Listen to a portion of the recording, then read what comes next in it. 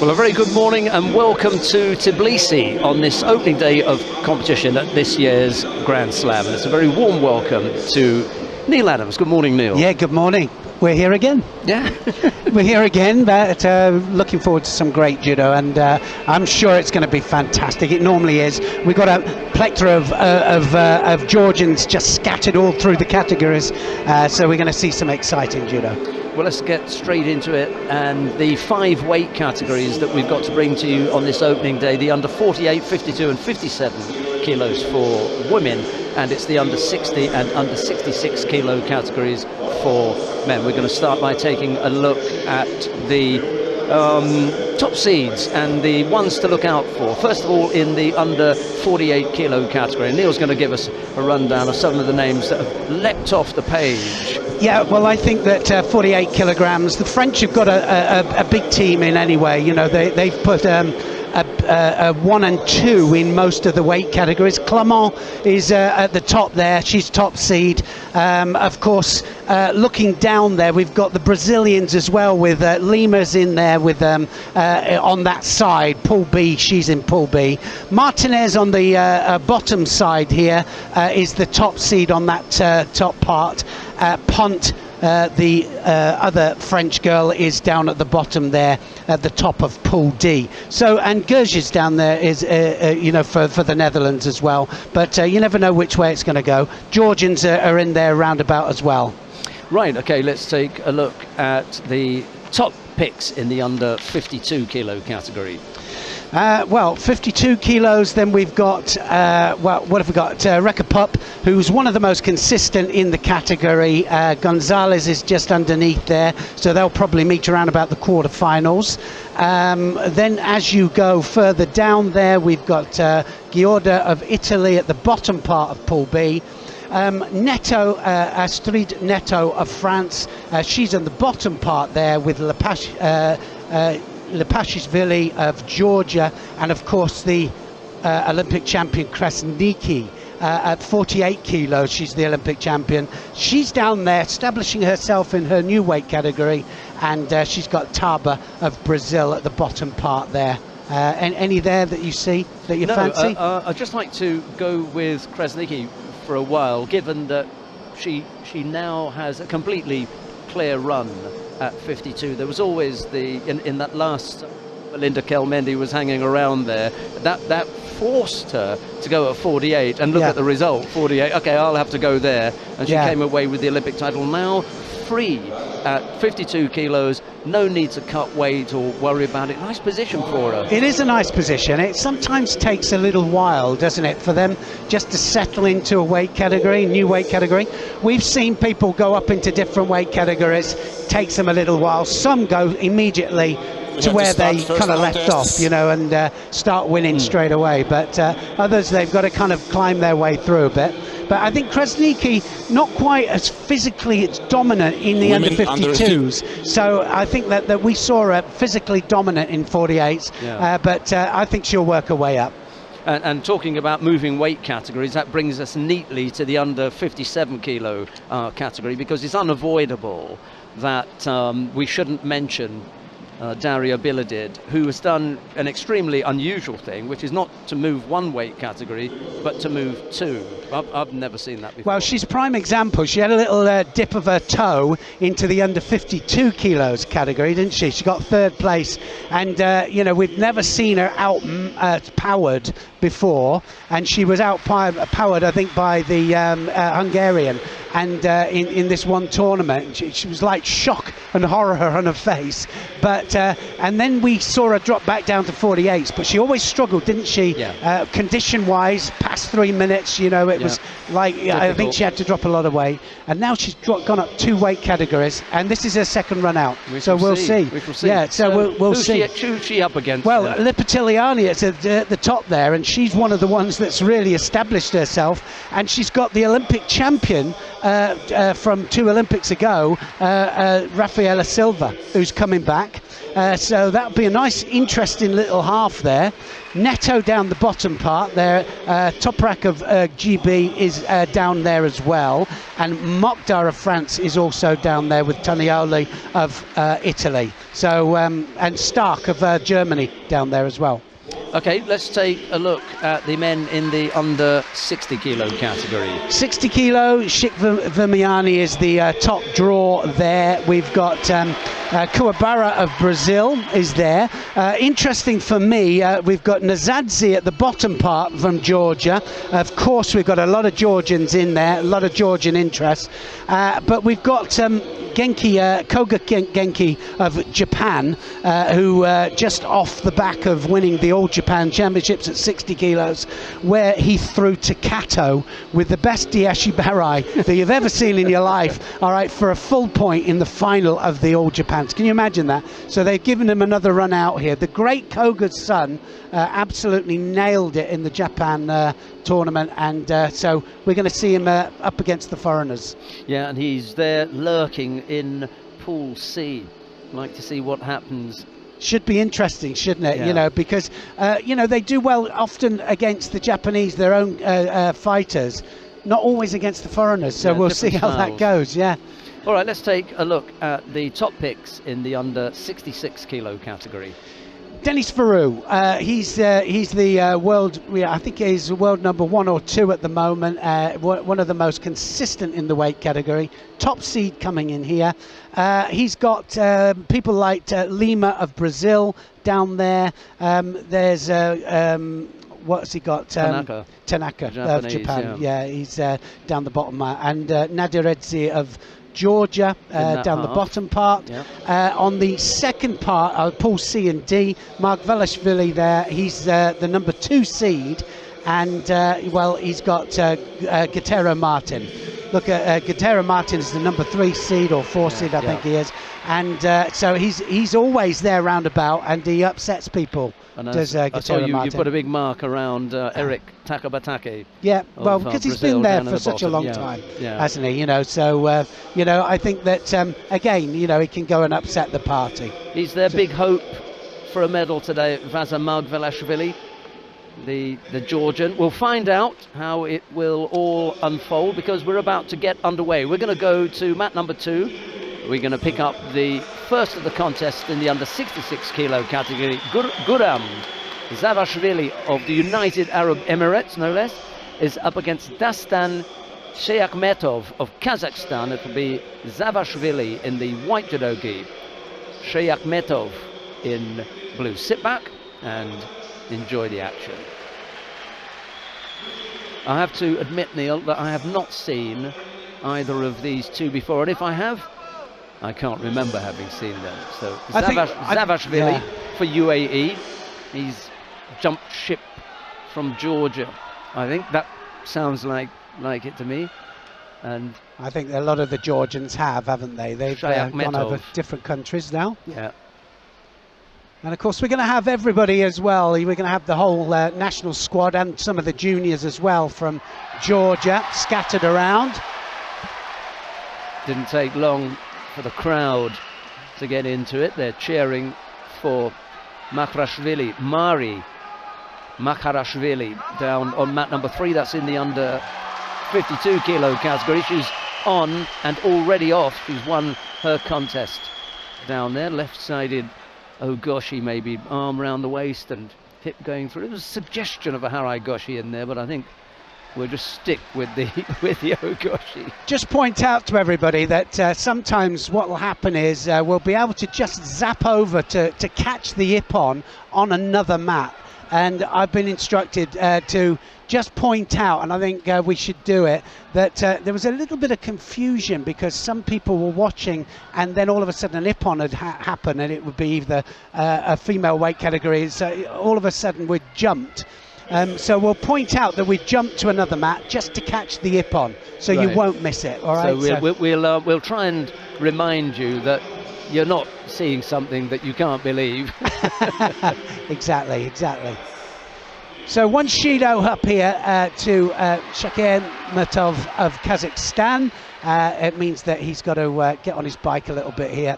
And the reason we're able to bring you those replays and additional shots is that we've got the best technical crew. Best technical here, crew, haven't we? Yeah, absolutely. He's putting his hands up already. No, but absolutely, He it's is. absolutely He is the spot best. on. So if we hear a big roar, we might just zap over to another mat, just have a look at the score, and then come back to the action. It was really odd because when we began this morning, there was an incredible amount of background noise. I don't know if you heard it, Neil, in our headphones. And all of a sudden it's gone now that we've started. I'm very It's grateful. better, isn't it? Yeah, because it was a little bit echoey. It was a bit of a mess. Right, down on mat number 1, there's been a Nippon as well. Aibek Ulu of Kyrgyzstan has thrown Saba Kapanadze of Georgia for Ippon. Kapanadze in front of his home crowd, slightly embarrassed. Yes, his hands. Like Oh, look at that. Now then. Now he gets a Wazari for that, I think. Yes, he gets the Wazari. They might have a look at the landing here. Let's just have another look at that right arm there, dominating the head. And yeah, it's given the Wazari for the landing. Always look at the landing, because it's the landing that scores. Remember, it doesn't matter how high or how hard they go over. Look at the landing. So the top part there of the shoulder making contact. They are looking at it. Just having a look. Yeah.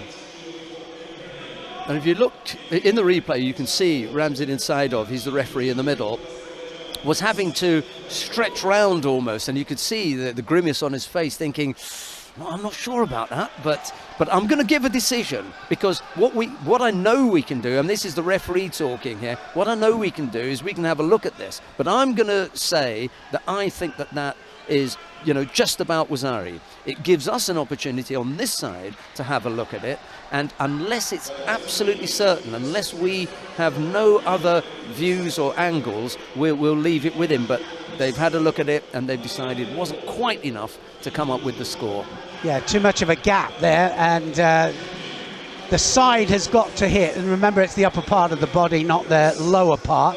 So some of the ladies a little bit more nimble than the men, and their bottom part sometimes turns 90 degrees or 180 degrees round, but the top half makes contact. But anyway, no score for that, no Wazari on the board. And the other thing that I just want to mention to people who are watching at home is, and that's also not going to score, they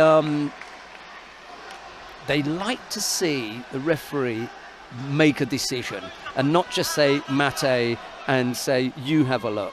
No, it's either there is no score. No, absolutely, he went for it, and he said, okay, I'll give a score for that. Yeah. And we just tidied it up. They had a look. I'm just making sure that there is a Shidos are correctly assigned. No, wait. It should be 1-1. That's what he's saying. Yeah, he's got control of it. I think it's excellent, he does take control of it. I like to see no that. Nonsense. Yeah. I'll let you know. I am telling you. 1-1. Quite right. He's really grown, having jumped from player to referee. You know what, Sheldon? We all make mistakes, and sometimes if we can't see it, you can understand. But it's going for it, like you said. Now then, that's big Sodi movement there with the sleeve. By the way, Daria Biladid is already on mat number 1. She leads by Wazari in her first round contest against Maya Leopold of Israel. This is the Ojigari that brought her opponent down. Typical Biladid. The only thing now is that she looks completely different. Physically, she looks different. Well, surprisingly, at the last tournament out, she still looked taller than her opponent. Yeah, she did, yeah. But, she has a lot of success with Sangaku, and she wasn't able to catch it. And it'll be interesting just to see if today is the same. But it's a little bit different with the power base, which is interesting. this is a good match. Two Shidos, is it two Shido? Two Shidos there for Devashvili, and that's going to be a score. Oh, look at that, gets the Ippon. Beautiful Uchimata that was. In the golden score period. And Daria Biladid has also won her contest down on mat number 3. Yeah, that was lovely. Savashvili going over to a really nice left Uchimata. I wonder if how many times you threw with that, Neil? Well, you look for the line, you know, and Shaikmetov was looking for the line all the time. And when he got the line there, it didn't matter using his head to defend it or not. But good one. It's a good one, wasn't it? Not sure if we are going to see the Ippon from mat number 3. That happened almost at the same time. Good to have a look and see how Biladid finished off her contest. Anyway, 2 throws down there for the Ukrainian. She goes into the second round. Coming up here, we've got Radu Izvoranu of Moldova. He's up against Nathan Burns. This is the second little foot. Really, really tiny little contact with the foot there. This was the mat 3. Wazari first of all, and this is nice Kouchi. Look at that. Beautiful Kouchi there to get the Wazari Wazetti upon. Beautiful. Izvoranu's up against Nathan Burns. It's Izvoranu in the white judogi, Burns in blue. Here's Neil. All action nation, but Nathan Burns in blue here, representing Ireland.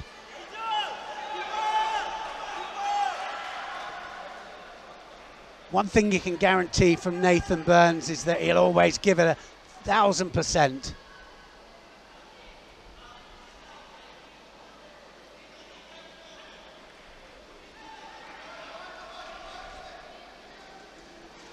Voranu of Moldavia, physically so strong, but he's got to start to attack as well.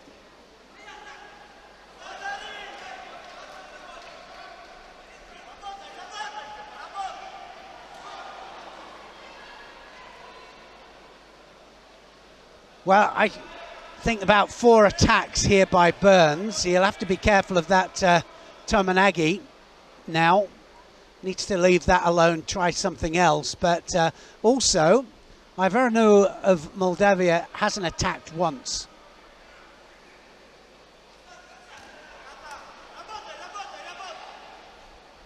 Left against right.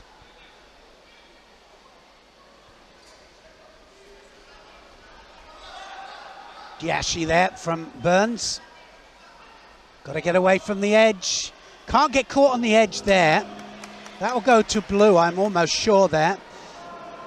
You can't get caught on the edge. Interesting, in the IBSA competition I was commentating last week, totally blind and visually impaired. There were only 4 penalties given for infringements on the edge.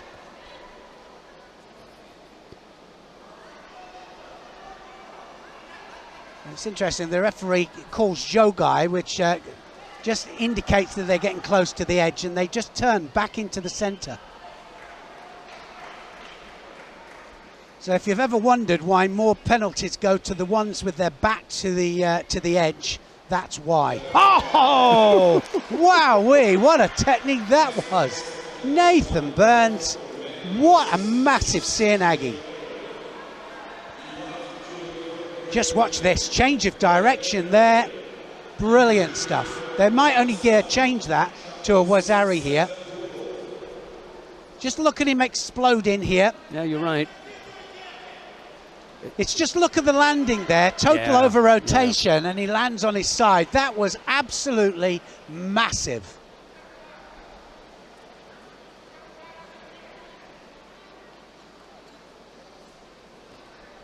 Well, you know, Sheldon, talk about changing to the other flank. It's not always changing the technique to the other side, but just going to the other flank. And my goodness, what a difference it makes. A minute and a half. Boom. Left to go. There won't be a score for that. I know that people will be talking about the turnover and everything, but we exhausted that yesterday, so we already know the result of this. We've gone to another mat here now. Let's have a look at this. Wow. And that is, for me, Ippon, and so too for Roberta Chialia, the referee, who just had a look, thought about it. That was a good one. Byrne's got to be careful here, this defence with the arm. And well, you know, it's interesting, isn't it? Because for me, there, Burns, both his elbows touched. So anything then that the other guy does wouldn't have mattered. No, it's all in newaza. Yeah. It's when they keep one arm off or both arms are up in the air, then the game's still in play, isn't it? He hasn't done anything, has he? It's interesting. Well, he did that break fall. He did. Yeah, good Ukemi. If I don't know, though, he needs to go to work, doesn't he? Just definitely needs to do something. Sometimes you wonder how they stay in there. He's got a single Shido, and as Neil said, he hasn't done a great deal. One Uchimata we've seen, and that's he's going to get out of jail with that one there. He broke his balance. Yeah, he just had to defend it, didn't he? And that was that's key to make sure that you don't get called for just dropping. It's the stage at which people do their attacks as well. That you've got to feel for it. You're looking at think, is he really trying to attack here, or is he just trying to burn some time off the clock? But that was a genuine attack, as was that one. You have to be clever, and Burns has proved to be not only clever in this contest, but he's come up with the single score, and it was a good one as well. Just needs to block out now, and a good attack just to finish it off. Well done, Nathan Burns. If there's any person that you would want to wish to get up to the medals, it's Nathan Burns. Incredibly hard working. Absolutely. He's just an amazing worker and brilliant judo. And that Cianagi was sublime. Brilliant. Nathan Burns through to the next round. And a very good morning to Thea Cowan, who is listening at home. Not sure if she's got her feet up or hands full, busy doing things. She sent a nice message. Did she? A very good morning to you, Thea. Yeah, it was humorous, as is her want. That's her way. She's always. She was insulting you. Is that what you mean? No, I was going to say always good for a laugh, but I don't want to be misleading, given that I might get a slap from her mum. You might, so, you might. Right, who have we got now on mat number 2? Nurali Imomali of Tajikistan. He goes up against Mukridin Tilolov of Uzbekistan. It's Imomali in the white judogi, Tilolov in blue. And here are another pair, Neil, that I haven't seen before. I think we've seen a lot of new fighters. Tilolov, yes. Yeah, but sorry, not too much of the others. Go on. I'm saying we've seen a lot of new fighters out there, and it's interesting when I think the Brazilians do it a lot, don't they? They're always throwing out new juniors, and they blood them at these Grand Prix and Grand Slams. And I think that a lot of countries don't do that. They'll wait till they establish themselves in through the junior ranks, and then they'll feed them through. And I think that we lose a lot by doing that. I think the Brazilians, they put their juniors out, some of their cadets as well. They don't care. They're just, let's get them out there. Let's give them some international experience.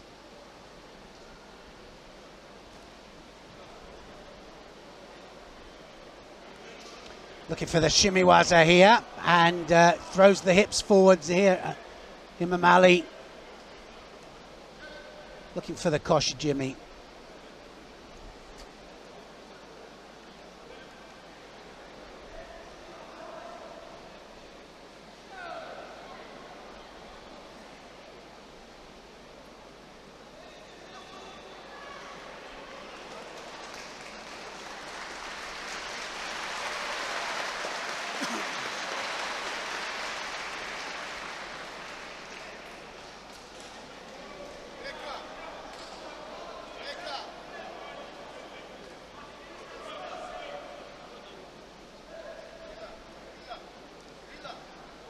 Well, we were talking as well yesterday at the referees' seminar. We always have a referee seminar just prior to the event.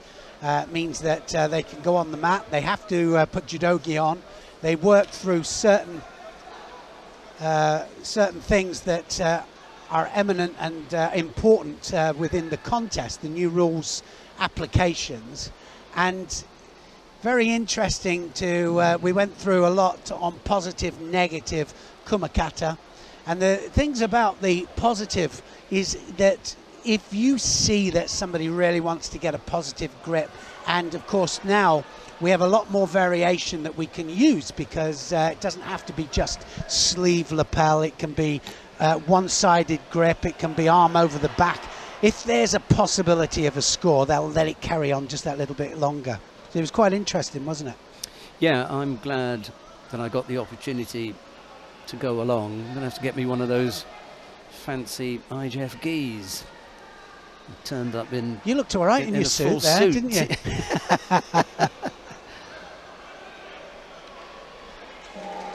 I'll get the word out to Mr. Pop. Consider it done, mate. Two penalties picked up by Imamali. Almost got caught there. Yeah, as soon as that arm goes around the back or it goes over the back, you know, you can kind of feel the danger. And it's just exactly what I was talking about with the kumakata, because the ones that just break away, the ones that just want to break off the grip, if they don't keep the grip on once they've broken off, that's when they'll incur a penalty. Tough little first round contest coming up on mat number 3 for Pup Reka of Hungary, the number 1 seed. She goes up against Yasmin Lima of Brazil. They never send out just anyone, the Brazilians. Oddly enough, there's another Brazilian down on mat number 1 whose name is Lima. That's William Lima. He leads with just a few seconds left to go in his contest with Hekim Aga Mamedov of Turkmenistan. So just to add that anybody listening in here, you can anybody tuned in, you can go from mat 1 to 1, 2 or 3 depending. You won't always have our commentary on it, but which may not necessarily be a bad thing. No. Depending on what you prefer.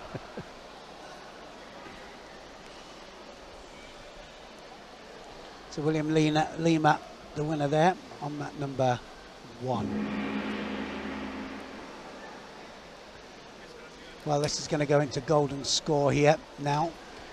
Gaitero Martin is up next. Alberto Gaitero Martin of Spain is going to be up against An Jae-hong of the Republic of Korea. That's going to follow this contest, so we may stick here for a while. Yeah, I mean, I'm having a look at the other contests. Not to say that they're not as attractive, but there's no real reason to move for the moment. Then we've got Eric Takabatake, who we mentioned early on. He's coming up here shortly. But as Neil has just pointed out, you can click on whichever mat you want, and you'll be able to get all the action, apart from the fact that we won't be commentating on that one. If you click on the little one that looks like a microphone, the icon that looks like a microphone, then you'll just follow us. Other than that, you can click on the tatami and you'll stay on that one if you want to follow a particular favorite or a country or a weight category.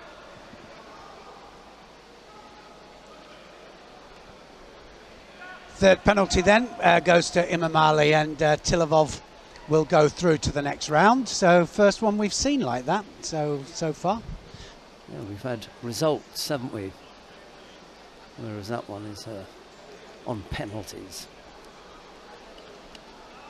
I was talking to someone the other day about how many contests finish on penalties, and I said, yeah, this is the problem with judo, lots of them finish on penalties. I said, well, have you looked at football? True, isn't it? Absolutely, you know? Yeah. Is it any less exciting when it's a penalty shootout, which we saw recently? That was exciting enough, wasn't it? tension.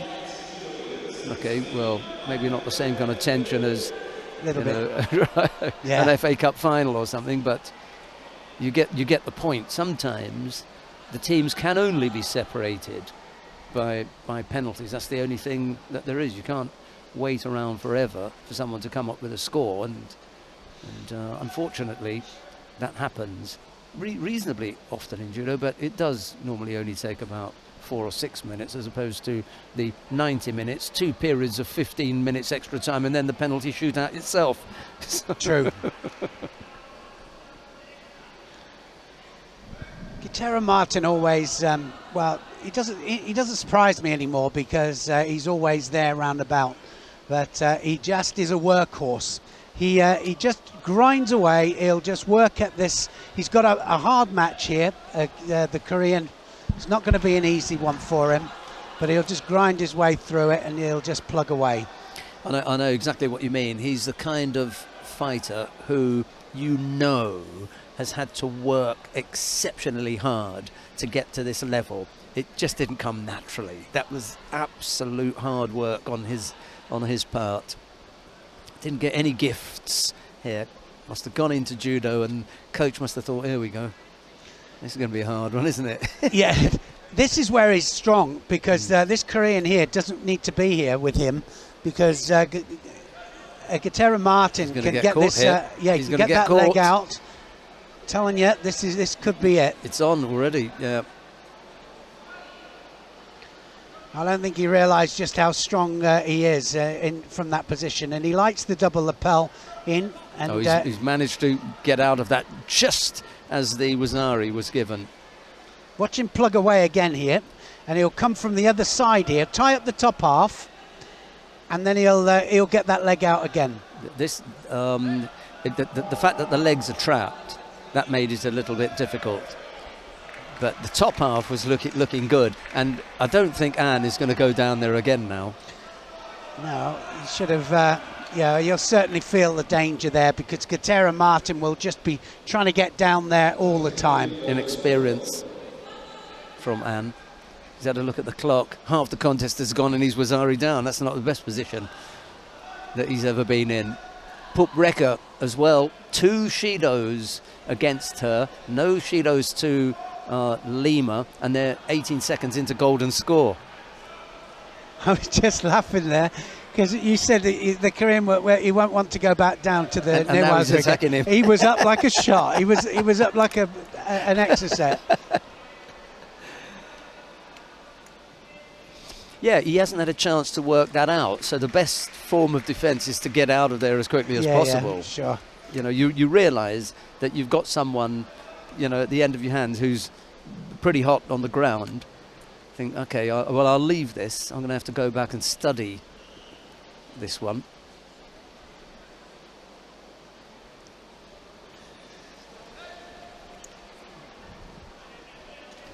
He's called Mate there, Matthew Bataille, the referee. I might let that go for a little bit longer, given that I now know, and Gitera Martin has demonstrated that he's perfectly happy to work away, take his time. He's very experienced, isn't he? Plugging away, just doing enough here. Like I say, he's a real workhorse. And look at the grip there. Trying to take off the sleeve grip. Now, this is one of the key points that we tried to cover yesterday. Who's pushing down? Who's avoiding trying to stop the other one gripping? And what can they do from it, that double sleeve grip? Trouble for Anne here. Yeah. He'll pull him back in here, tie up the top half. That leg's going to come out. Tell you now. Oh, is it? Oh, he slipped. He can defend against that now. A minute 16 of golden score down on mat number 3. Pupreka still 2 penalties against her. Her opponent, Yasmin Lima, is penalty free, but it's Pup who eventually comes up with a score. Just thrown Lima for Wazari. That was I said at the beginning, hey, that could be a difficult contest for her, because the Brazilians don't just send out anyone. If you're going to represent Brazil internationally, then you have to work at it. And so this one's all over, Sheldon. Yeah. I was going to say, let's go up, let's have a little look at Tanaka on mat number Ryomi, 1. yeah, on mat number 1 here, up against Galimov of Kazakhstan. Right, we are just half a minute into the contest between Tanaka Ryomi of Japan in the white judogi and Almas Galimov of Kazakhstan in blue. Both fighters have picked up 1 penalty. And we've got a little over 3 minutes left to go.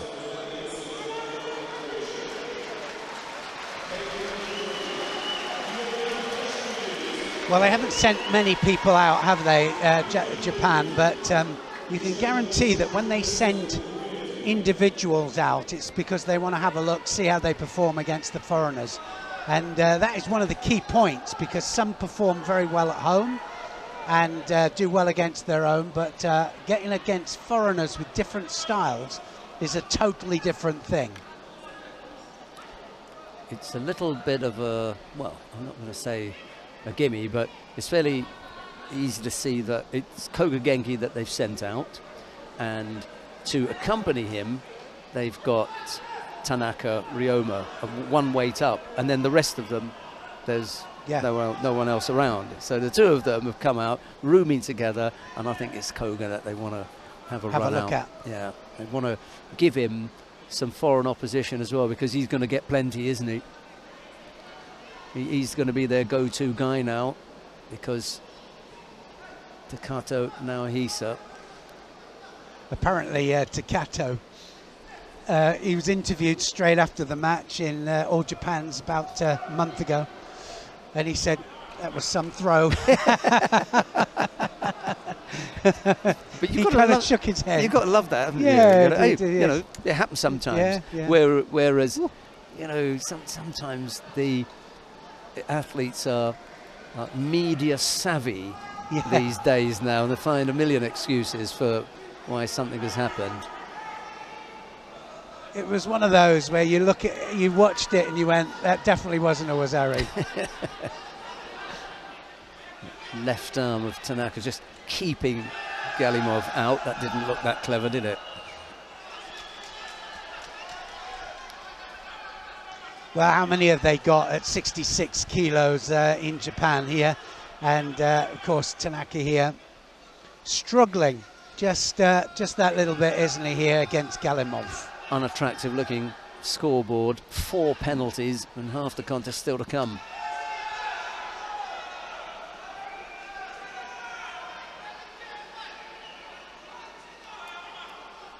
He's not looking that comfortable, is he, Tanaka? No, he's really struggling to find a way in there, isn't he? 2 Shidos apiece. 1 more, it's all over.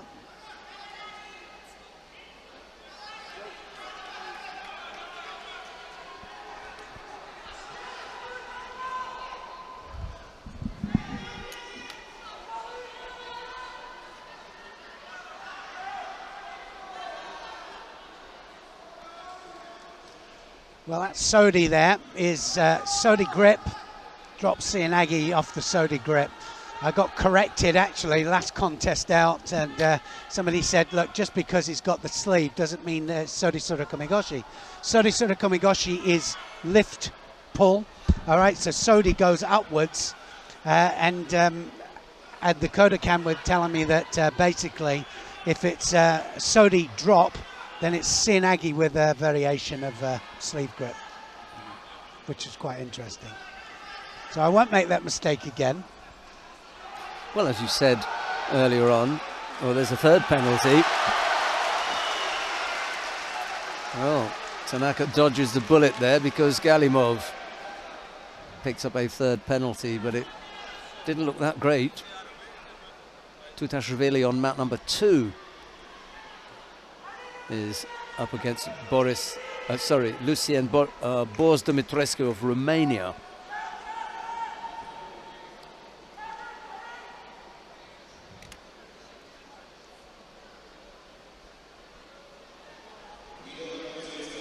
There's a good example there. I was just going to say. There's a fantastic example of what I just talked about. Yeah. So Seoinage, just off the sleeve. Yeah. Sode grip, Seoinage. Yeah. Okay. Yes, I have also had occasion to go across to that Kodokan group and clarify the techniques. I think the translation for that, there's a table when you go to big competitions in Japan, and they have 3 or 4 of the Kodokan experts sitting there, and they record every score. And the table, well, I can't say the name in Japanese because I don't know, but it's the table for the classification of waza. That's what they do, and they mark down every score. And I had to go over there once with David McFall, who commentated with us in the past, to clarify whether it was Hanegoshi or Uchimata. We had a lively debate about a particular score. You know, so you know what I'm talking about. I do.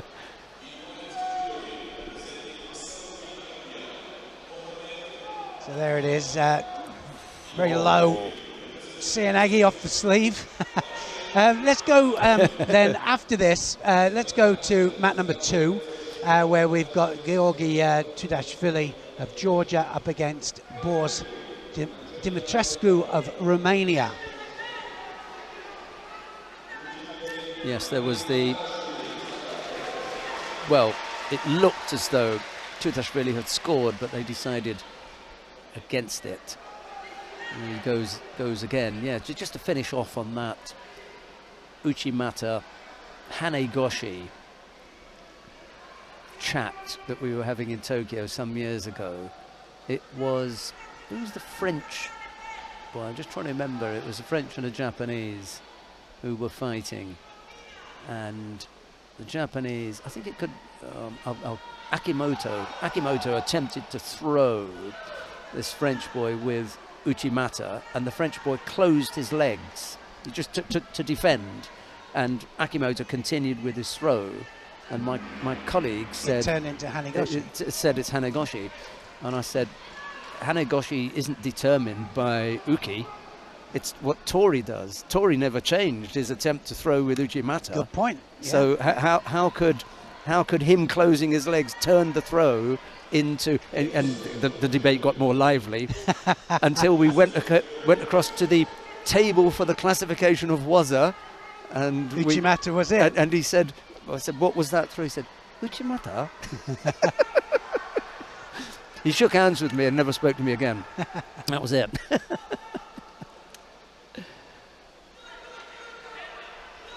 Dimitrescu then tries the double lapel on ground. Now can he tie it up?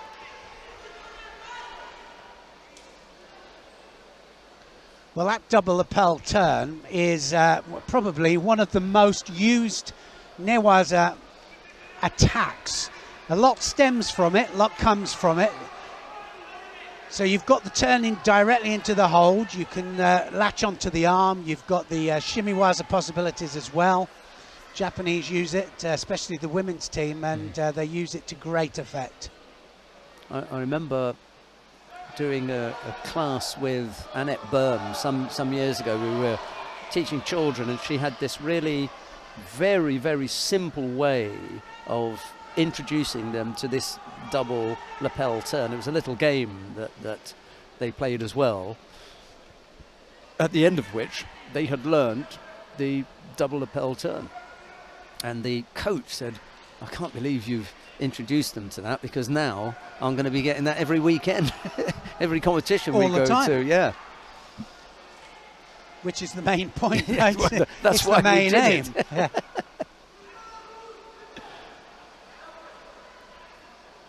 Maybe you thought it was a little bit advanced for their young age.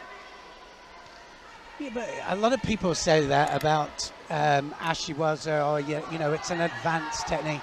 It isn't. It depends on the way you teach it. Yeah. And there are different ways of getting them to achieve it. If you get them to understand the fundamental principles of movement, then the ashiwaza is very easy to teach. But if they don't understand that, then it's difficult to teach. And it's like the double lapel, you know, if you actually get them to understand the points of balance, then it's quite easy. Yeah, I remember looking at the Gokyo for, you know, beginners and thinking, I'm surprised that's on there, because you do land from a big height. For something like Ogoshi, for example, it's not always the nicest landing when you're 6 or 7 years old. Which is why you put ukigoshi in, by the way. Yeah, just to you don't get such a big landing. Yeah, and it was so that they could slide off it. Yeah. I remember learning that from the knees as well, so that you had that bit more control.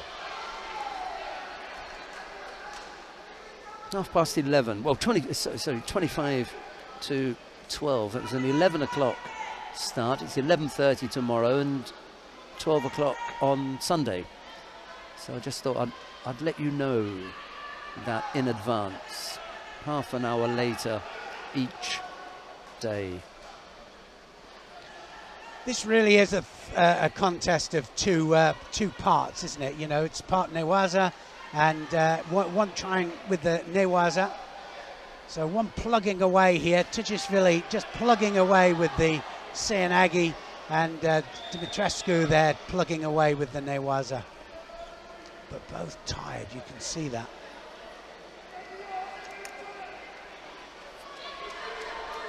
Dimitrescu looking just that little bit fresher here, and it could work against Tbilisi in this contest.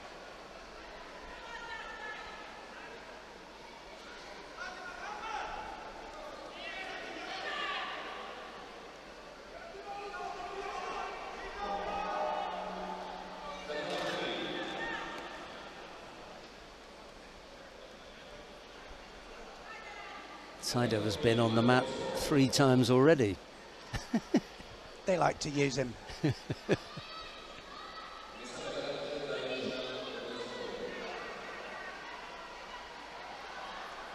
Well, his feet were going there, weren't they? Really trying to push off there with that Yoko Satemiwaza.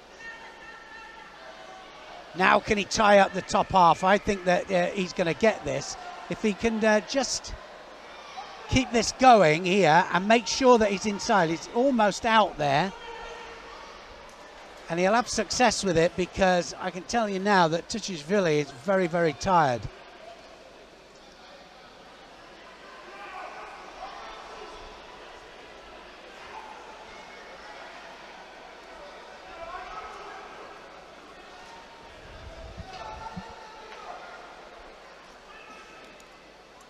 Yes, a bruising first round encounter for Tbilisi.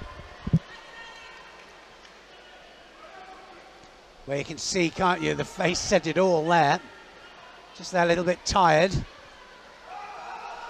Not a bad effort. Turned in well enough, but didn't have the power to finish it off. Hadn't broken the balance either. He was like a brick wall, wasn't it? And he came back out. Got to be careful with that. Dimitrescu there, just dropping for the Yoko Satemi, but you've got to make sure you move them. And he's got 2 Shidos on the board there. One more and it'll be all over. Last chance, I think. Dimitrescu walks forward and says, let's get on with this. He's keen.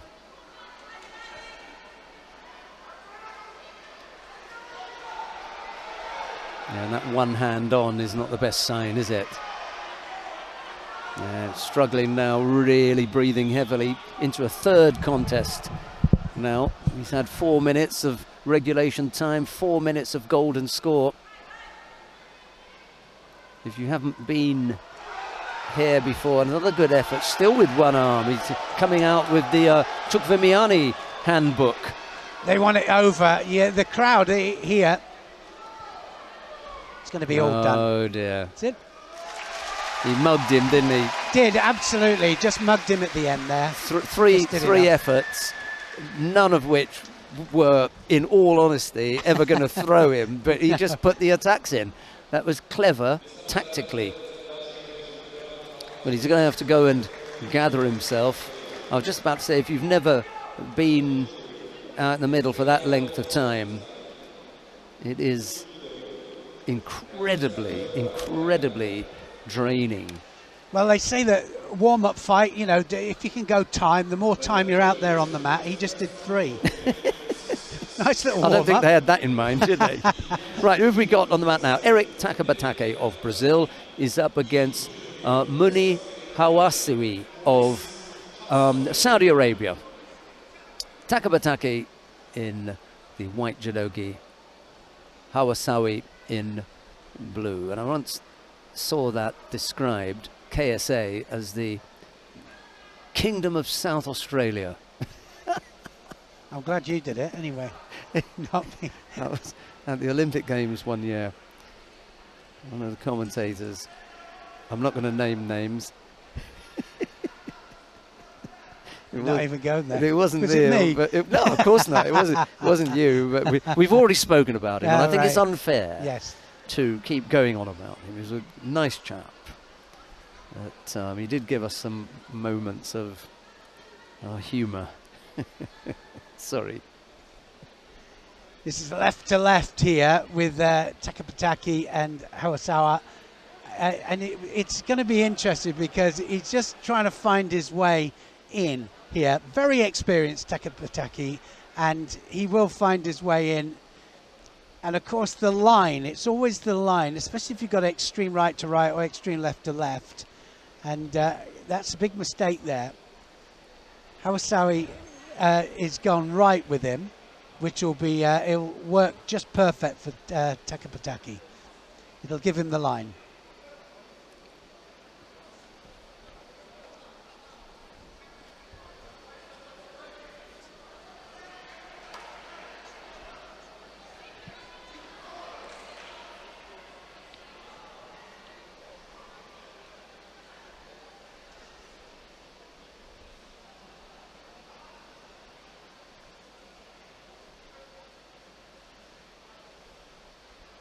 Well, through the grips, the Kata, you can feel the danger.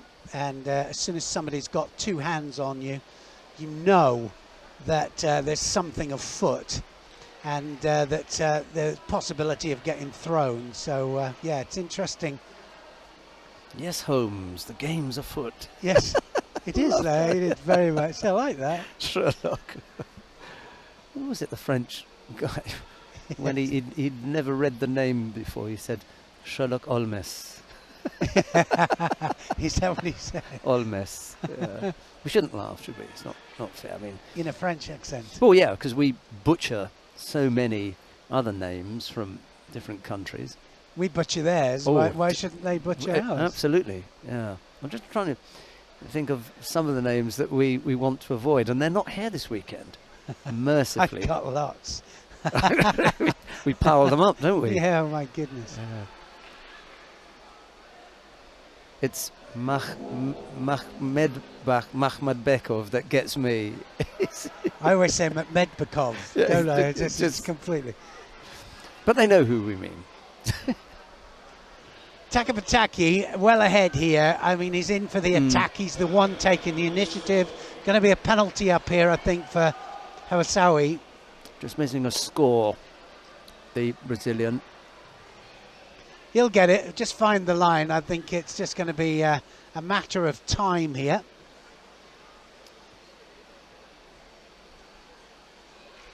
Oh, so he's done reasonably well for himself.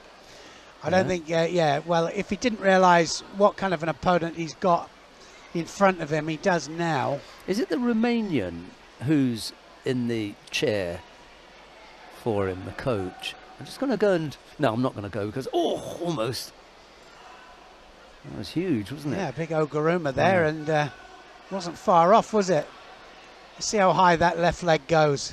Ashiguruma then, we'll start off. Ashiguruma up to... Oh, no, somebody will pick me up on it. They always do. Oh, the leg's got to go over the knee. And no, I think you're absolutely right. It did. The fact that it slipped off and it went further up, I always look at the initial attempt when it falls apart, it becomes something else. That for me, that doesn't change what your original intention. He may get this foot out here. I think the foot's going to come out here. You watch it come out, tie up the top half, and he'll just push him down now for the hold. That's done now. All done and dusted there. Yeah. Takapataki just had to find his way. Good effort though, wasn't it? Yeah. What's the boy's name now? Hawasawi. Muni Hawasawi of Saudi Arabia. He was 20 seconds away from going to full time. Got himself into an unfortunate position and ended up in Osaikomi. Takapataki helps him, well, almost to his feet. But, you know, we have some countries that where judo is not that popular. And when a player emerges from one of these countries, you just have an extra look and say, let me see what's going on here, because this looks a little bit, a lot of the time, you know, they're out doing the training camps and they're not training in their home country, you know, which, I mean, they've got to do. I mean, to a degree, you know, I had to do it when I was training all those years of that. We had a very good bank of fighters, but still to get the highest level, sometimes we had to travel. So I think that's what a lot of them are doing. I will look to see if it is the Romanian coach, because he's been on the international circuit. He's been to a few places and they have him going around and working in different countries, and maybe he is in Saudi Arabia now. Right, Serdar Rahimov of Turkmenistan goes up against Ibrahim Aliyev of Azerbaijan. It's Rahimov in the white judogi, Aliyev in blue. District Krasniki of Kosovo is going to be up against Maria Taba of Brazil down on mat number 3 in a few fights' time. Might want to have a look at that. And Denis Vieru of Moldova is going to go up against Kubanchibek Aybek Ulu. I bet we butchered that one, haven't I? No, you didn't butcher it. I was shaking my head because that was amazing. Kubanchibek Aybek Ulu of Kyrgyzstan. That's coming up soon. So I would recommend those two contests in the under 66 kilo category on mat number 1 shortly, and then a little bit later on down on mat number 3, Krasniki and Taba. Yeah, some good fights just about to come up. There's Neto as well. She's second one on, isn't she? On mat number 3. So some good fights. We'll maybe zapping around just a little bit, Sheldon and I, just see if we can catch the fights. Rahimov, Tajikistan, just very low Sianagi and almost fell into the hold there. That wasn't far off, was it? Aliyev just manages to turn onto his front. I said Tajikistan, I meant Turkmenistan.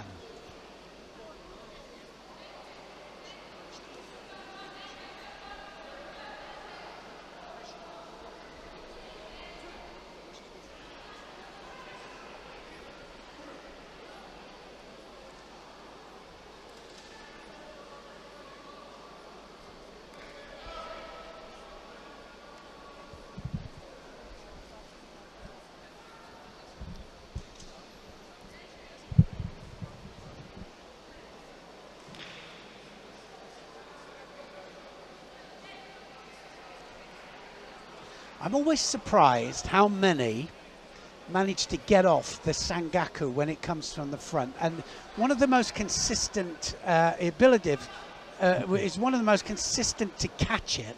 But actually, I'm surprised how many manage to escape it, because it's a horrible situation when you're on your hands and knees and then somebody starts to dig in for it. And yeah, surprising amount get off it. At that point, I begin to ask myself whether it's being properly executed.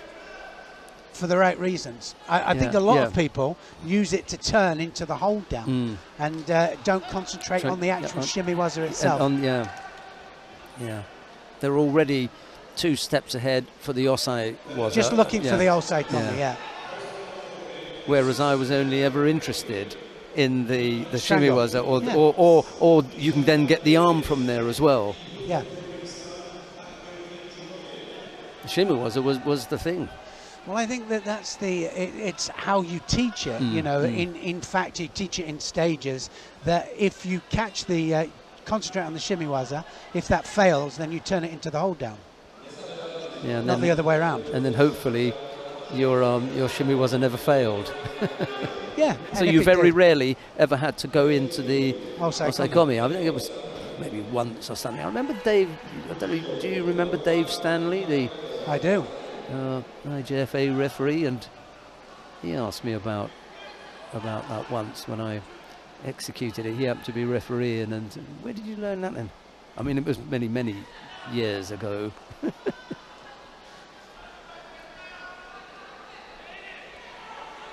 Well, I'm really surprised here. Rahimov here, his head down all the time. He actually touched the legs a couple of times. He's going to get penalised again now.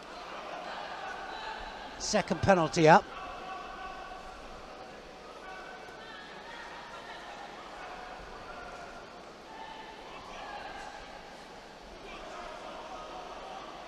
Astrid Neto is on mat number 3.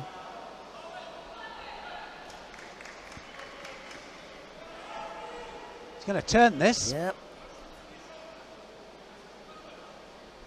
Just have the arm. Yeah, just a little bit untidy in the turnover.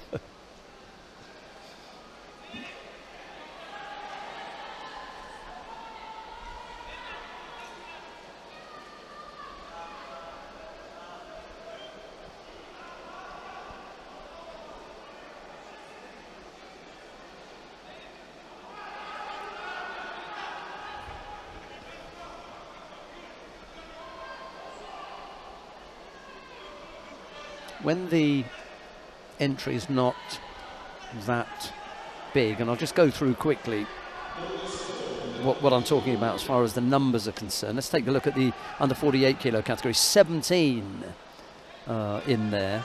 The under 52 kilo category has 18. 57 kilo category 19. So that was easy, wasn't it?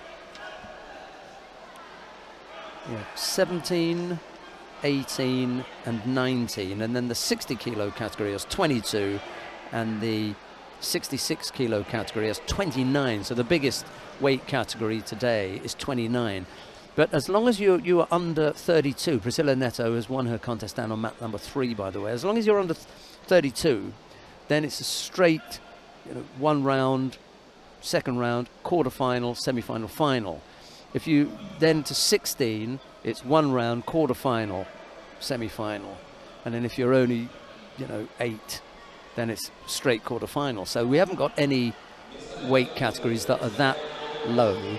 My point here, however, is that because the weight categories aren't that big, here is the Astrid Neto Ouchigari. Big driving Ouchigari, that one, wasn't it? Brilliant stuff. Yeah, look at her right arm. Throws that over the back. Slightly unusual execution with the right arm over the back, but it's powerful. Yeah, my point about the numbers when they aren't that big is you very, very quickly get to the business end of the day and you come up against some tough opponents very quickly. Biladid and Lipatiliani are scheduled to meet in the next round, aren't they? I don't think it's far off, is it? Yeah, there it is. Yeah, We've got it down. Yeah, 52 kilos. That'll be a nice one. 57s. So 57s. Biladid having won her first contest against Maya Leopold of Israel goes up against the number 1 seed. That's in round 2. And there's some big names in there. That's the third penalty by Rahimov. He did look as though he was struggling, didn't he? Yep, Aliev just wins by default there. 3 Shidos go to Rahimov, and it's all over. So, wow, let's just have a little look here. Why don't we go down to mat number 3 so we can prepare? We've got a couple of really cracking matches going to happen down there. Castanola of Italy here against Caffrey of Israel. Still no score, just over a minute gone.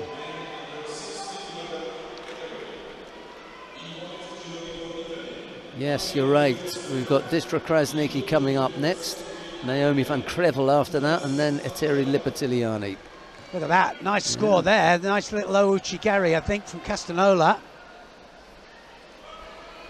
Popular technique One hand today. on, big right arm over the back there. It's exactly the same, isn't it? You know, you're saying different execution there. Get them in, get some control. Nice driving Ouchi. Look at the head, determines direction there. Where she looks is where her opponent lands. Brilliant. So the Krasniki fight just about to unfold. Distria Krasniki then, Olympic champion of 48 kilograms against Maria Taba of Brazil.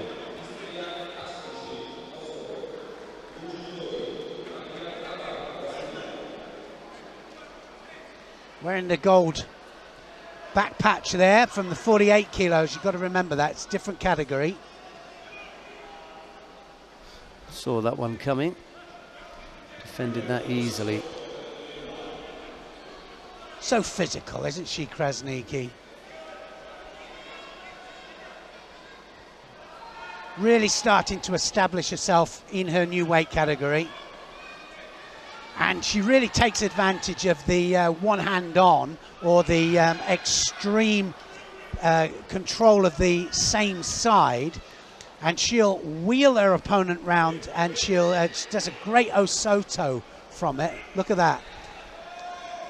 Finds her way in there. She can turn it into a Siatosh, or she can turn it into the Osoto, changes the direction. And she does it off the extreme right to right stance. Throws nicely with Uchimata as well. She got the shimmy there. Oh, she might have that. Ooh, wasn't far off, was it? Ryota Jimmy, and it was nearly on.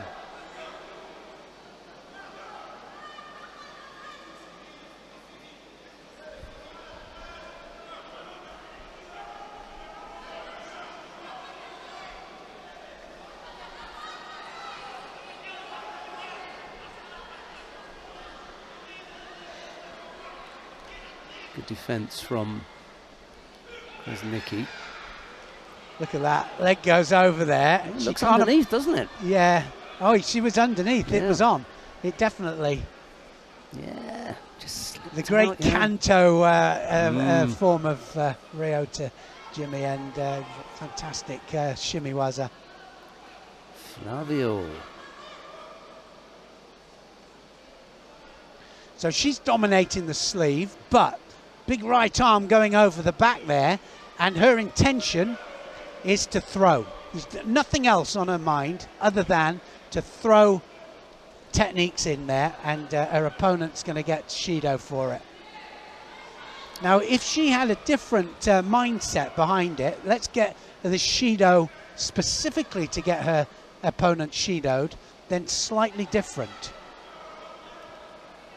Yeah, there was that positive feel to it, and that's why Taba ended up picking up a penalty, because you could see that she was feeling the pressure and was overly defensive.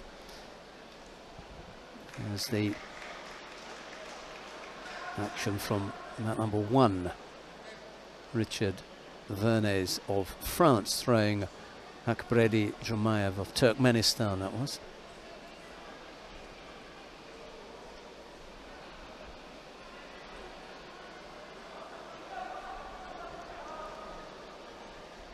She was never going to be easy, was she, Taba of Brazil, and fighting quite well against a very strong Distria Krasniki of Kosovo. Denis Vieru has taken to mat number 1.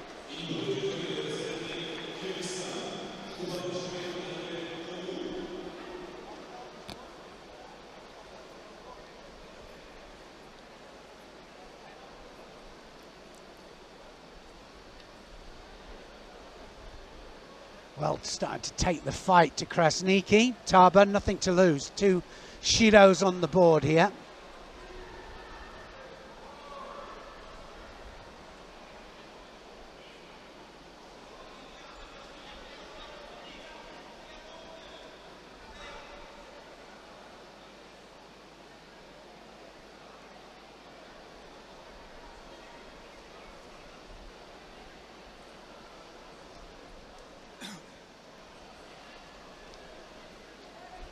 Well, definitely not having it all her own way, is she, Krasniki? She's picked up a second penalty, Taba as well. It's not going to help.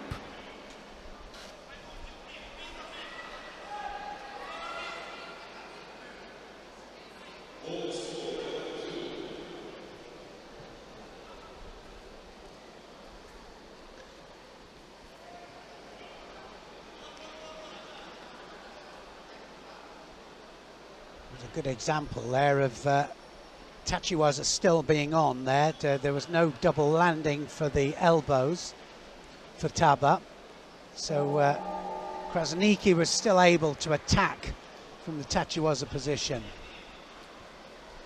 Golden score.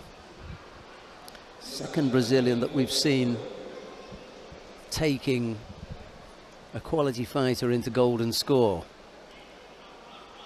Brazilian's relatively new, not in the 57 kilo category. We've got a bit of a veteran there in Rafaela Silva, but the others are fairly young. Yes, surprised actually to see her back, but she's obviously really deciding to go for the next Olympics and have a go. It'll be her third Olympic Games.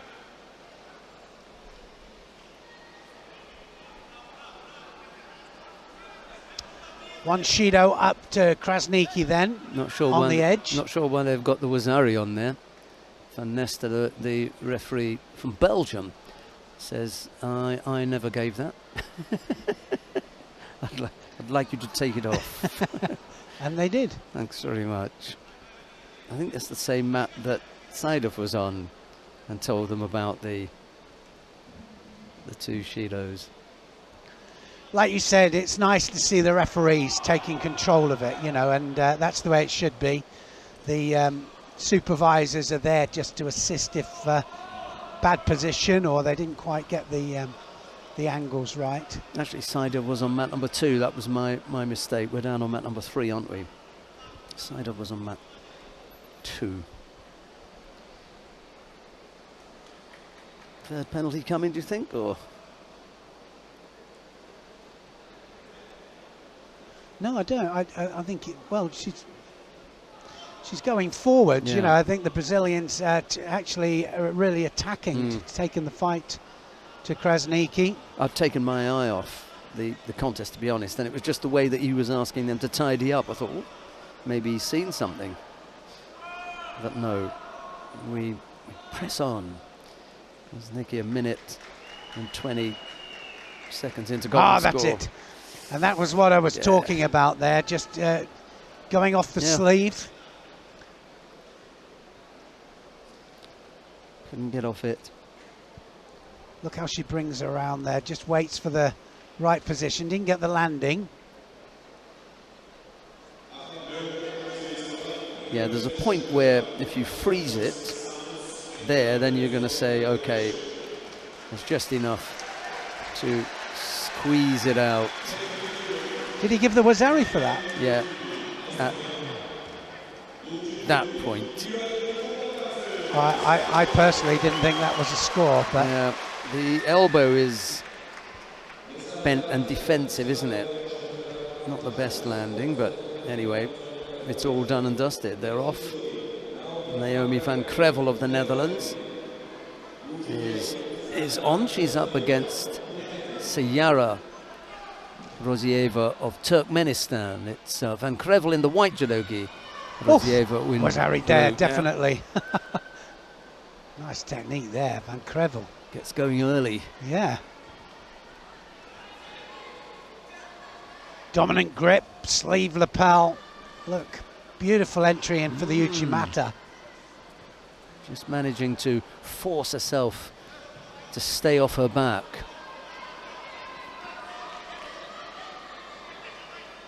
Well, again, Rozieva's got to get out of there, hasn't she? She's been set up all the time for that Uchimata. Dennis Vieru and Kubanchebek Aibekulu down on mat number 1. They've gone into golden score. There's no score on the board. Aibekulu's picked up 2 penalties. There's a second. Powerful, wasn't it? Well, I'm impressed. I really am. Van Crevel, all the time, every time, looked as if she was just setting it up for the Uchimata. 2 times, good grips, good kumakata, good positioning, and nice finish as well. Good stuff.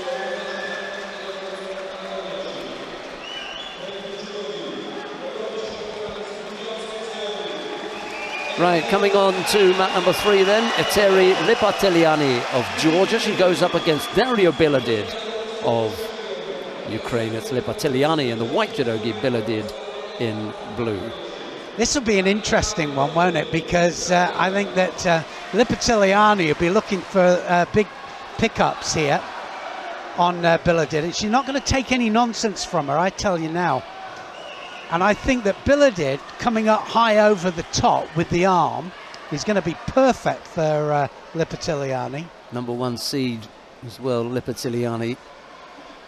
It's a position that Biladid is more accustomed to, but not in this weight category.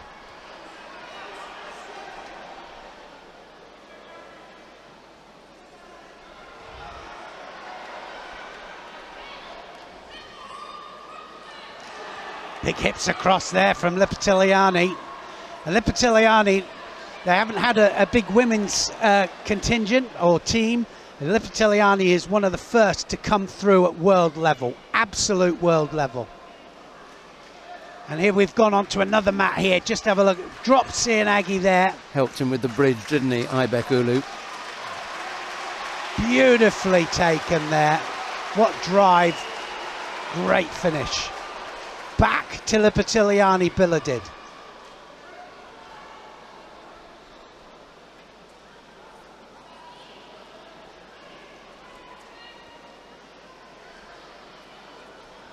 So I think once this all settles down and the flurry of big attacks finished, she just walked out there, didn't she? Did she walk out, Biladid? I think she got a whack to the face and stepped away, yes, off the mat. I think they'll leave that. Yeah, I was saying that once this kind of settles down, I think that Lipateliani needs to kind of wait till that arm comes over. Yeah, she's the power fighter, explosive counters, pickups.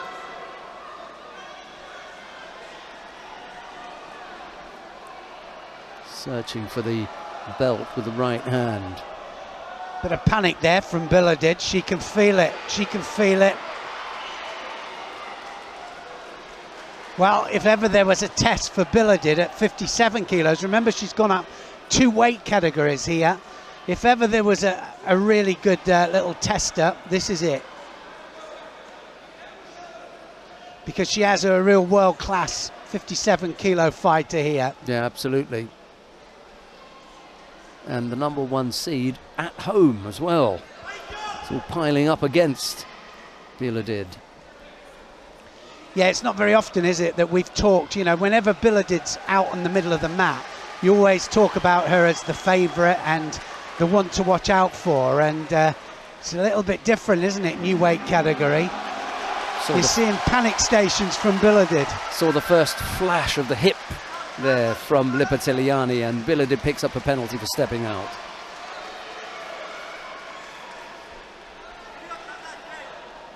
Yeah, strange. Was that not off the hip movement that she went out? I think after that she came back, it came down off that and then walked out. And you're right, sorry. Yeah. You're right.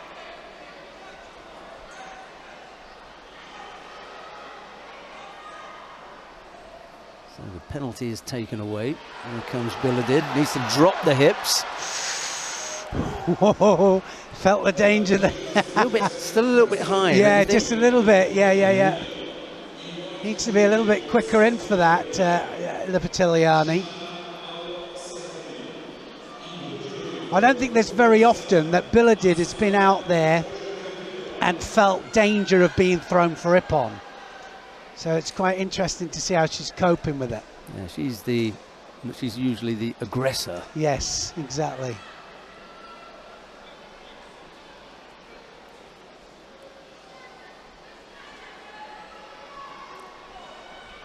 Good though to see how Lipitiliani has established herself now as a world-class athlete. Georgians can't wait for more of the same. Well, they have to put a women's program. They have done it, Yes. you know, in place, because they wanted to compete at world level and Olympic level in the team championships, which of course is mixed team.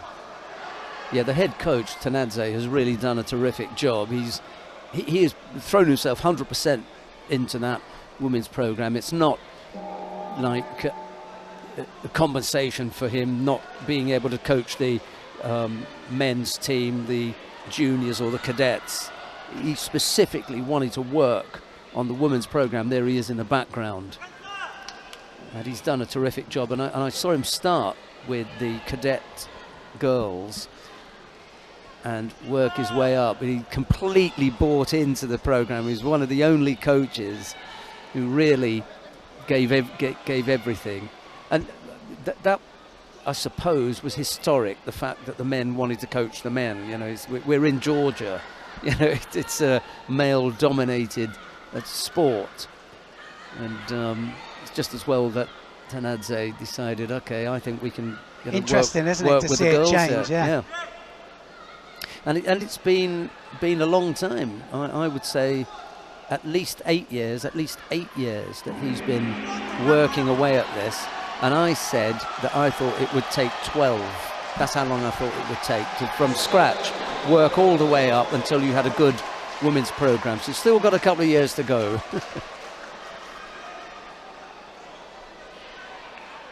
Mariam Chanturia and Sofo Tsomkishvili are the other two. We had Beboshvili before. They were, you know, there or thereabouts, but it's Lipitiliani, as Neil said, who's risen to the top. Penalty for holding on with both hands on one side And not attacking, right? and then not attacking. The grip itself is perfectly possible, but you've got to use it right away. Here comes Lipitiliani.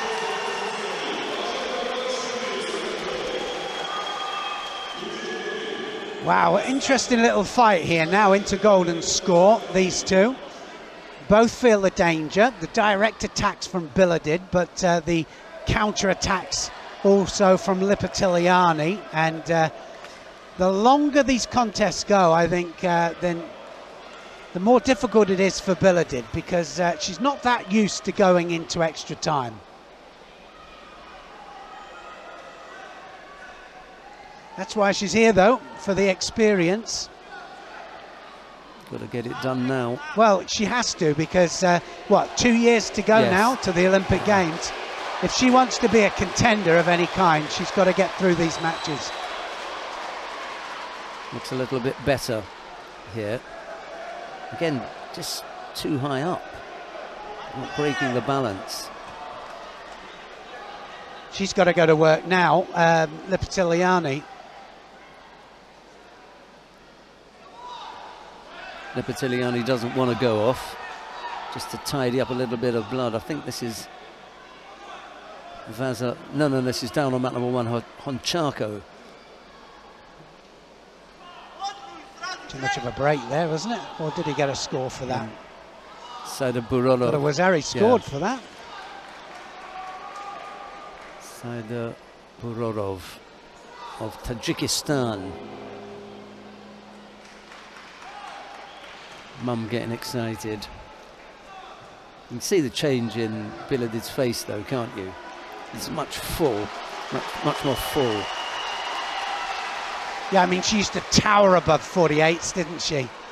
She's still taller than now than the 57s, but it's the power element that's different. Yeah, she hasn't developed that as yet. This definitely the key contest for her. Almost slipped there, Lipitiliani. He's getting a little bit too anxious. You don't want to be running on to Lipitiliani. Sorry, running on to Biladid. Yeah, definitely that was Lipitiliani there, not the other way around.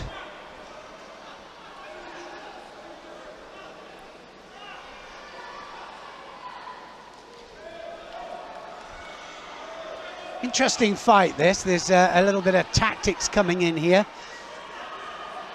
Like to get a head up, Bila did. Look at the grip there from Lipitiliani, looking for the big hips across. And then one mistake. Now then. Ooh. Well, all the crowd are saying another Shido there for Bila did. Not for me. I agree. Bounced off the attack. Yes, it was close to the edge, the pair of them, but they were both flirting with the edge, weren't they? This is good battle. 2.5 minutes into golden score.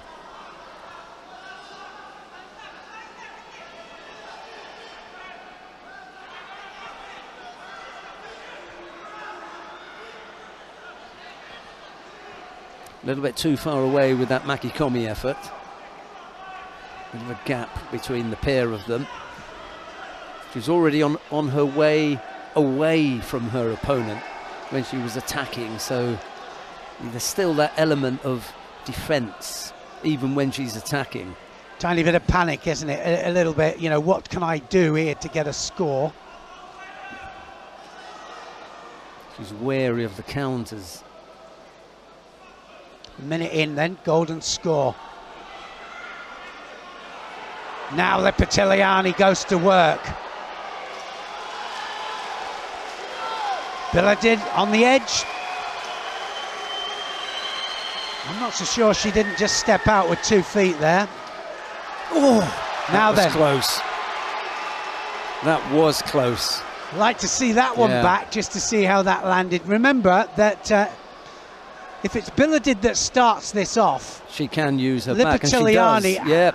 Oh, no, she's got the elbow down for me. Well, Lipitiliani, it's got to be absolutely directed by Lipitiliani to get her the score. So definitely it was Bila she starts. Did the movement. So that's okay. No score. Yeah, no score. Yeah. She doesn't take it over. It's no score, and yeah. It'll just be Hajime.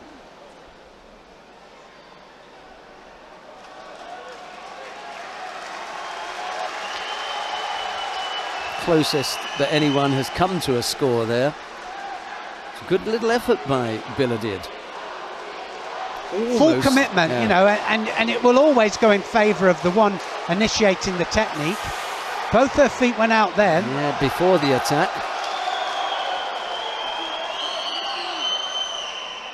She might get a Shido for that because both feet went out there.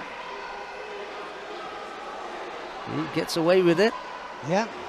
It looked as though she was flirting with the edge there for me.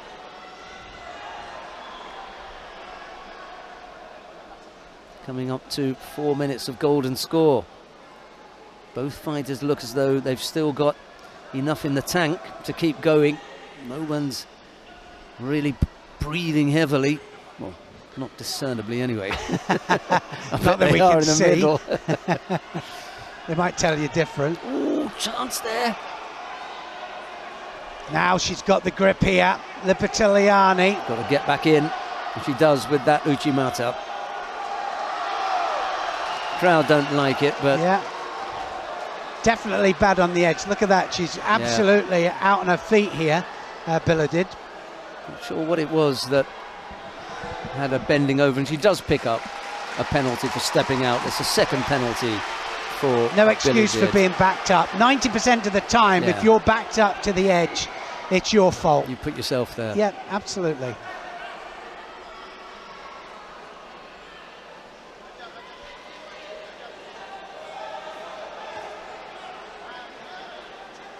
She won't want to go out on a third penalty.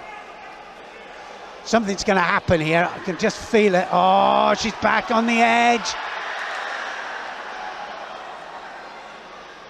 Now, where did that start? Be interesting to see where the feet started there for the beginning of that. I've got a feeling that she's got both feet out.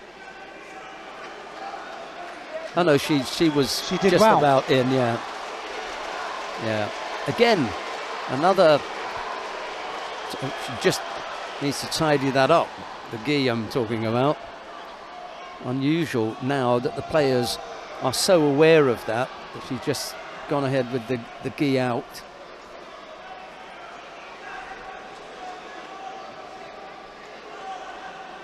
Well, advantage for Lipitiliani. Yes, because of the two shidos picked up by Biladid, although the two attacks that have come closest to scoring have both been by Biladid. Thought about the Sutemi Waza. Lipitiliani's going to get a shido now, because Biladid definitely going all out for this. Just pulled a jacket again there. Do you see that? She pulled it out. Yeah. She just pulled at the jacket on the way up, and she wants to tidy Well, you're it up absolutely now. right. Yeah. Now she's Yeah. got to tuck that in herself. One She- more time of yeah. that, and she will be third shido, and it'll be all over. Look at Lipitiliani there, chomping at the bit. Yeah. The thing was, it was the left side of the jacket that was out.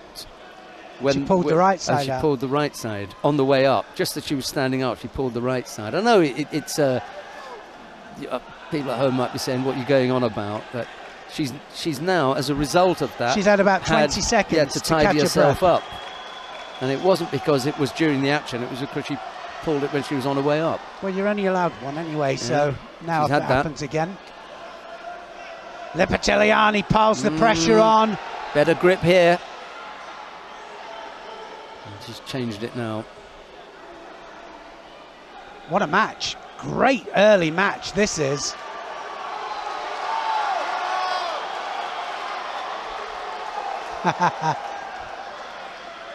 Well, I've got to say that whenever we're here, the crowd here, they are so passionate for their judo, but they're pretty well switched on as well.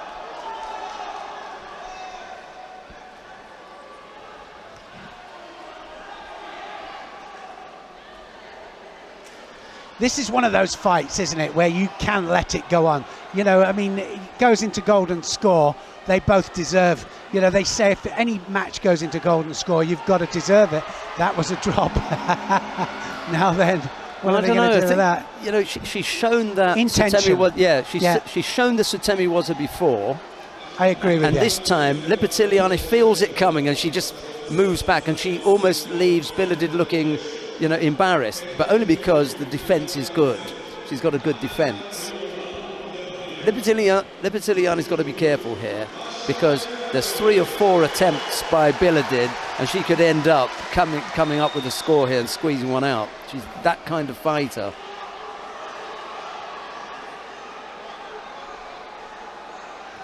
Hips across there from Lipitiliani. She goes again.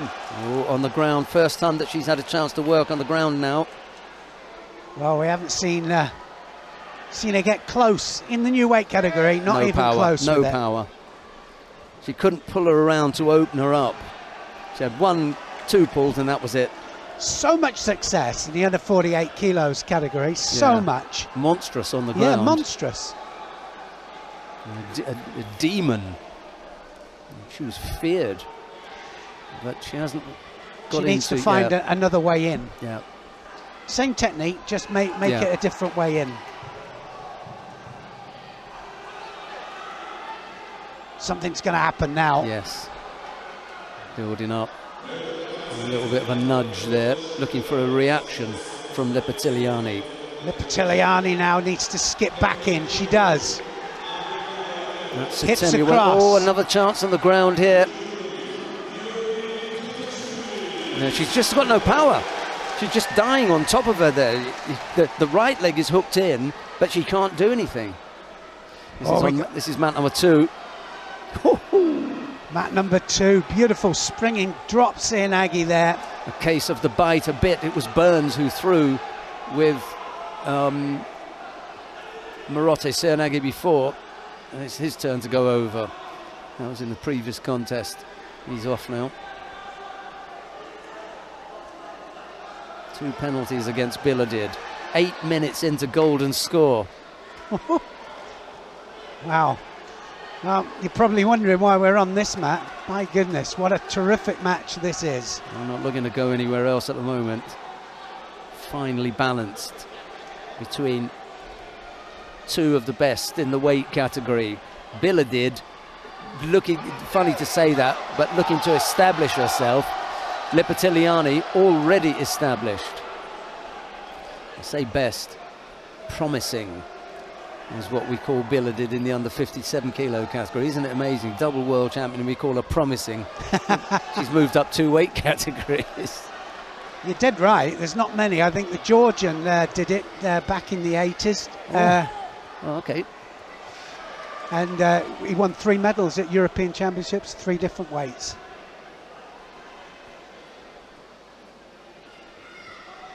Tochilasvili.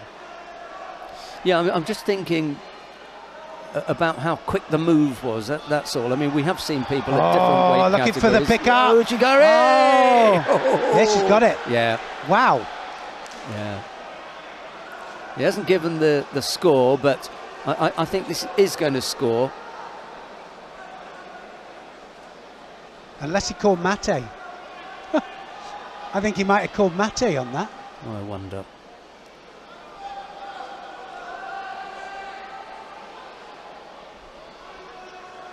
I think he's going to end up giving a score.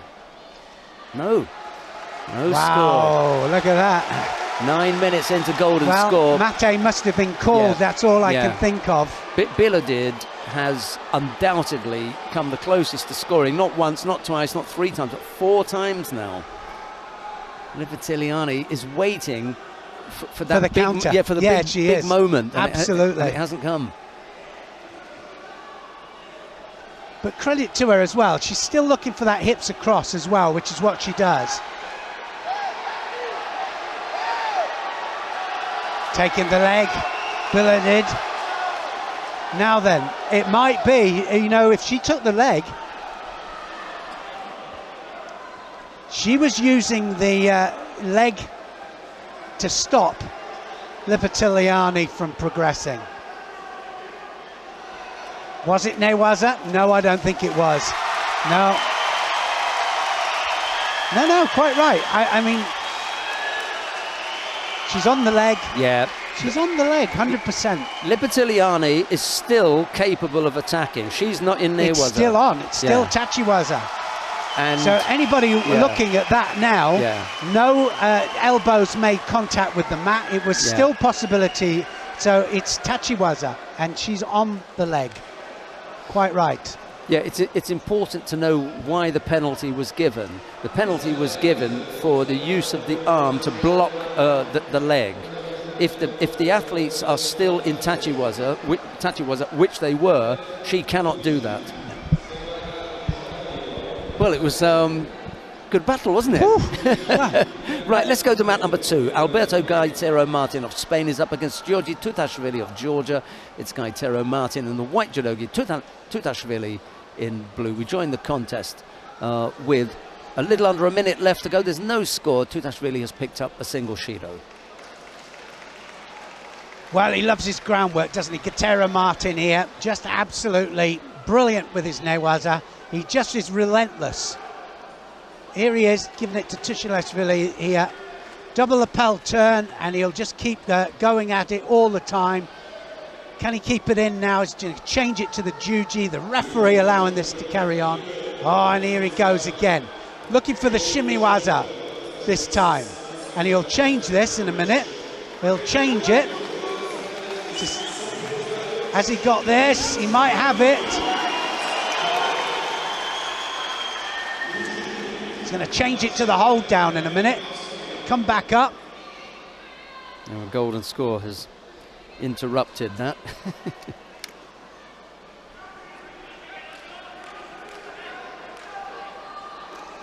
No score, but Gaitero Martin relentless with his transition.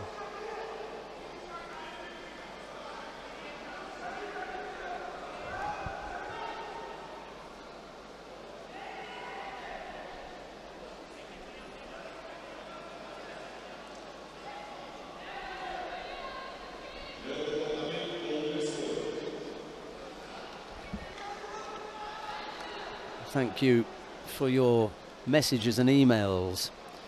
Thank you, even the ones that are not complimentary, but we have had some nice ones today. So thanks very much for that. We have some that are not complimentary? Yeah, I'm afraid so, Neil. We're not flavour of the month with certain people, but you can't win them all. Can't win them all. But the ones that you do, then they just make you feel as though it's worthwhile. What are they not happy with then?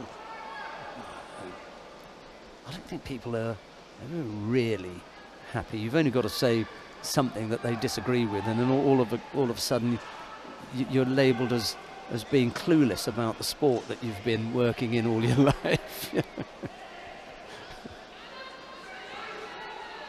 always somebody out there that knows more than you do.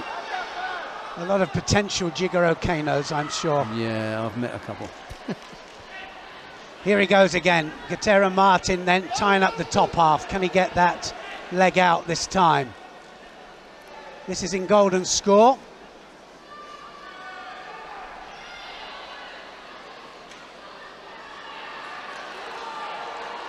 Just managing to hold off there, Tcheshvili.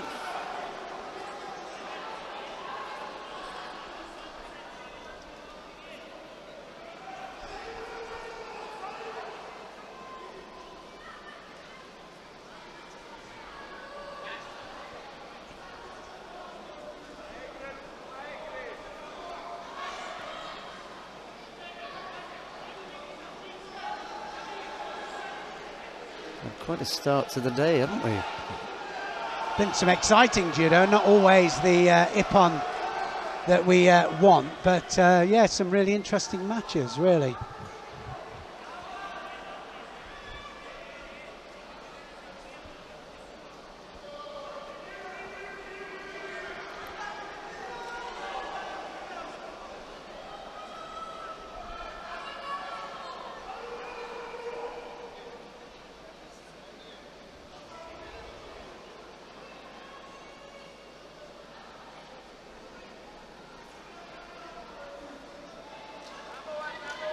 Well, of course, it can all change, can't it? One score and it's all over. Now then, to Tbilisi.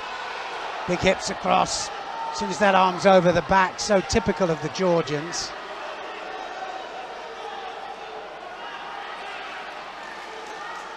Tara Martin gets a Shido as well.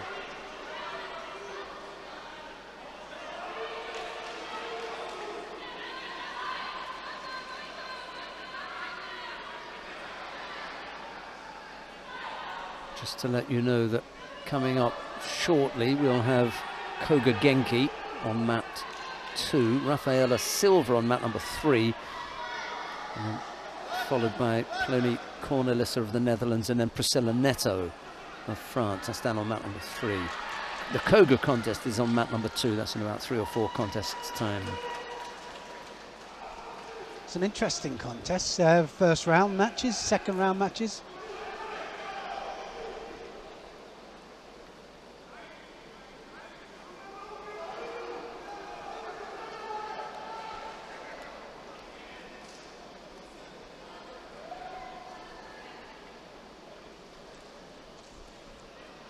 A bit of blood there, and has to leave the mat there, leave the tatami.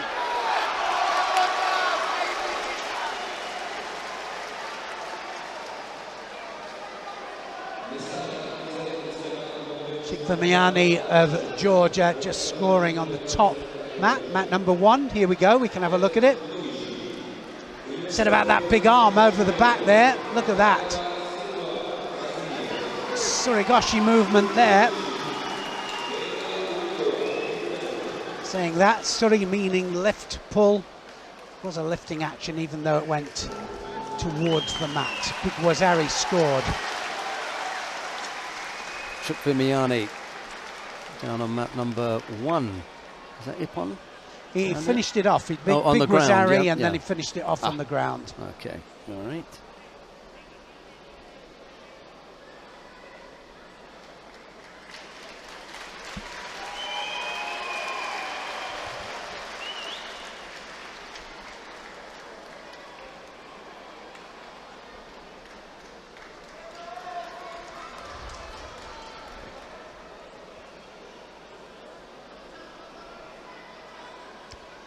Well, you're just allowed 2 visits with the same blood source, so you can only have it looked at twice.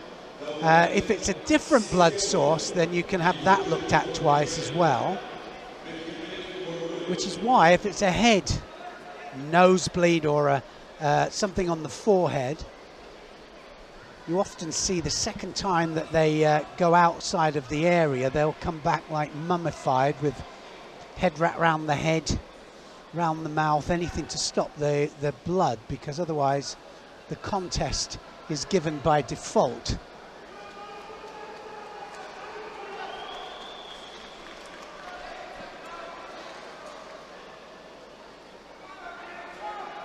Gone are the days when you can have 10 minutes off having the doctor look at you. So here we go again. Golden score, nearly up to 3 minutes here. Second penalty there for a gripping infringement there. Tbilisi. Kata Martin just needs one more now.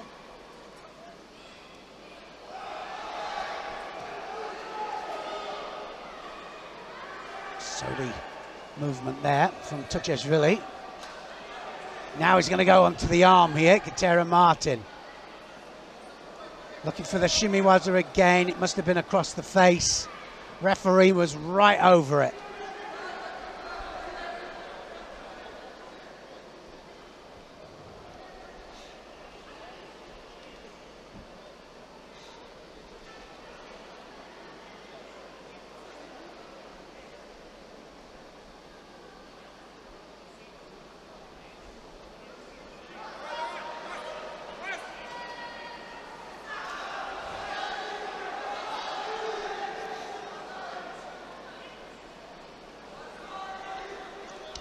Second time off then, and Tbilisi won't be allowed to do that again. Who was it that recently had a similar situation to Billa did, moving up to a new weight category and getting, knocked out in round one? Was it not Sherazadishvili going up to 100? From 90 to 100? Yes, it could be. Did he also get knocked out the first yeah. couple of times that he went out? And well, it's first or second match, isn't it? Every time. Yeah, because they're always drawing tough people. So here was Billa did second outing at 57, and she drew the #1 seed in her second contest. Gave a good account of herself, though, I think, given that she was fighting tough competitor, the #1 seed at home in Georgia. Can't be easy. Rafaela Silva has won her contest. He's still hanging around to see what's coming up next. I didn't get to see it. Cloney Cornelissa of the Netherlands is up against Hu Mimi of the Republic of Korea down on mat #3, and then we're going to have Priscilla Neto against Lisa Grabner. That's coming up next. Koga Genki, well, that's being delayed now because he's on mat 2, so for as long as we have to wait for Alberto Gaetero Martin to finish things up with Georgi Tutashvili, then we're going to have to wait for a bit. Cloney Cornelissa, by the way, has just been thrown for Ippon on mat #3. Well, it's been changed to Wazari. Had a look at the landing and decided, no, we are only going to give Wazari for that. So Cornelissa lives to fight for a little bit longer.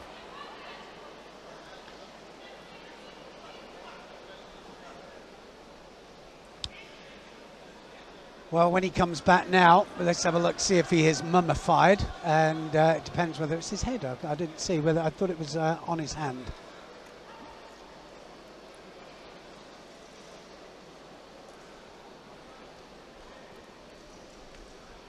This morning when we first started the broadcast, one of our colleagues came over to us and was talking about the fact that previously they'd had this blower, the air conditioner, where we are, and it's been going for a bit now. It's beginning to annoy me. She did say it was annoying, didn't she? He is mummified. Nice little Ouchi we're seeing here from mat number 1. Or was that mat number 2? Mogoyev. Mat number 1, and yeah, from the pickup. He is mummified. It's been horrible to try and breathe through that. Yeah, no, absolutely. It's horrible, isn't it? But last possibility here. He has to take the chance.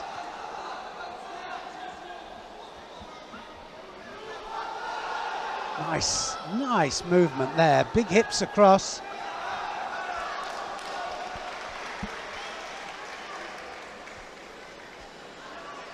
Oh, he's got the arm. He's got the arm there, and is he going to be able to get the leverage onto the arm? No. Just manages to It was a good turn out there. Yeah.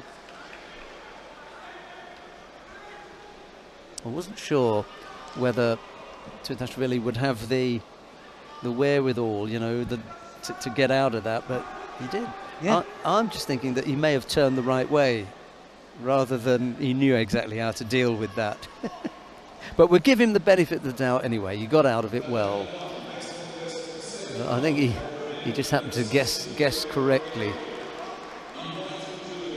Nice little Tanio Toshi there we just saw from mat number 1.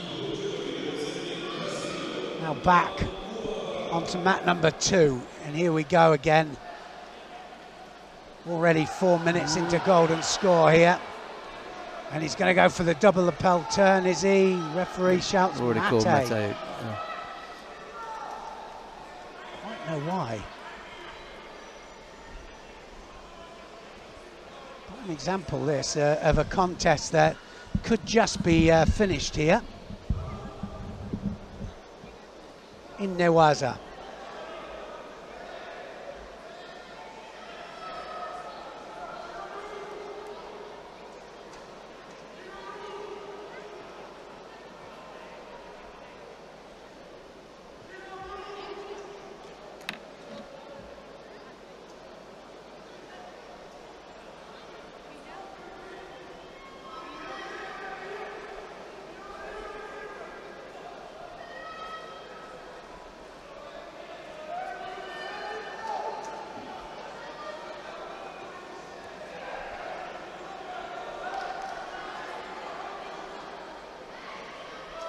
Tara Martin this time, very low Sianagi attempt.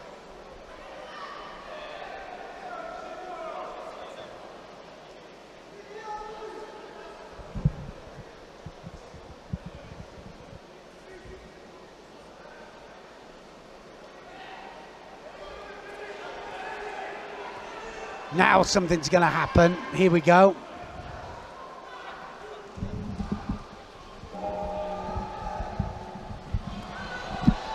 That was close. 3 attempts there by Tbilisi.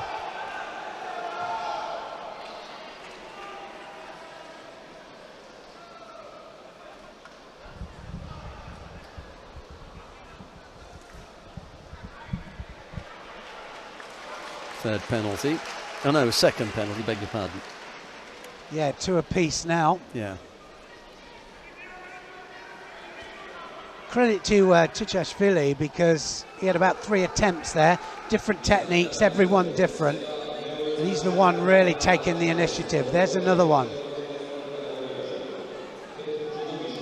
Is he going to go onto the arm here? He'll try the double lapel. Let's hope that he gets a little bit of time to do this. It's all over. I tell you now, this is all over. Because he's going to pull that arm in. And now he's trapped the left leg as well. That's made it a little bit more difficult. Dearie me, determination there. Yeah. Wow, he wasn't going to give that up, was he? I'm surprised. He's going to go again. I'm surprised he got out of that. Now, can he Sangaku from here? Not a place to be, not a good place to be with Gatera Martin. Gatera Martin doing everything he can do here. Looking to go for that far leg. You turn this way. Oh my goodness. She must have seen something there that was an infringement. The hand inside. She's just going to, well, there'll be a Shido now. Somebody's going to get it. Might be Katera Martin. Well, the referee would have called Mate only if Gaetero Martin, who was he was making the action, if he'd done something that was illegal. She was the only one who could have seen that close up. And he's got 2 penalties already, or else she would not have called Mate had it been Tutashvili. So where does he go here? She's saying that he's inside the trousers there. And now the commission have had a look at it and they say, we can't be absolutely certain. That's the only way that that's going to work out. I couldn't see it either. It was right at the bottom there. And she stopped a progressive... a positive move. Yeah. Yeah. Well, that's why he didn't end up getting the penalty. So they stopped a positive move. Understand that. You can't penalise him now because you don't have the evidence to show. Good move that, isn't it, by the video referees? I'm just looking for the positive all the time. Accidents happen, of course they do.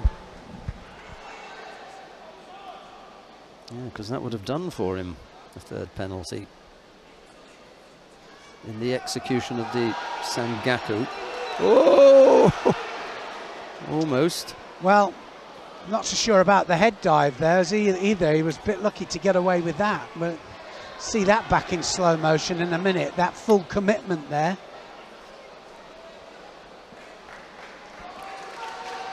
Wow, what a match this is. 7.5 minutes into golden score. So watch the head. So it's Katera Martin that pulled him down onto the head, so he gets away with it.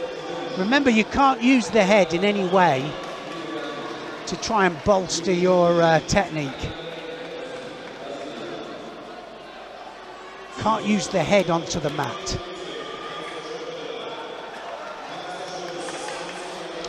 2 Shidos apiece, 1 more, it's all over for one of them.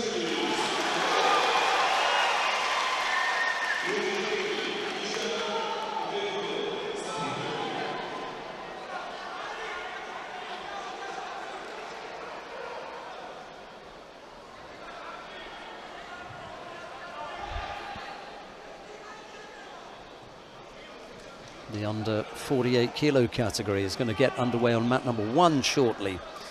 We've got Georgi Saradalashvili up against Richard Verne. He's the last of the under 60 kilo category contest down there. After that, it will be the under 48 kilo category.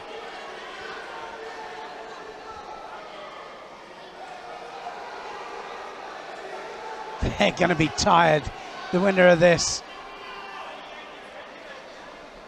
Newaza again, and this is going to be it, is it? The leg trap this time. Ties up the top half. Come back over. Can he go underneath the arm? Another good defence. I misunderstood Tutashvili earlier on when I said he was lucky to turn the right way, but given that he's been able to get himself out of 3 or 4 other attempts, I think I'm going to have to take that back and say that he's got good defence. He has defended well there, hasn't he? No, he has, absolutely. I mean, you know, one of the top Newaza people in the category.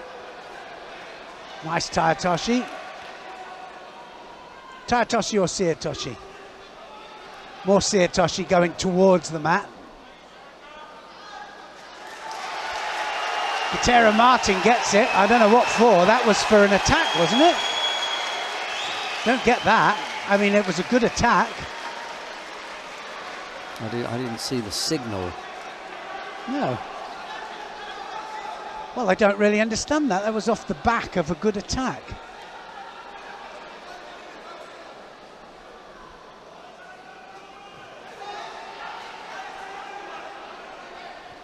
If we could have another look at that last attack.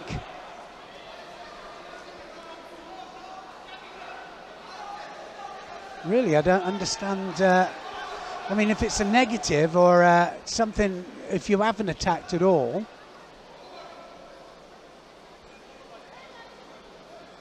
Yeah, I'd looked away, sorry, and I didn't see what the penalty was given for.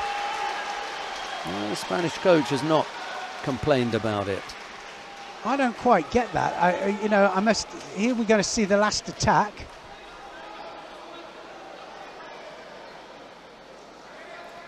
Right, we're going to see what she gives the penalty for.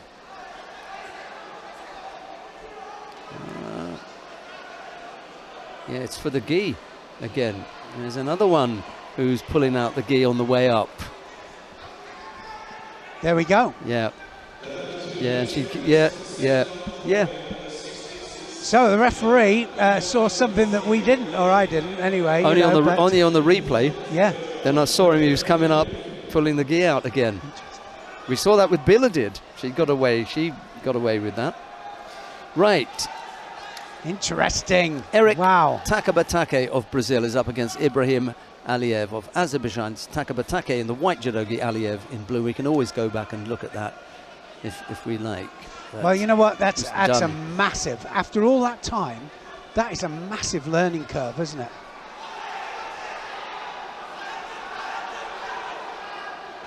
That's a Shido. Takabatake there has to get a Shido for walking out, surely. Yeah, he's just lining him up, Cosmin, wasn't he? He was waiting till he got back to the middle. Sure.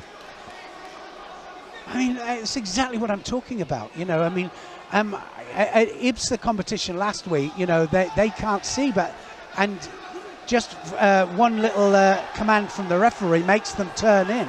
Everybody can turn in. Unless, you know, the opponent absolutely drives head down. Which should be clear. We should be able to clear, see that. Yeah, when you see it.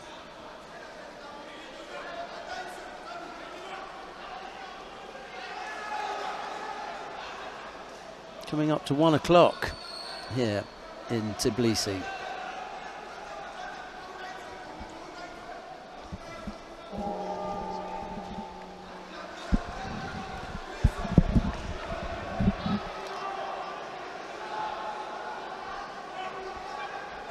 Some really good tactical matches today. There really are. Interesting stuff. Real clash of styles.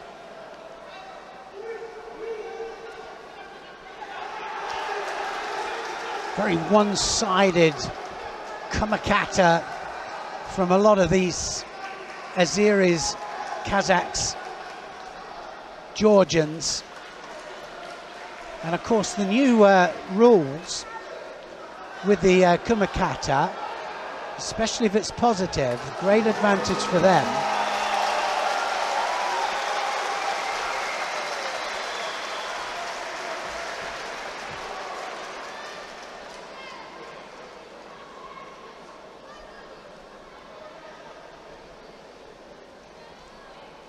As long as they are positive from it, that's all that counts.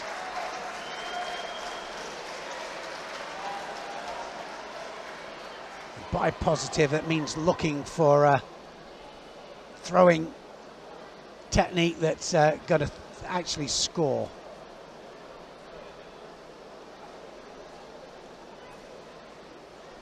Takabatake can change sides as well. It's not just left.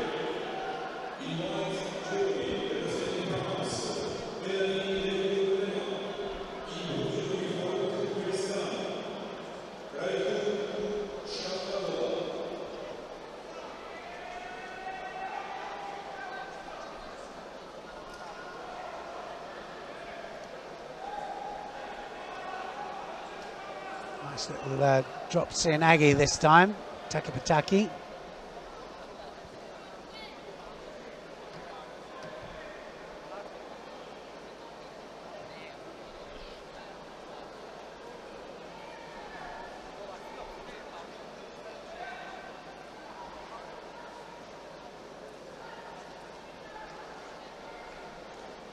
Looking for the Makikomi now, change of direction. Wrap the arm up. Yes, he was, all the way over that side there, but everything was positive from it. Aliev, very, very awkward. Takapataki there, just climbing off the technique and just going behind on attack. Second Shido goes to him.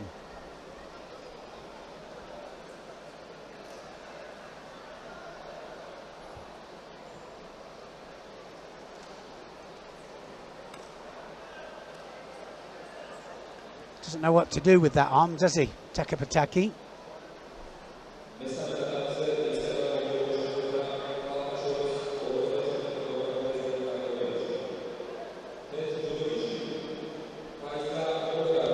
Again, just walked out there, Aliev.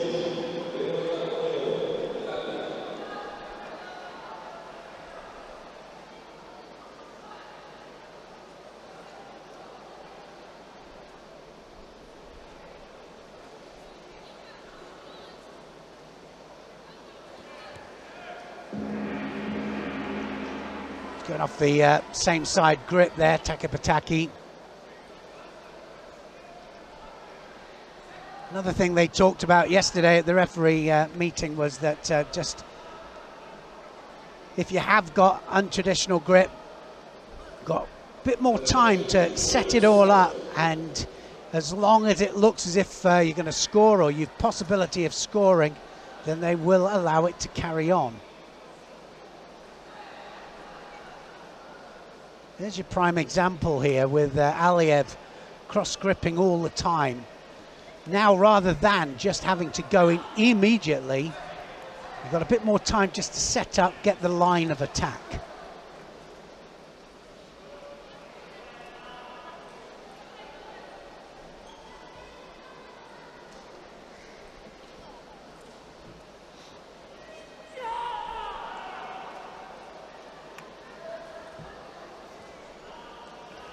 First question, was it a counter or direct attack? If it's a counter, then you can't use your back against the mat, or you can't use the mat to help the technique.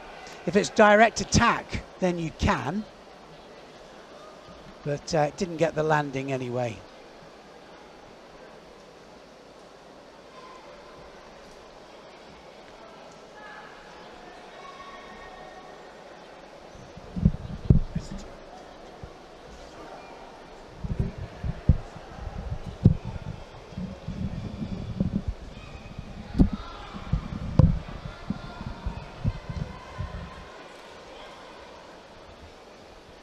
The group Clement has won her contest down on mat number 1.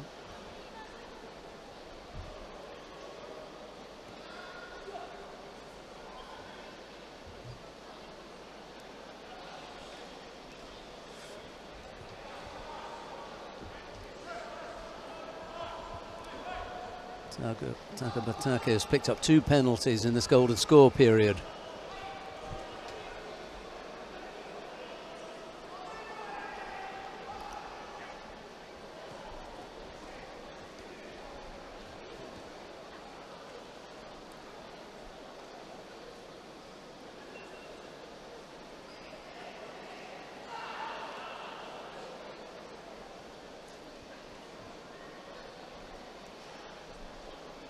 Aliev just the one. We're a minute 40 into golden score.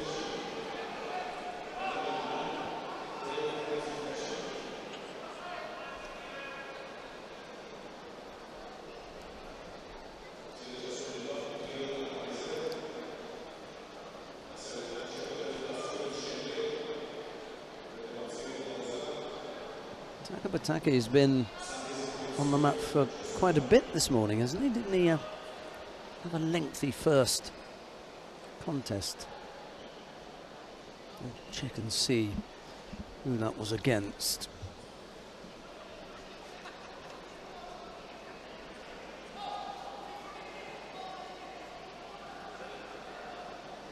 That's right, yeah. Hawasawi, Muni Hawasawi of Saudi Arabia kept Takapataki on the mat for quite a while. This time Aliev has kept him on the mat for a little bit longer. 2 minutes into golden score. And Taka Bataki picked up a third penalty. Well, his day has not ended well, I'm afraid. Faiza Mokhtar, this is, that we're watching, and Toniolo, we're down on mat number 3. They are currently cleaning the tatami on number 2. The COVID protocol still in place here, so that sends us down to mat number 3. Faiza Mokhtar of France in the white judogi up against Veronica Toniolo of Italy in blue. We've got just a few seconds left of regulation time and there's no score, and we're penalty free as well, so you're up to date with what's happening here.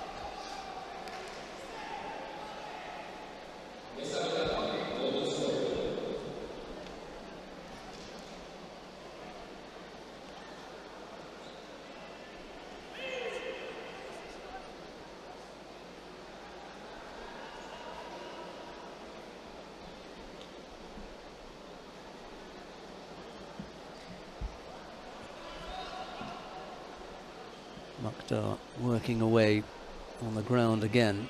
Toniolo is going to have to try and find a way out here.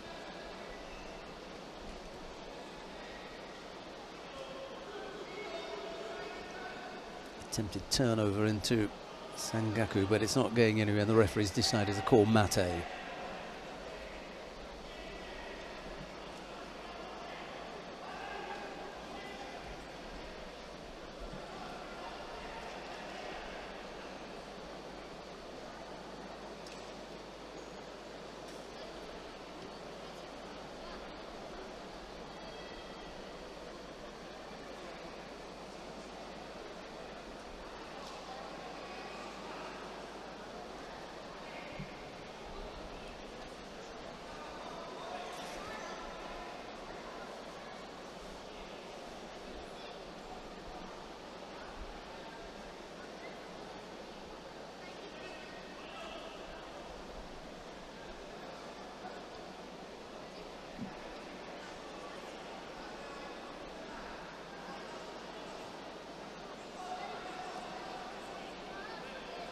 Toniolo picked up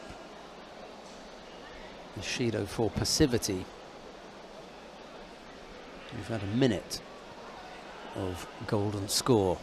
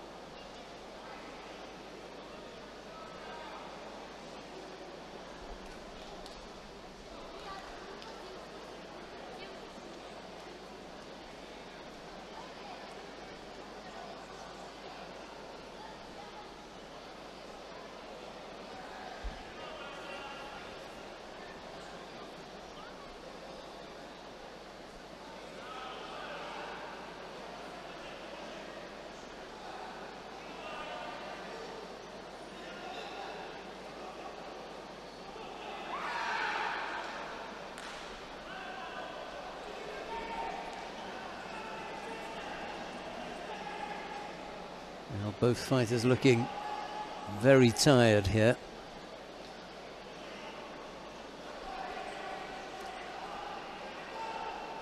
And Mokhtar picks up a penalty.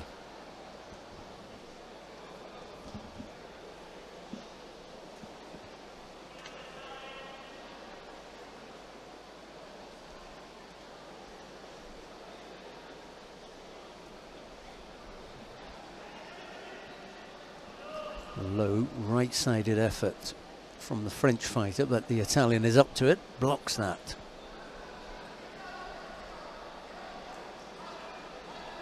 couldn't follow up on the ground either.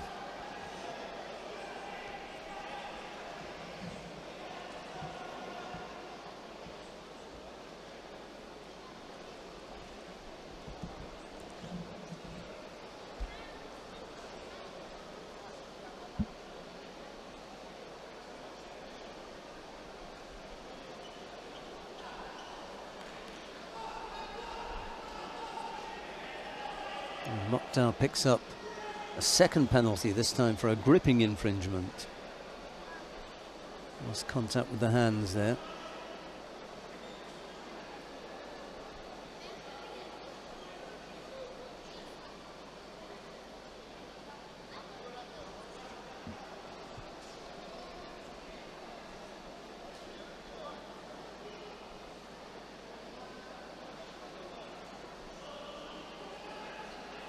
Thought about the Ashiwaza and then followed it up with that right-sided effort. Just that little bit too far away. Couldn't get the feet in the right place. There's a target area that you want your feet to land in, and she was just a little bit off to the left of that. Couldn't get far enough across.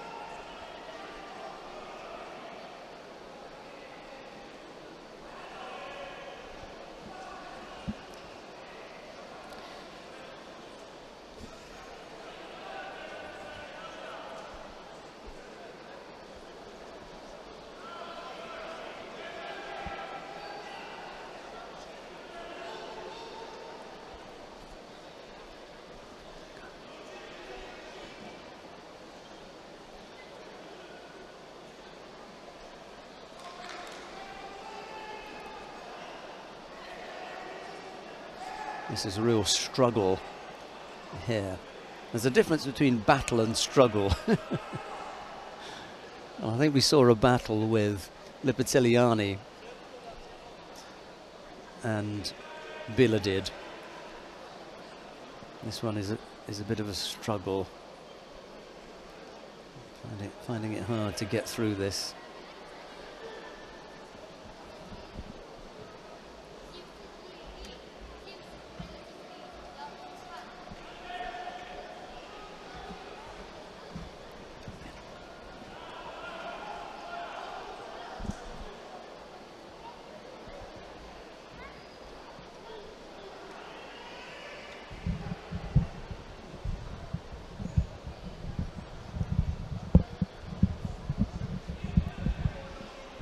Neil Adams is about to come back into the commentary position. He's been off scouting coffee, but without success. Apparently there's no milk.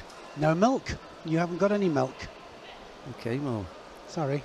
Absolutely certain. I'm absolutely certain that people at home are not in the least bit interested as to whether or not we have milk or not. So I'll try and stay away from that. We've had 5 minutes, Neil, of golden score. 5 minutes plus now. Faiza Mokhtar and Veronica Toniolo, the French fighter and the Italian fighter, going hammer and tongs at it. I just happened to mention that I thought that this is a bit of a struggle, unlike the contest between Biladid and Lipitiliani, which I described as a battle. So there's a difference between a battle and a struggle, and I'm struggling to watch this one. Yeah, I mean, sometimes, like I said, you got to earn your kind of. It's got to be earned, hasn't it, to go into golden score? That's what we've said. And we can be honest, can't we? Yeah. Not every contest is going to be a humdinger that is an absolute edge of your seat. You know, and this pair really haven't, you know, it's been like that. Feet in the wrong place, no breaking of balance, a desperate, you know, pull at your opponent without ever getting anywhere near them.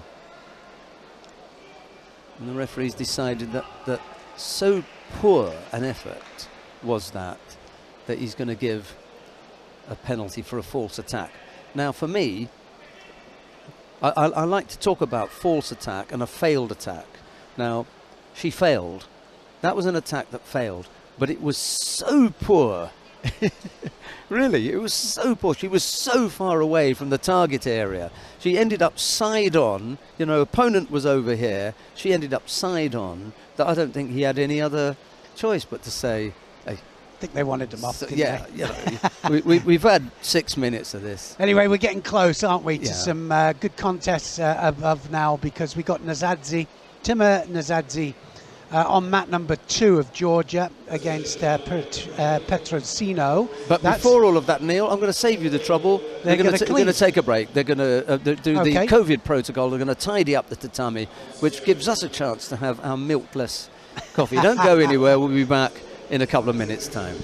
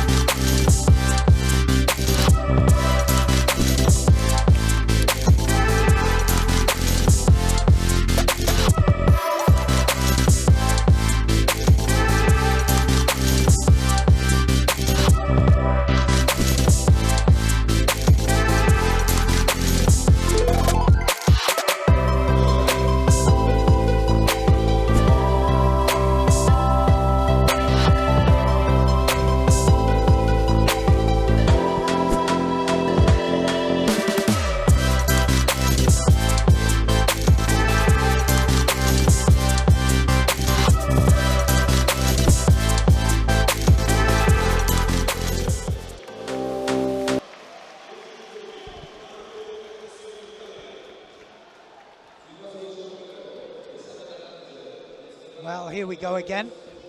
So everything all clean now, the tatami nice and clean. And we're back on now, mat 1, 2 and 3, away they go.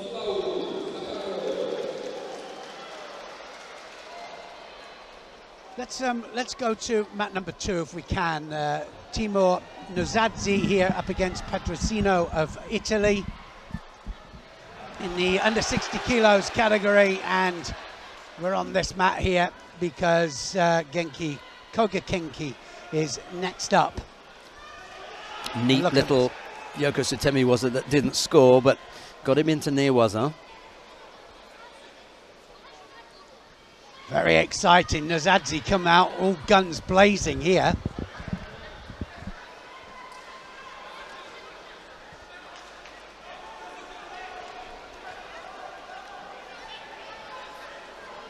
I don't think he quite knew what hit him there, the Italian.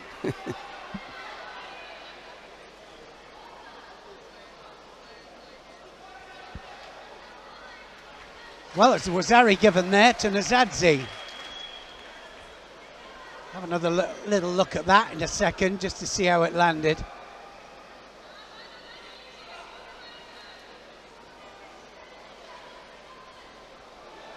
In fact, it wasn't Nuzadzi that got it. And look at this. Oh, it's on. Nuzadzi gets that. And it wasn't Nuzadzi that got it. They put it on the wrong side. I thought that was a bit strange. So they put the Wazari on the wrong side, but Nuzadzi absolutely mugged him there. Let's have a look at the score. Well, it can only go one way. Well, yeah, I mean, so he gets a Wazari for that. Look at that. And then straight on for the Jujigatami. Job done. It had that feel about it. Wow. That contest. Yeah, just mugged him. Gives us now the opportunity to see the newly crowned All Japan champion at 60 kilos, Koga Genki, the son of the great Koga. Just what Kennat Sailkan didn't want to hear. He's going to face the All Japan champion. Yeah, I guess so, yes. What an introduction. Let's see if we can see that. Actually was a...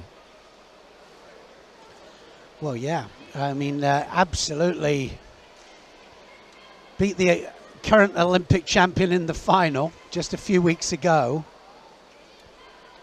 by the biggest Ashiwaza.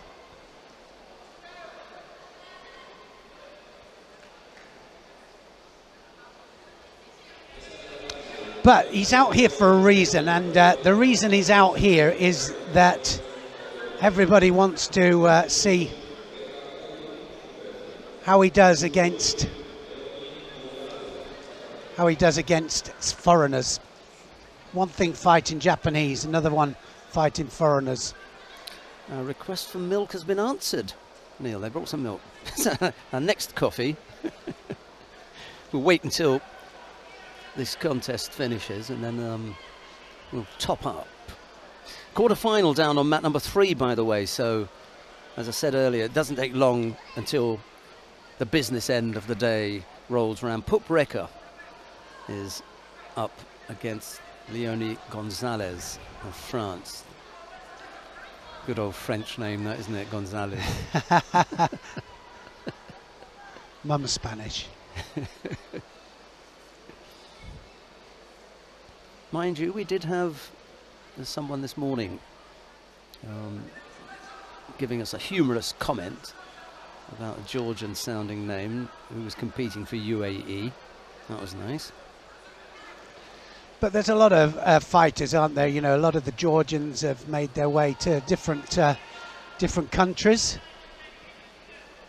Yes. And a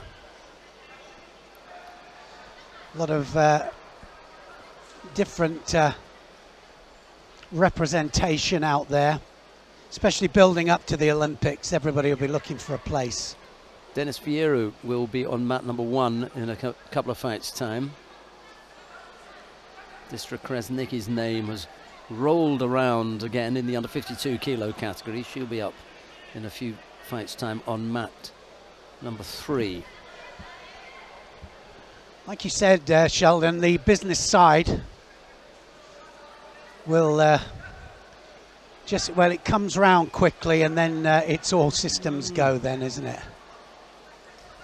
Can't settle, can he? You know, and this is what I'm talking about, you know, with the fantastic technique that the Japanese have, and sometimes the flurry of and the different styles is not. Now that might be on here. That might be on.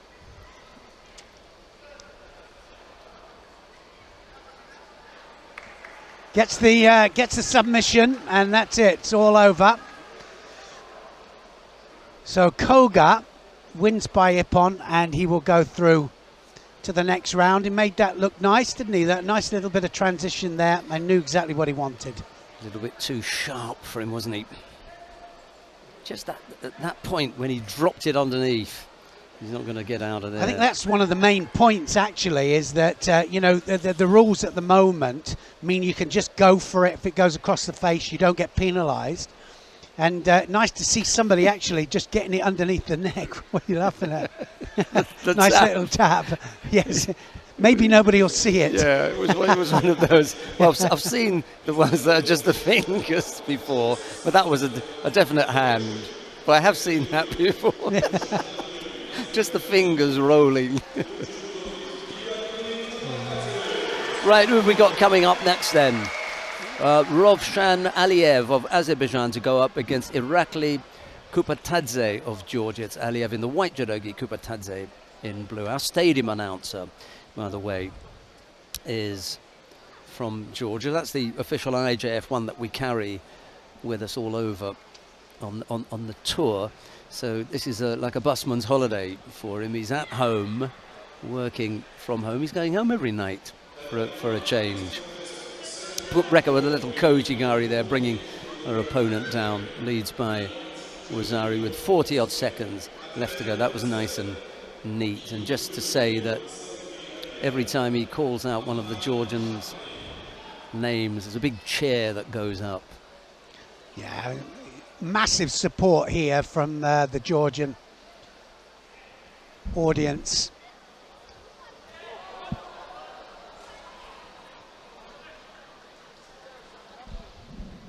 Should be a big cheer when Eteri Lipatiliani comes back on, having seen off the challenge of Dario Biladid. Just going to have a look and see how that draw looks for her. Nishanbayeva of Kazakhstan is a quarter-final opponent, and then her likely opponent in the semi-final, well, it would either be Hu of the Republic of Korea, and I mean that Hu, that's the name, or Rafaela Silva of Brazil. So look at that beautiful Yoko Tomonagi there. That just happened on mat number 1, and beautifully controlled all the way over. Great direction. That was nice. Was that in the under 48 kilo category? Yeah, absolutely classic. Was that Katarina Panzer of Austria doing the throwing there? Yes, it was. Pupreka has won her contest down on mat number 3. That puts her into the first of the semi-final. She'll face the winner of the upcoming contest. That's about to get underway down there between Angelica Delgado of the United States of America and Estrella Lopez Sheriff of Spain. Well, bit of a stalemate here with Aliyev and Kupadze. Big advantage that home country has is that they can put 4 in every weight category in if you've got that many, but often that doesn't happen. But it's interesting because we see some of the young juniors coming through as well. You've got the possibility of putting, you know, your top junior in, as well as your top number 3 or 4 seniors. Can you remember a time when we've been to a tour event where all 4 of the medalists have come from the same country? Swept the board. in certain weight categories. Happens in Japan. Japan, yes. Men and women. It's happened men and women in Japan. And it's also happened here in Georgia in the under 81 kilo category. Quite a number of years ago, they had all 4 of the medalists in their international tournament were from Georgia. Such is their depth. Yeah, you can understand it, can't you, in Japan? I mean, they could put probably another 4 after that. Certain weight categories. So are we going to get a score here? Coming up to 30 seconds to go. Not a Shido on the board, which means they're attacking each other. That might just go. No, not quite. Not going to quite get the landing there. Aliyev really drives with that Yoko Toshi.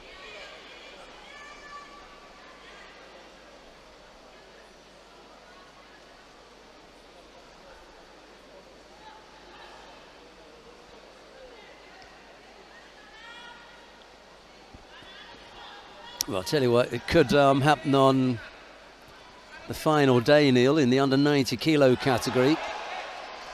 Ushangi Margiani, Imeda Gogoladze, Becca Gviniashvili, and Georgi Papunashvili. It's not even their top 90 kilo. It's not even their top 90 kilo category team, and it still sounds strong. It's amazing, isn't it? They're missing the Lasha Bekauri from there. You throw him in. Yeah, he's not in there. No, you throw him in. He might be difficult. 90 kilos has always been a good weight for the Georgians, all the way back to Zurab Zviadauri, Irakli Tsirakidze, Lepetiliani when he fought at 90 kilos and he went up to 100. They've had a few. I think they've always been strong at the middleweights, always.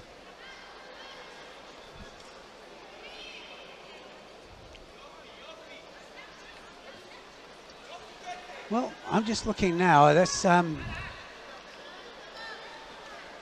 have we got here? Let's go up to mat number 1. Amanda Lima of Brazil is up against Tamar Malka of Israel. Because straight after this, we've got Denis Varou who's going to be stepping out there, the number 1 seed at 66 kilograms. He's quality. Oh, look at that. Nice counter. Very nice counter there for the Wazari.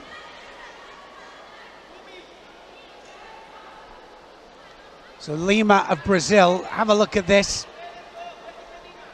Cianagi attempt, and look, just uses the hands. Great Tewaza there to change the direction to get the Wazari. Didn't quite place a flat on her back.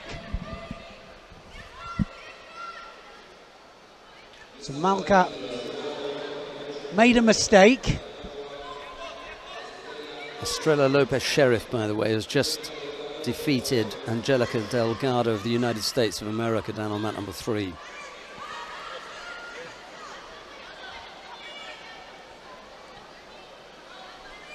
Last few seconds then, just ticking away. Lima will just waste a few valuable seconds. It's all over. She's through to the next round.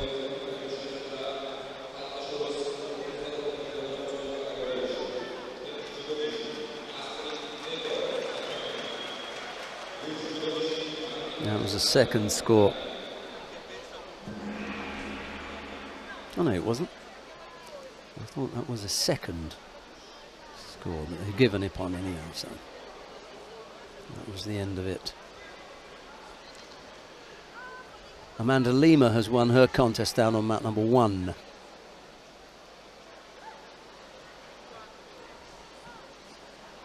So now Denis Varou is just about to take to Tatami 1 from Moldavia, and he's up against Sedabarov of Tajikistan.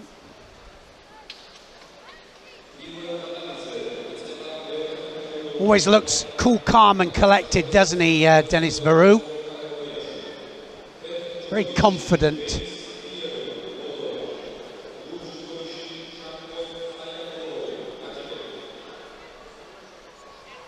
Knows exactly what he wants. He's very positive with his kumakata. He has great changes of direction. He doesn't mind going down to Newaza as well. And he's got good defense. Saidaburov was still blocking the attack to the front when he was stumbling off to the rear. He hadn't seen it coming. Yeah, great changes of direction, and like I say, he's very confident. It's nice to see when they grow in confidence. You know, we see them come out, they gain confidence at certain events, and then you see them when they're established, and nice to see it.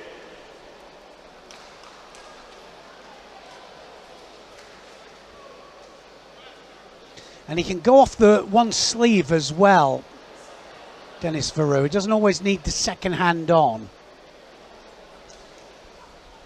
So you can see there that Saidaburov keeps snatching the grip off, but in a minute I think we're going to see that Varou's going to go in no matter what. So Varou is the one that's positive here, and definitely Saidaburov is the negative, and he gets the penalty. Yeah, he just slipped that thumb actually, rather than the whole, you know, all the fingers. He just slipped the thumb inside the jacket. But he was also just snapping the grip off there, just to break the grip off, because he felt the danger. And there's a good change of direction again. The problem for the Tajik is that he's felt that a couple of times, and the likelihood now is Varou is going to give him that feeling again, but this time go all the way through. Yeah, no, exactly, and he's in danger here. He might be just in real danger of going over here. I'm not going to leave this a go, is he, Varou? Oh, I should have just let that go on just a little bit longer. You sometimes need, you know, we were talking about it, the referees meeting yesterday. You need a little bit of time sometimes just to build. Just look for that Seotoshi from Varou. He set him up a couple of times. and there was no fake that time. So that's the fake came from the first 3 or 4 that he nearly to set caught him up. Yeah. You know, then you just need to wiggle the hips a little bit, and you get the reaction. Get the reaction, exactly. Yeah. Now that's a Tayatoshi there. Tayatoshi stood up nicely. Absolutely, there, didn't he? yeah. You have a look at the right leg there, and it springs upwards. That was a nice technique, wasn't it? Yeah, good effort. Nice Tominagi there. You're right, he is supremely confident, Denis Varou.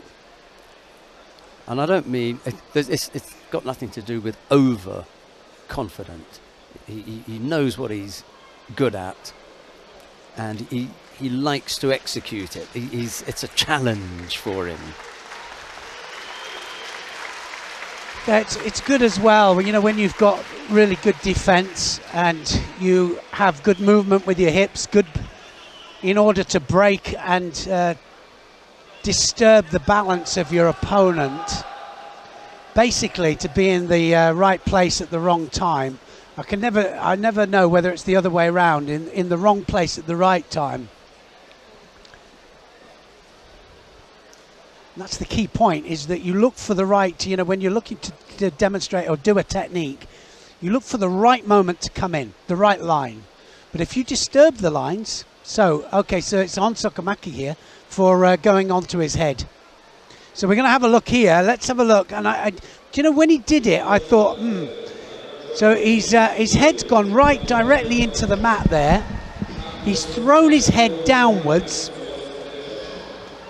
And head diving, or anything that uses the tatami in order to help to propel the opponent over, is not allowed. So Honsokomaki there, and well, he goes through to the next round there, Denis Varou.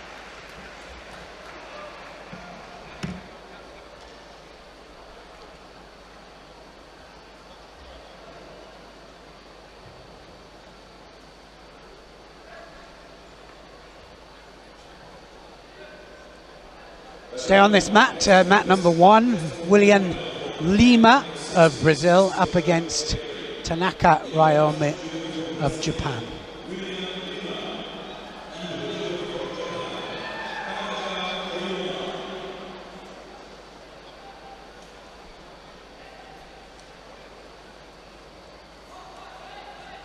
Great opportunity for Tanaka to be out in 66 kilos category. They have the world and Olympic champion in that category. So you're not going to get the major events, are you? But here he is with a chance to show what he can do.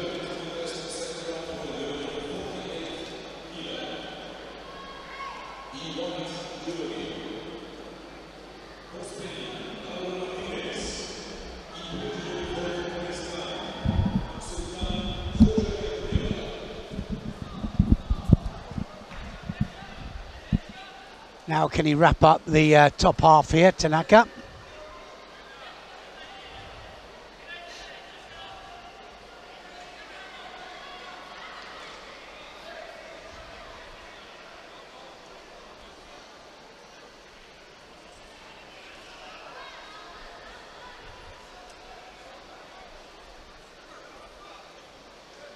I like this matchup, Neil, Lima and Tanaka.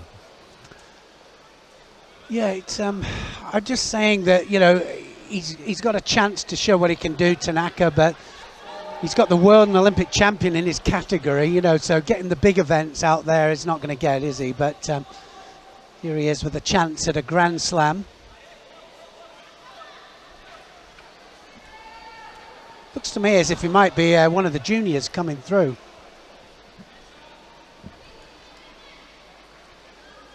Looking for the double lapel turn here, just lacking a little bit of power, Tanaka. I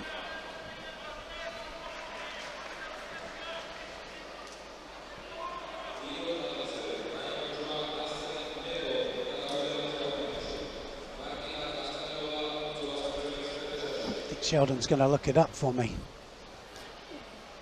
I am indeed, but only after I look up something else.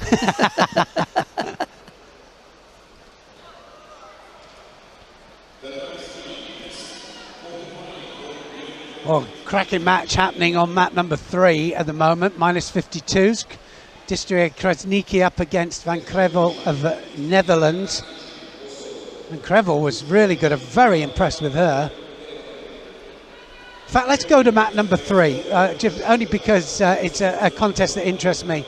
It is a quarter-final as well. Yeah, quarter-final match, and Krasniki, Olympic champion at 48 kilograms on your left of the screen there in white. And yeah, like I say, Van Krevel, very impressed with her first fight. Left-handed, 2 Uchimatas, 2 Wazares, 2 beautifully executed as well. Gone over the top there, though, to an Uchimata. Which we didn't see in her opening contest. She never attacked with Uchimata once. No, massive Uchimata there. And it was Van Krevel who threw twice with Uchimata. Yeah, no, there it is. How Nice beautiful position. that. Just stamps that right foot through there, replaces it with the support foot. Over she goes. She has a nice Uchimata.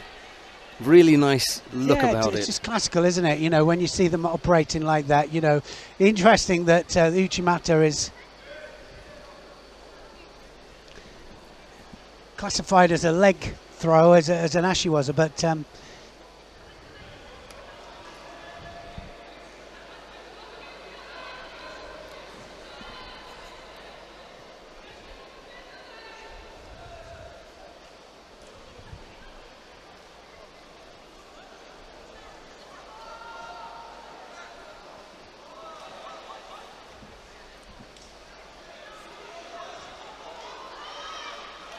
we're still keeping an eye on Tanaka and Lima. There's no score in that. The 43 seconds left in that one. And I promised Neil that I would look him up, so I'm going to do that now.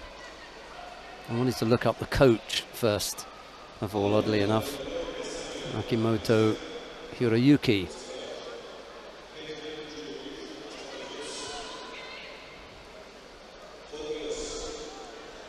just over a minute gone here, and Krasniki doing everything right. This is quarterfinal. Look at that. Oh, wow, what a change of direction that was.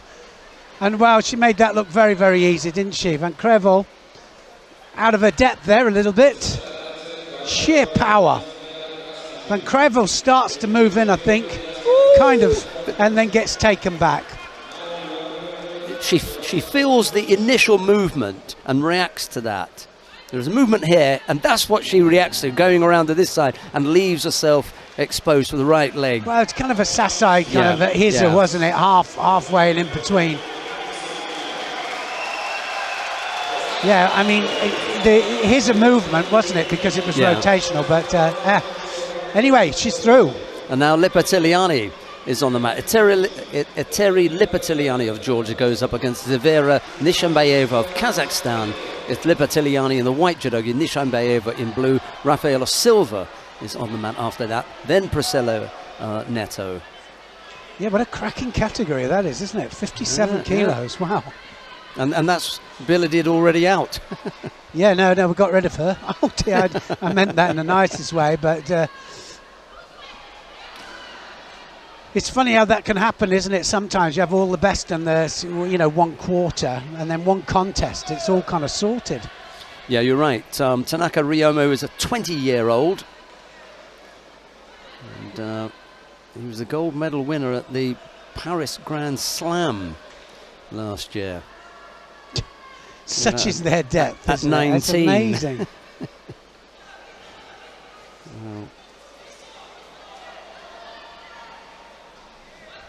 He's just come out with Koga, isn't he? Keep him company. Just have a run out. Yeah. You can be Izuki, his partner. And while you're at it, you can have a go in the under 66 kilo category if you like. Attacking in Newaza here, Nishambayeva. She must be quite tired, Lipatiliani, but I think she'll dig deep. This is a really good contest for her, but it's on home ground, and obviously, I mean, this will put her in the semi-final. She has real class. She beat a real class opponent, didn't she, with Biladid, and she did it well. She had to dig in.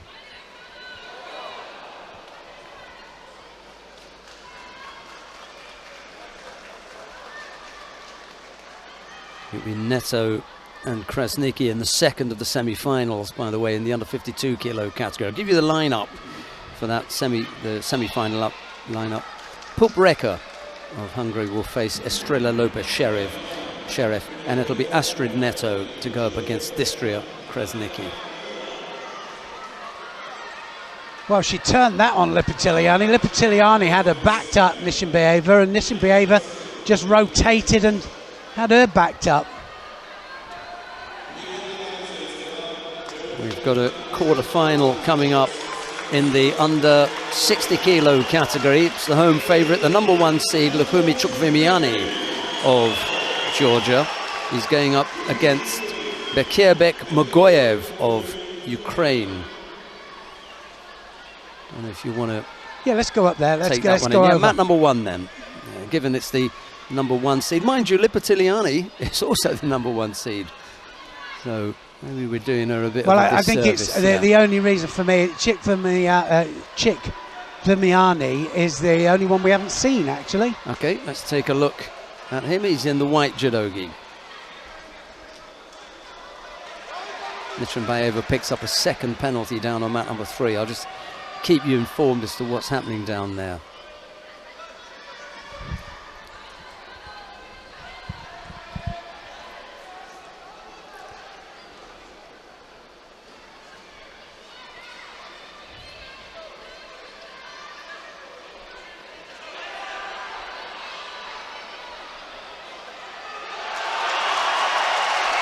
Lipatiliani has just thrown Nishambayeva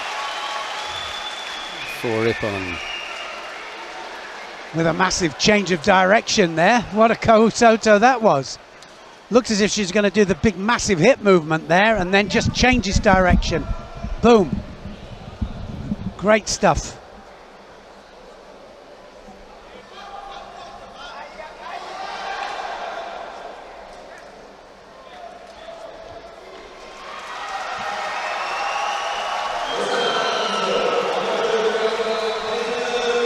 Not all going his way here, Shikvamiani.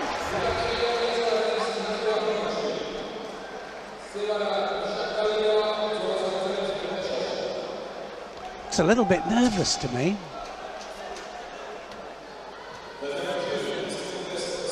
He'd probably say cautious. It might be just the grip of Mogaev.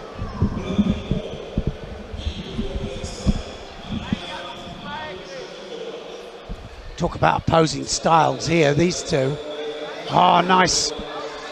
Drop Sianagi there.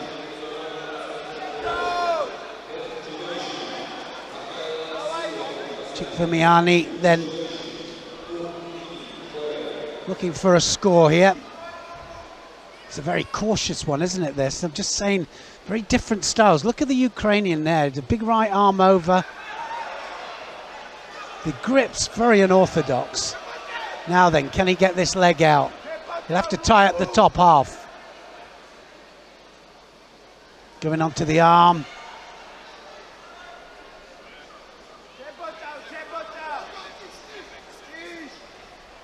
The referee right on top of this now.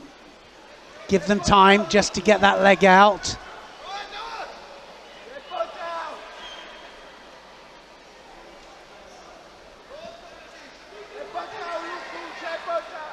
Yeah, he gave him enough time, and then it unravelled, didn't it? Kind of did, didn't it? You know whether you've got a chance or not.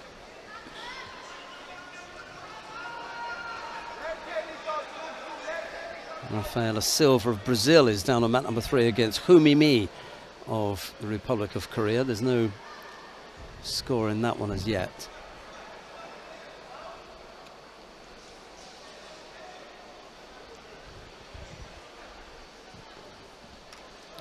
Ten to 2 in the afternoon here in Tbilisi. Another hour, I would have thought. And we'll take a break before the final block, which begins at 5 o'clock.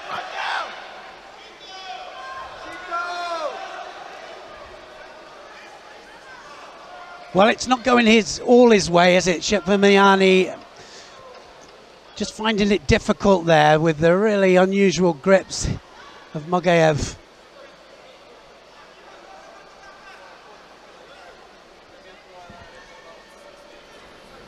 And it is interesting because you do get a lot of different styles there, and both of these have got underhand grips with one of the hands and one over the top. Somebody's going to go here any second. Oh, there it is. Massive hips across, big hips across, and that was massive, wasn't it? Big Surigoshi, Ogoshi movement there, and into the hold. Just needed a hold for 10 seconds. Needed the grip. They were looking for the same thing. Well, you can't get them all right, Neil, and you said that something was going to happen in a second, and it didn't. It happened at the very moment. It happened at the very time you said it. No, there was that feeling, wasn't there? There was a danger, there was, but you didn't know where it was going to come from, left or right. And it ended up with Shikvamiani coming up with a nice finish. And the nice thing for him was that he was able to follow it up straight into the Osaiwaza.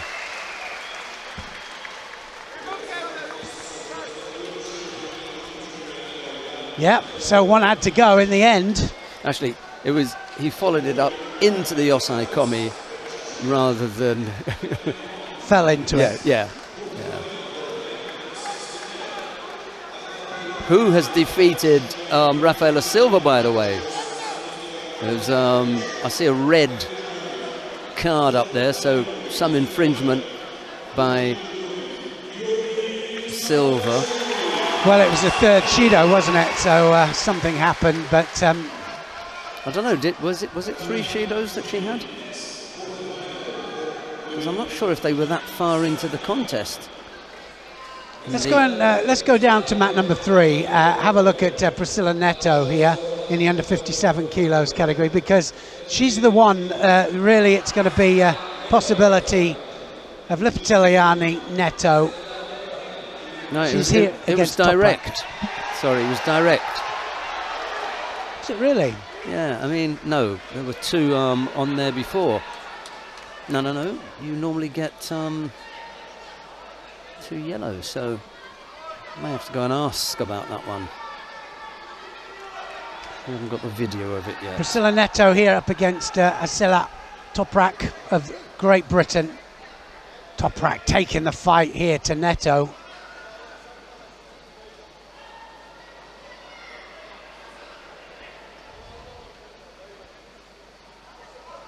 British team, the British women's team, really starting to establish themselves as a major force internationally now, which looks good for the Olympics coming up. French are the same, I have to say.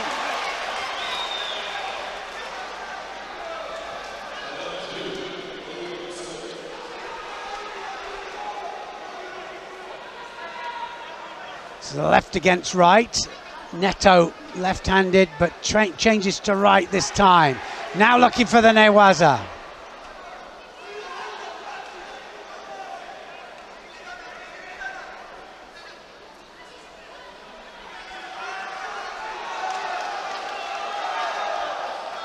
Well, she's fighting a top draw fighter, Toprak. Priscilla Neto, so experienced. Now she's got the sleeve, Neto. Now she needs to use it.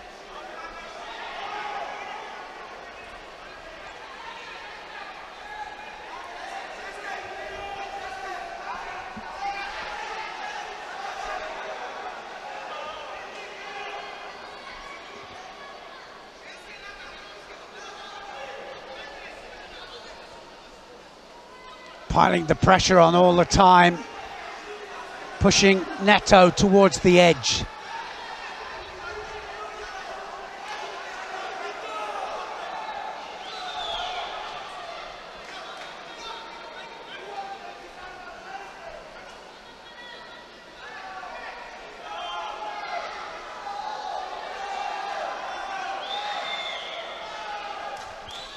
And a change of direction there for Neto.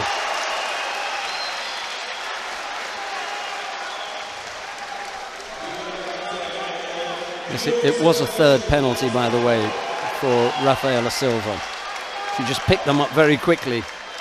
That's what surprised me. Just a little bit off the pace, I think. We've got quarterfinals in the under 48 kilo category coming up. Yeah, we've got quarterfinals everywhere at the moment, haven't we? Except mat number 2. Oh, like you said, round 2 to quarterfinals, isn't it?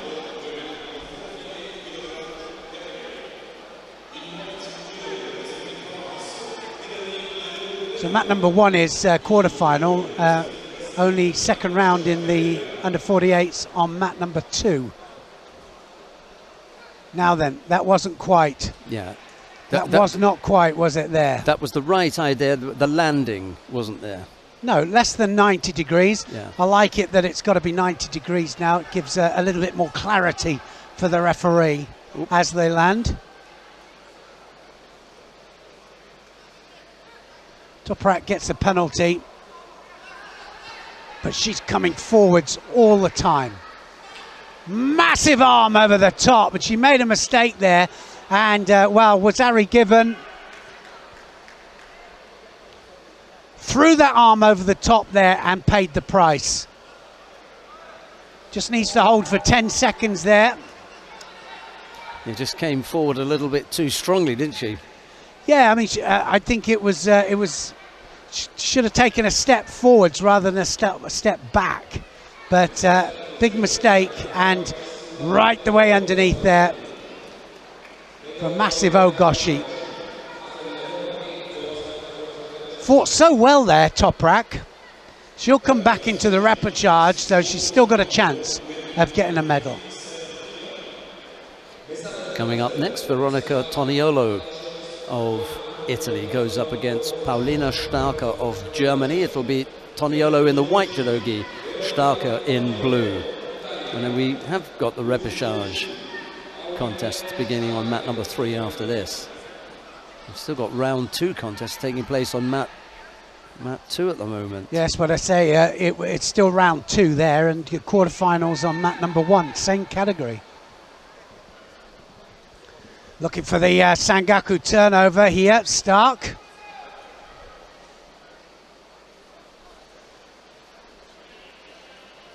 Still going for it. She'll keep on it all the time. Now can she tie up the top half first, take that leg out. She might go on to the juji. She does. Now real piling pressure onto that arm. She'll go again on it. So the referee, even if they both went out now, will allow this to carry on. She needs to concentrate on that arm. That arm's there this time.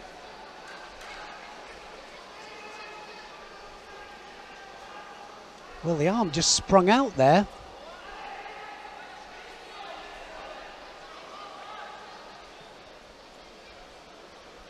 So Taniola breathes again.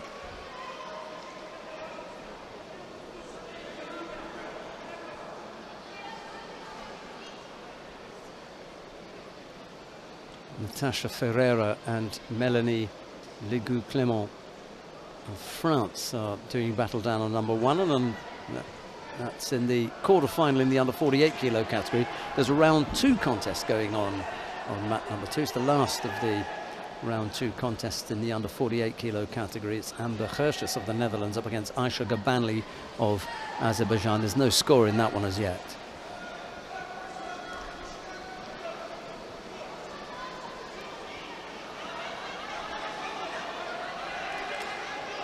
Physically very strong, Stark.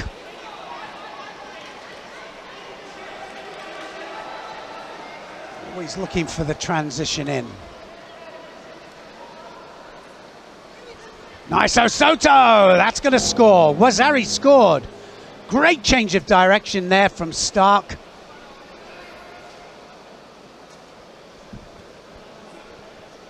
Now can she just pull her back? If she can pull her back, we were talking about the bottom half there of the ladies, just means that a little bit of a delay for the hold down to connect.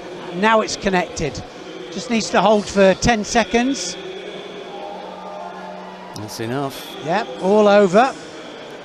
Great change of direction from Stark there, gets the score, and great transition in.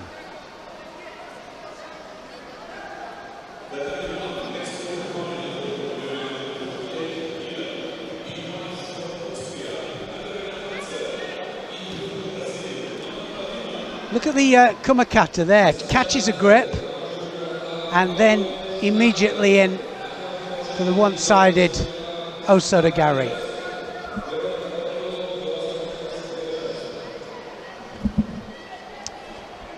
Wow, all happening now. Start to warm up this competition. Like you say, it's Gonzalez against Delgado. There's a repechage match happening under 52 kilos. Let's go to any quarterfinals that we've got. Mat number 1, Katerina Tanza of Austria up against Amanda Lima of Brazil. No score, just over a minute gone.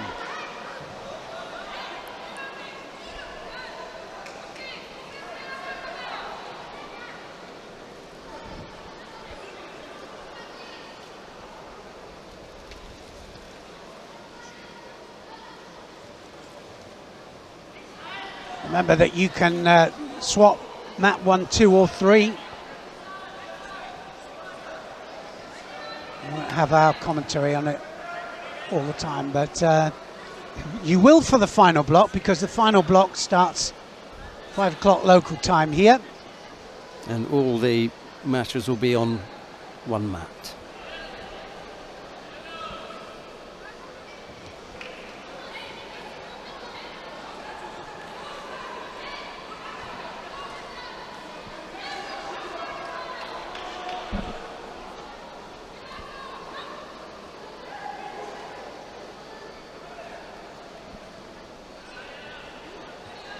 Still no score. Looking for that front leg for the Osoto. Lima is the one. All-out attacks to Tanza now to fire back.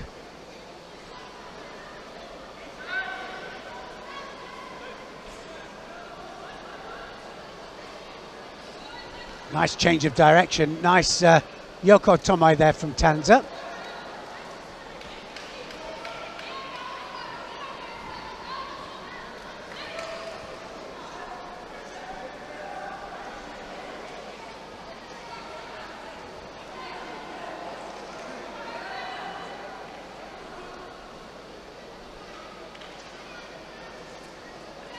Lima! Oh, what a nip on that was. Ashiguruma always looked like the one that was going to throw. Look how she goes into it. Osoto first, and then turns it into Ashiguruma. Got the Koshi grip. Great change of direction there. The hips go across, don't they? Then the leg snakes across there. Straight into the Osai Komi as well. Didn't need it though. Well, all systems are go.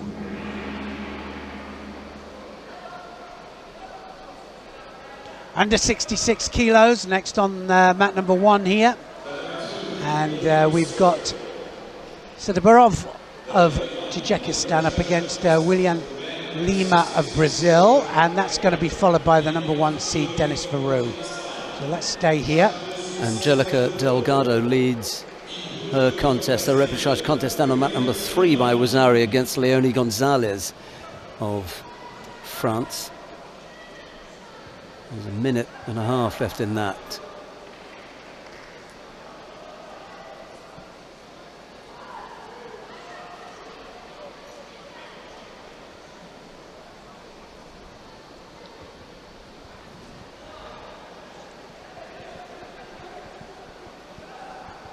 Sidoborov in white here and Lima in blue.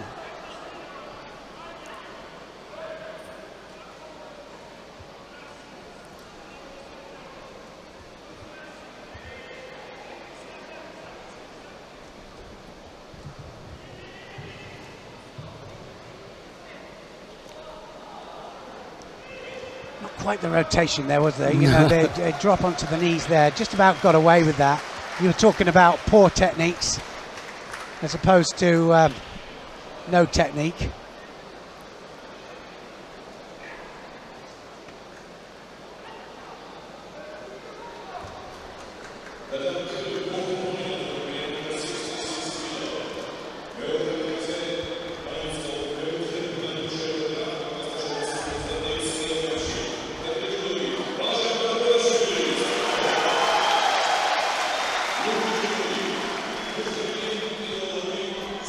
Lima not quite getting the rotation on those Sienagis. Just about getting away with it as an attack, and so Sidoborov gets the Shido.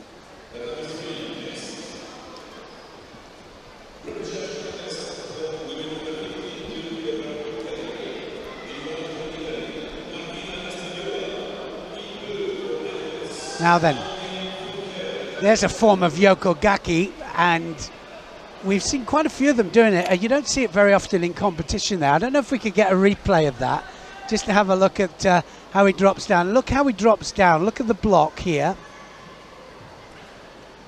Very unusual. It's a competition variation of. Yes, I'm trying to remember the Iranian who had developed something like that over a long period of time, Hajia Kondaze. But it began to look really unattractive in the end, because he would stick his foot on and just leave it there as he began to develop. It looks this almost technique. like a failed Tomanagi, but it isn't. It's purposely done. And then when he went Very in, unusual. when he went in for it, you couldn't get off it. No. Oh no, well them. you can't. You know, that's it. Hajia Kondaze. Do you know, it's really strange, because I started to do it because I saw it. And I thought, I'll give that a little go in the randori that I do. And I started catching, and, you know, so we have a bit of a laugh about it. That's why I picked up so quickly on it. And, yeah, interesting.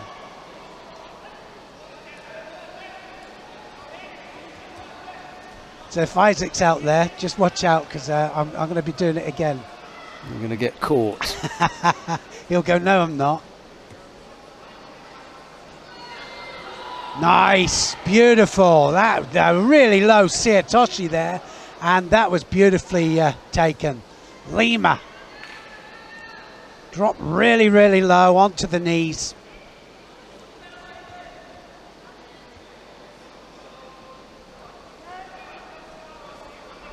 Anything that goes down, difference between the Taitoshi and Tsuyotoshi is the direction of the technique.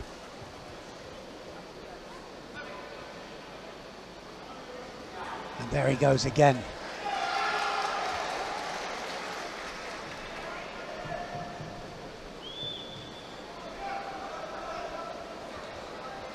Quite interesting today for me is the different techniques coming from the different styles, you know, and I often look at the different ways of applying same techniques, and they come from different directions, different grips.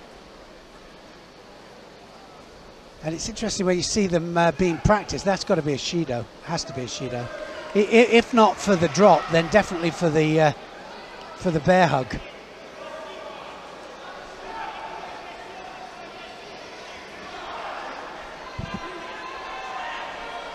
Two Shidos then up for Lima. He can't afford another one, and there's still time.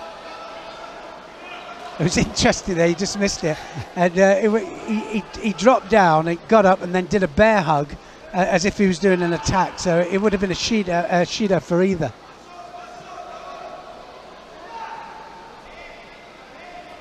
Yoko Otoshi, and good attack that was. 30 seconds to go. No more mistakes from either one as far as Shidos is concerned.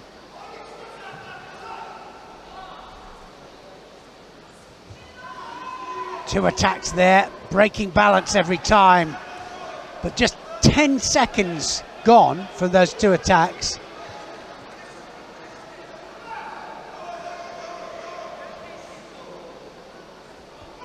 They've got to readjust the jackets. They've only got one chance, and then the second time they will be penalised. And like Sheldon said earlier on in the day, there's a couple that have been pulling the jackets out just to get a bit of a respite, bit of breather,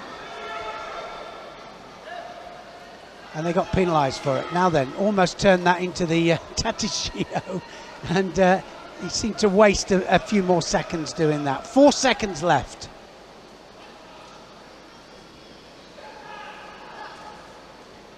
All over, okay, and so now Willian Lima will go through, and that's what did it there. Tsuyotoshi very low, good rotation as well, didn't quite get him flat onto his back, certainly just enough there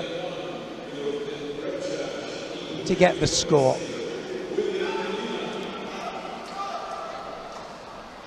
Well, we come now to the first of the semi-finals then in the under 66 kilo category. Denis Vieru of Moldova goes up against Tanaka Ryomi of Japan. It'll be Vieru in the white judogi, Tanaka in blue. The number one seed, Neil, here he comes.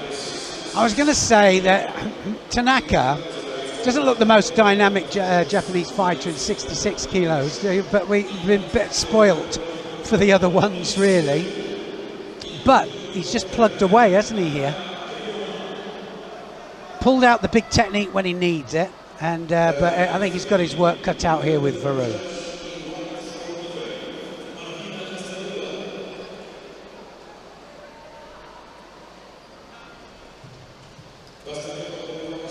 Like you said, he's been out once before, just that little one, that Paris tournament. Just a small introduction.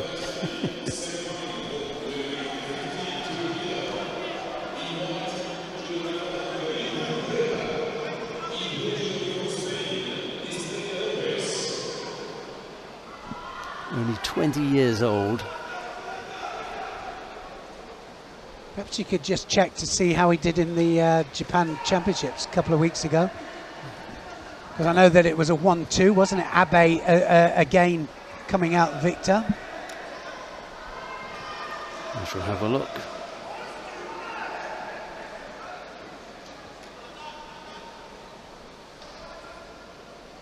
He was the gold medal winner at the Paris Grand Slam in 2021, and then at the next edition, because that was in October, and then we went in February. Remember, we were there a couple of times. He won gold in October, and then we went back in February, and he was a bronze medalist. So not as though it was a fluke or something.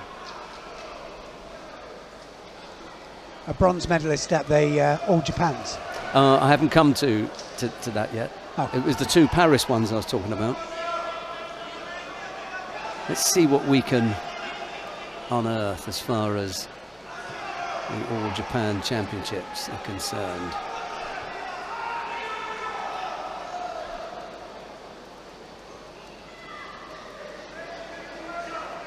I think Varun will have to get on his bike just a little bit, start to take the initiative on Tanaka.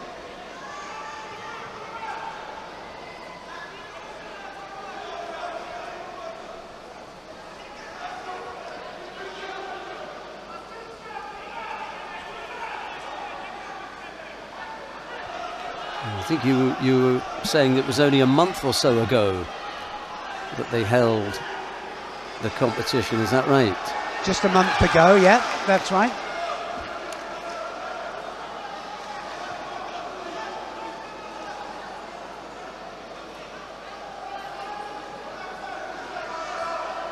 Could be April.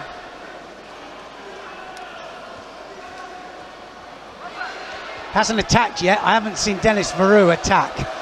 So, like I say, just being out-gripped a little bit by Tanaka. Tanaka managing to keep him off. There's a good attack. Good Kouchi. Change of direction by Varun.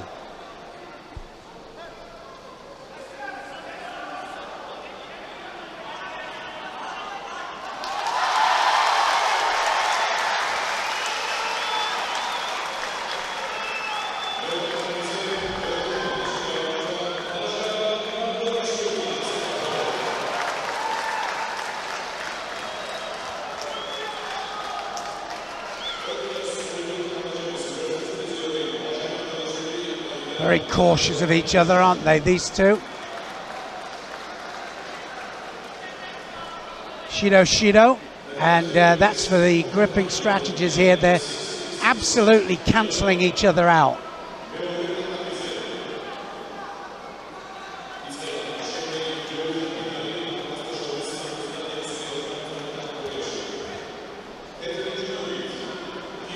Bit of frustration here from both.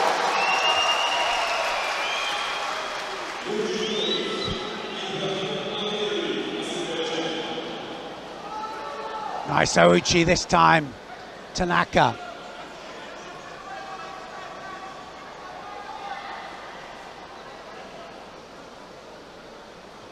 Interesting. Just a clash there, but Tanaka just shook it off.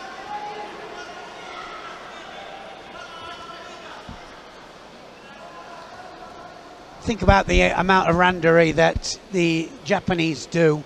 High class, high level randori, and that's their massive advantage, I think, over the rest of the world, really. I think we all have to chase it through training camps. The odd countries like Georgia, maybe France, of course France, but Russia, and they have the people, but a lot of countries don't. They have to rely on the camps. Japanese, of course, they have the universities, they have their national trainings. So many randoris. Oh, here we go. He's looking for the Kosoto. And I don't think it's necessarily the right thing for Tanaka to do here against Varun, because he might come unstuck.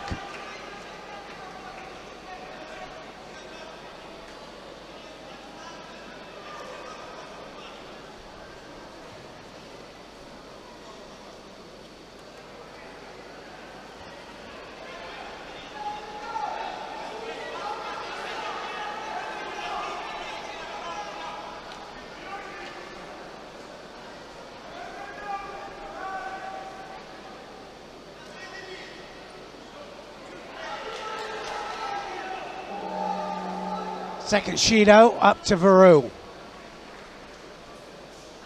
It's always on the cards, actually, I've got to say, because one step behind.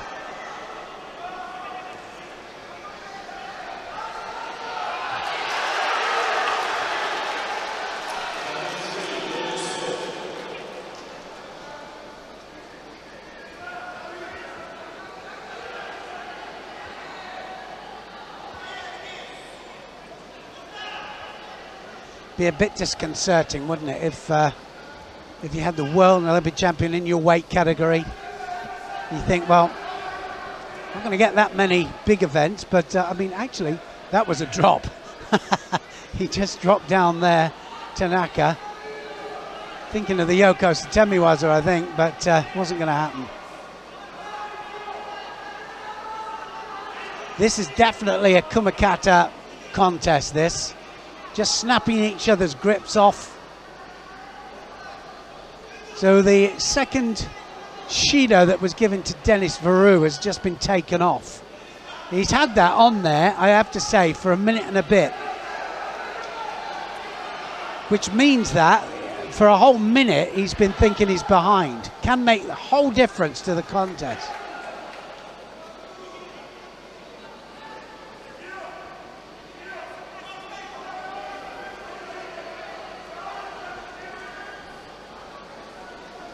Oh, Sianaki, right the way underneath there, and Denis Varu lands on his backside.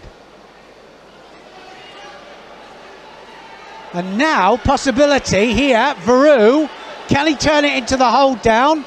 He's got to tie up that top half first. Outside Komi has it. He's looking for the Sangaku. Done now. Yeah, it is. It's all over, isn't it? And from a fantastic technique there from Tanaka, he comes unstuck. Denis Varu holds Tanaka down, and that was a big mistake, wasn't it? Watch this Sianagi first of all. This is how he scored in the previous round. He just complete flip there onto his backside. Yeah.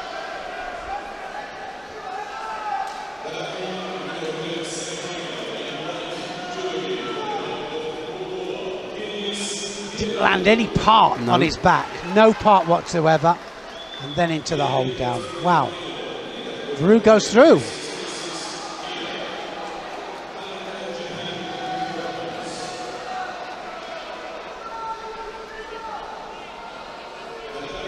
What a good win by Denis Varu, under pressure. We've got a repechage contest coming up now on mat number 1. We've got a quarter-final on mat number 2 and a semi-final down on mat number 3. I think we better go down to mat number 3. Pup Reca of Hungary is up against Estrella Lopez Sheriff of Spain. It'll be Pup in the white judogi, Lopez Sheriff in blue. We join the contest with 2 minutes of golden score already elapsed. There's no score and we are penalty free, Neil. Yeah, they're both two athletes that are going to go for it, but they've just given Ippon to Pup Reca. We didn't see what the action was. We're going to have a look now, I'm sure of it. So I might get a little look here to see how Pup Reca goes through to the final.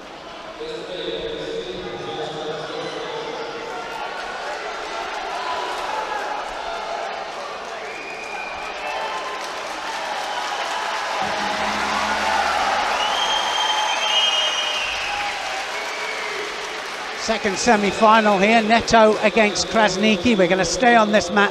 Neto of France is going to be in white. We might get a little bit of a... Oh, here we go. We're going to see how it happens now. Kosoto. Oh, head. Or turnover? Yeah, no, I think it's the turnover, isn't it? Yeah, onto her hooked, back. Hooked onto the foot as well. As long as it's directed, can you put a name to it? Kosoto Gak there first of all. Then look at the hands there, the Tewa's up, puts her cleanly on the back, so she gets the Ippon for that. Okay. So Neto in white here, Krasniki in blue.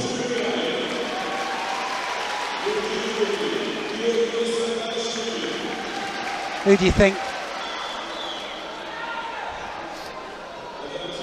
Yes, interesting. Straight away, Neto gets Shido for area. You just see a little bit more spring in their step, can't you? Both of these two.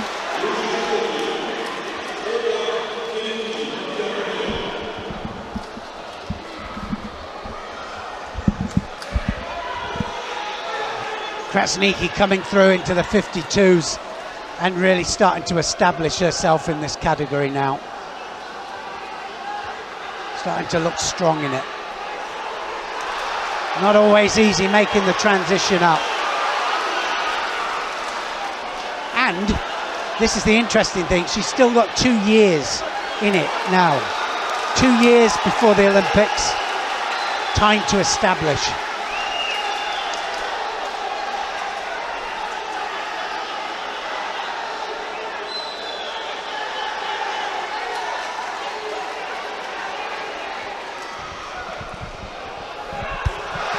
Another cracker of a match happening on mat number 2 here. We've got one up on mat number 1 as well. Lukumi Chukvimiani is up against teammate Georgi Sadalashvili. And it's a Wazaria piece up there. Koga Genki is on mat number 2 here against Nazadze of Georgia. Some great matches happening, can't do them all. So let's stay on this one. This is a great semi-final here. Neto and Krasniki.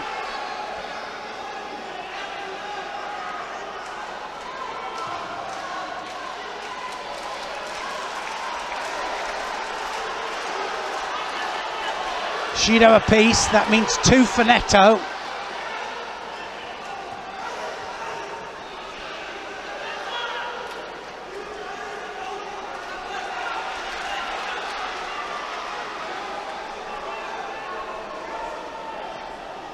You know, I think the thing for me with Neto as well as Krasniki, but it's just the urgency to throw.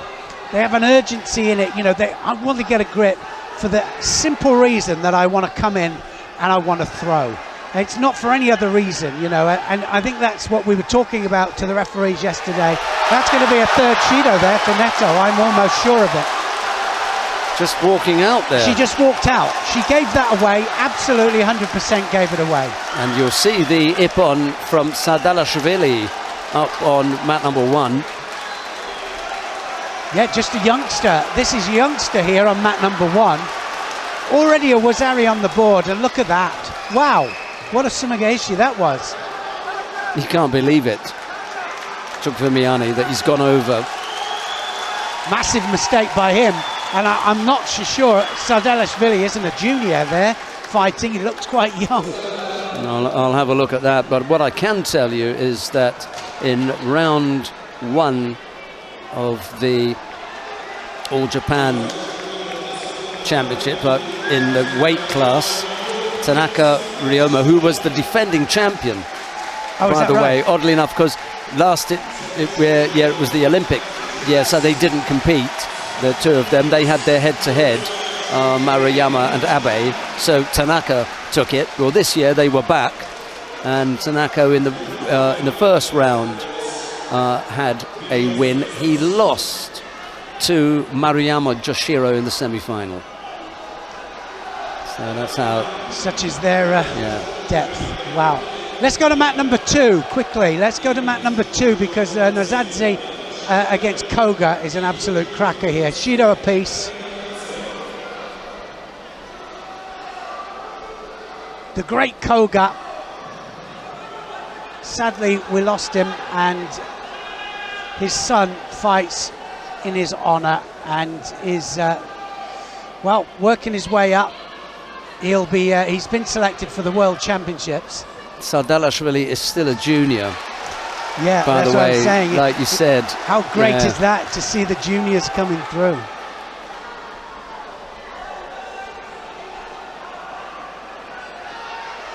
Koga, arm over. Oh, massive. Ashiwaza there from Nazadze. And just to tell you about Sadalashvili, he just won the Junior European Cup in Malaga in Spain and defeated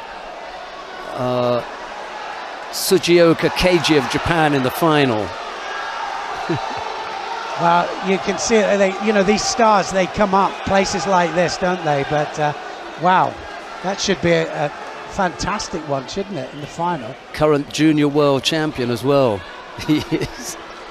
Sadalashvili, he's the current junior world champion. Looking forward now to seeing him, and he's just taken out one of the top seniors. Yes. By Ippon. Well, it was Ariane Ippon.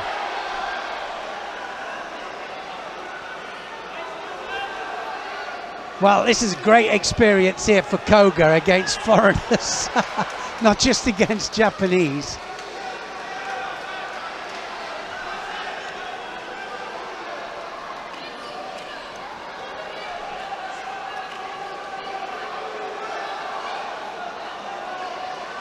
Remember that he beat Takato a few weeks ago in the final of the All Japans. Takato is the Olympic champion. Talking about Koga here. Right against left here. Good change of direction there from Koga. Koga's the one with 2 Shidos on the board. Is it going to be a Shido for Nozadze?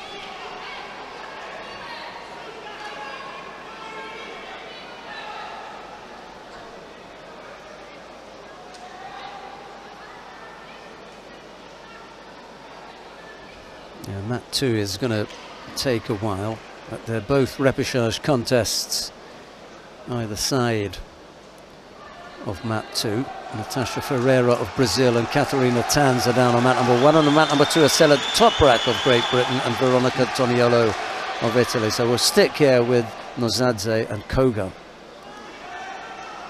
20 odd seconds left to go.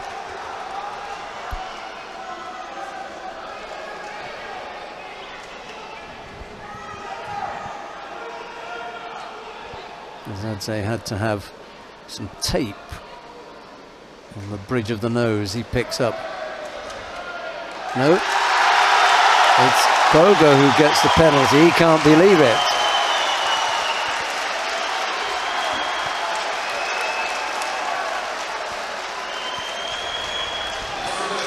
Uncharacteristic of the Japanese not to just bow and take the decision, but he does now.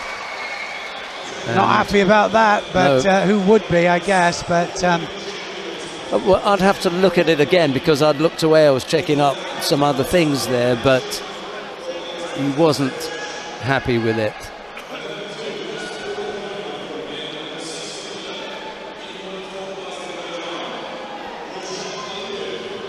Was that your feeling of the contest? You know, I'm like you. I'd have to go back and look at it. I'd have to have a look at, you know, attack by attack. Yeah, yeah. For me, I could have probably kept it going for a bit longer. Right, on the mat now, Rovshan Aliyev of Azerbaijan is up against Aybek Omirov of Turkmenistan. It's Aliyev in the white judogi, Omirov in blue.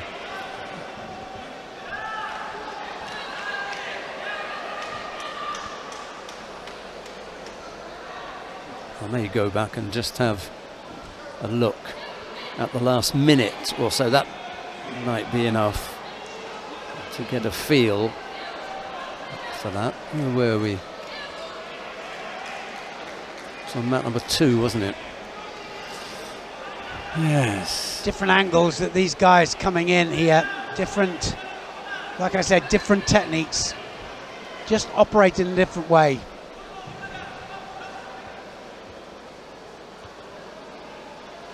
It's normally the kumakata, and I think that's why I like it that the kumakata has opened up again. So many different techniques can come from it.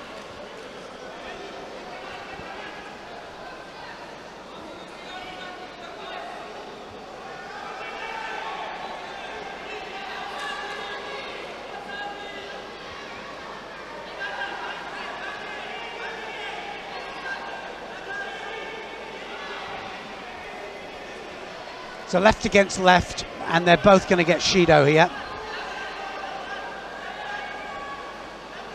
So both just very negative there with the sleeve grip, cancelling each other out.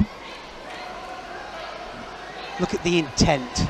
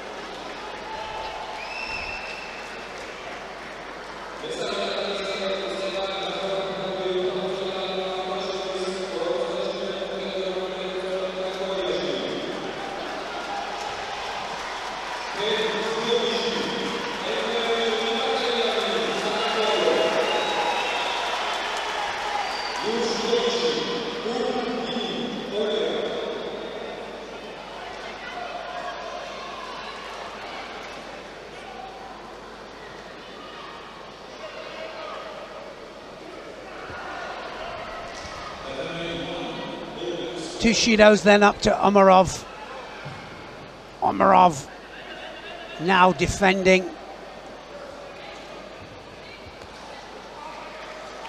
Sudiguruma Jimmy there, attempt from Aliev.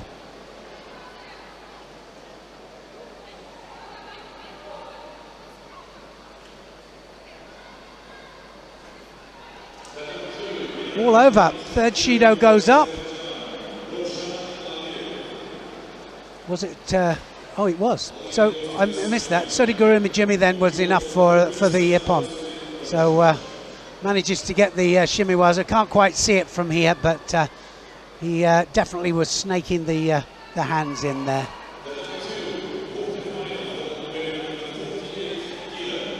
Quarterfinal, 48 kilograms then. Belinda Martinez of Spain up against Katarina Menz of Germany.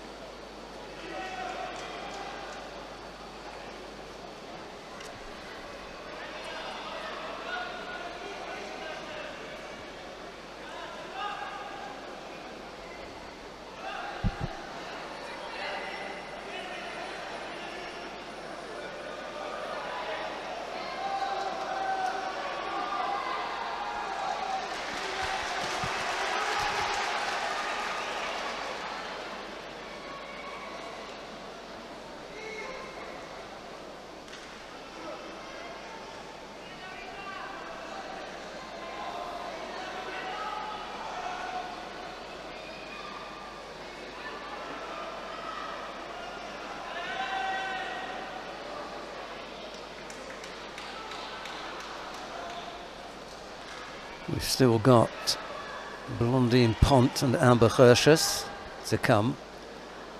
Mukridin Tilolov and Ibrahim Aliev in the under 66 kilo category, and then we'll follow that with the other semi-final, Vazamag Velashvili and Georgi Tutashvili. Down on mat number 3, it's Eteri Lipatiliani up against Humi Mi, semi-final in the under 57 kilo category, and then the other semi-final is Priscilla Neto and Paulina Starker. So that's all happening down on mat number 3. Katerina Tanza has just won her contest against Natasha Ferreira. She was a Wazari down, by the way, and Tanza came back to win that one.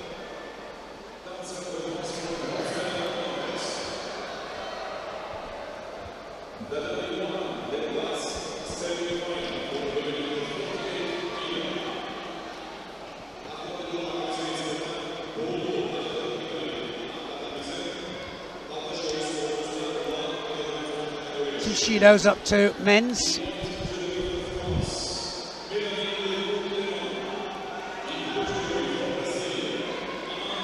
Martinez just plugging away here.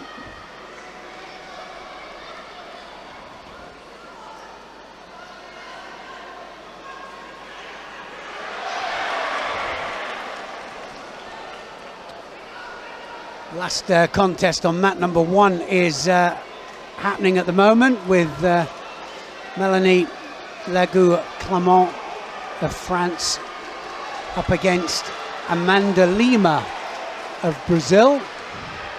No score in that match at the moment.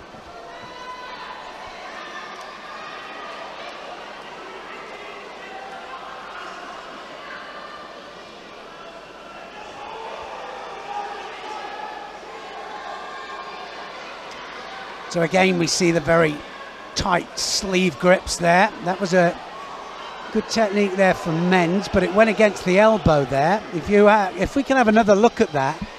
And you know, this is always the problem. Sometimes when you drop in from the sleeve, wrong angle, goes against the elbow. Don't know if we can just get another replay on that. Just have a look at this. Sodi Surukamigoshi just drops. Well, for me, that wasn't quite. I didn't think that she actually went underneath the elbow first, then sprung up, and it was the change of position there from her opponent that went onto the straight arm. Slightly different. But there it is. They've given it.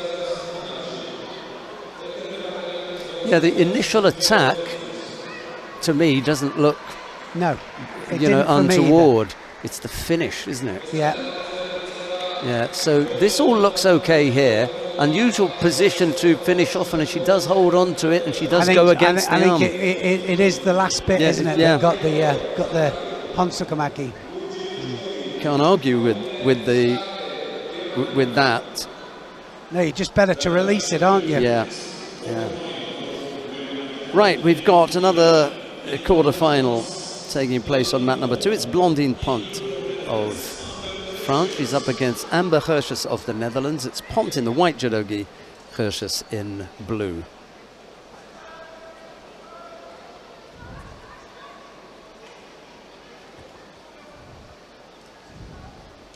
All systems go then, and people fighting for chances of fighting for medals here. Koga Genki's got to come back through the repechage. You can see his name down there in a few fights' time. Legout-Clement in her semi-final in the 48 kilo category, and then Priscilla Neto in hers against Paulina Starker. And Legout-Clement has just thrown Amanda Lima for Ippon. I think this is how it happened. This is on mat number 1, just happened. Whoa. Beautiful Uchimata. Oh my goodness, what a classic Uchimata that is. Look at the sleeve go across, then the high grip, and then that support foot absolutely central. Absolutely beautiful. Throw of the day without a shadow of a doubt. Yeah, beautiful execution from Melanie Legout-Clement. There's another French fighter on the mat now. This time it's Blondine Pont in the white judogi up against Amber Hirschus of the Netherlands in blue. There's no scorers yet. We've had, well, a minute or so, minute and a half.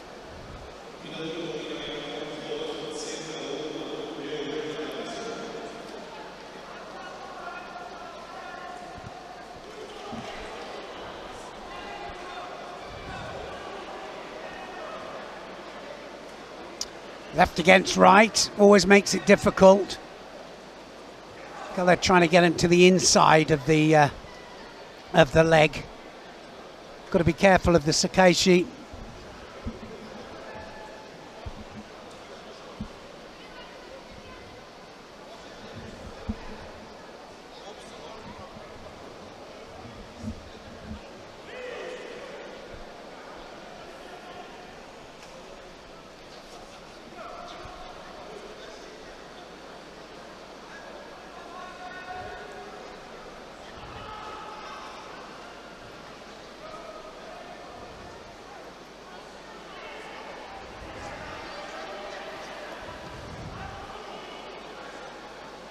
Each one of these is threatening to do the Uchimata.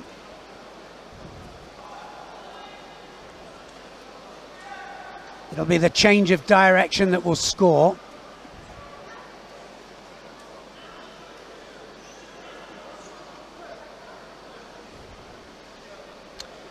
Interesting to see which one goes over the opposite flank.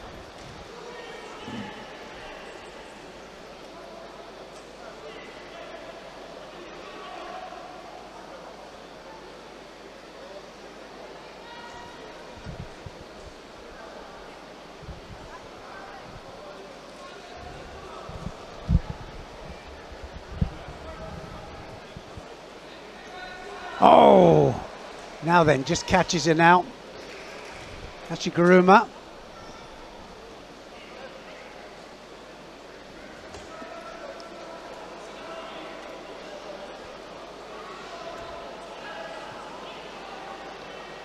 Look how she catches. She comes across.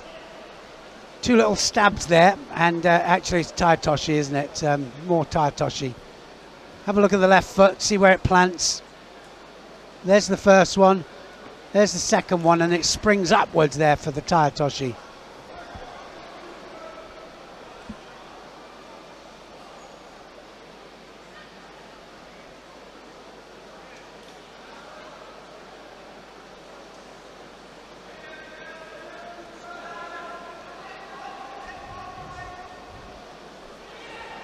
Gurgis, Netherlands starting to take the initiative for the actual techniques. It's a Shido apiece, it's all evens, into golden score.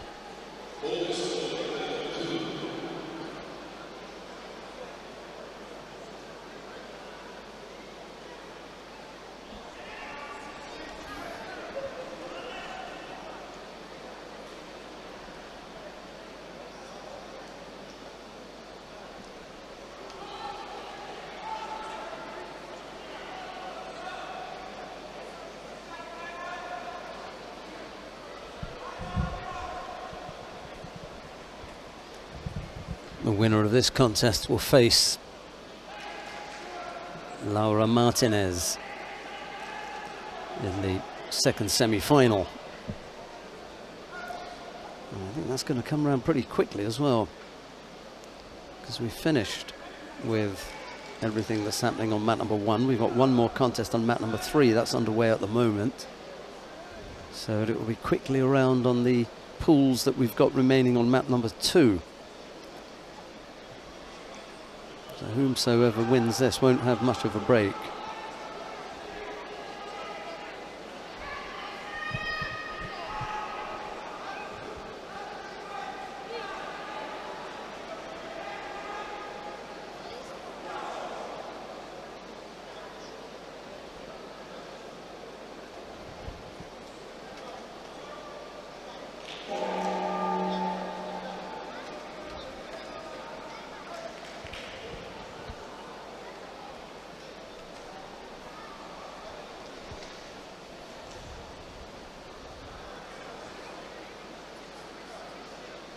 Well, as Neil pointed out, it's always very difficult when you've got left and right, and they are quite extreme here, almost side on at times.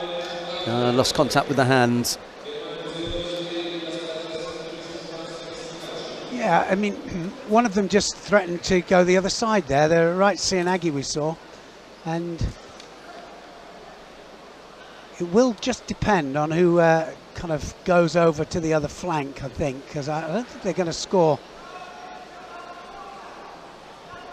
to their adopted side.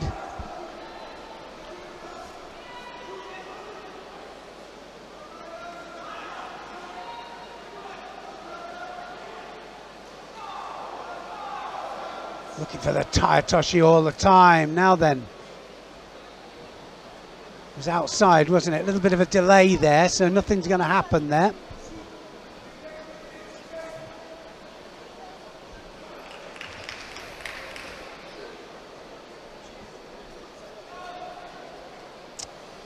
Pont gets the third Shido, and Gurgis of Netherlands goes through to the semi-final. So just behind on attacks, really, just a little bit behind the pace. We've only got mat number 2 in operation at the moment, and the other 2 mats, mat number 1, mat number 3, all over. Well, let's go to mat number 2 then. Good choice, Sheldon. I got something right today. Who we got coming up next then? Mukhriddin Tilolov of Uzbekistan goes up against Ibrahim Aliyev of Azerbaijan. It's a repechage contest in the under 66 kilo category. It's Tilolov in the white judogi, Aliyev in blue.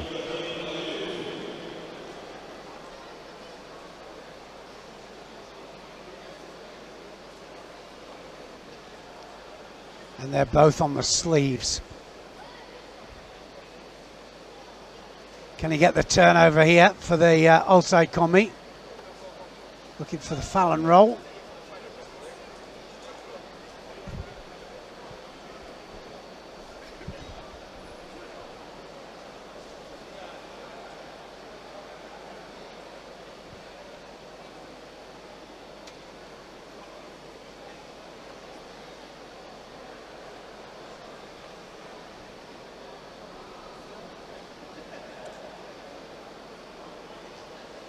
Yet again, we've got a right against left. Just look at the W effect there on the legs.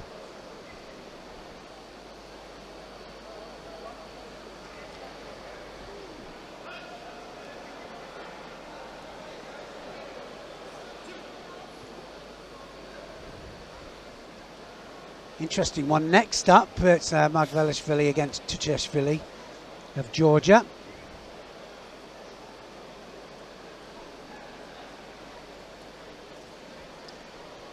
Did we say that Tuchishvili was the junior world champion? No, it was in the under 60 kilos. Yeah, it was in the under 60 kilo category. Yeah, sorry.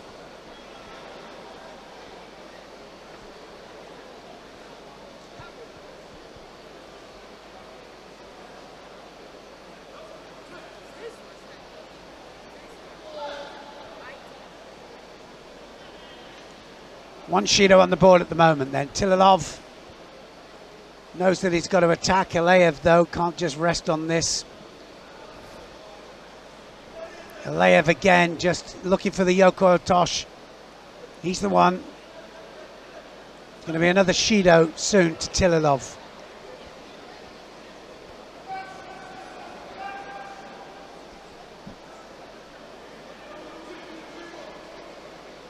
Another couple of attacks, I think. Aliyev getting wound up again. Oh, that won't do him any favours.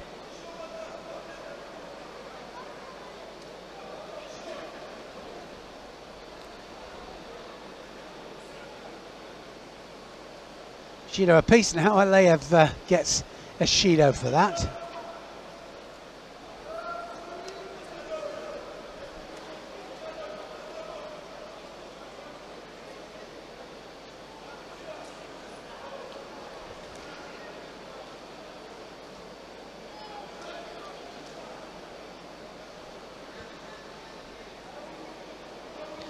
Well, we've seen so many amazing matches, and a little bit lackluster this one.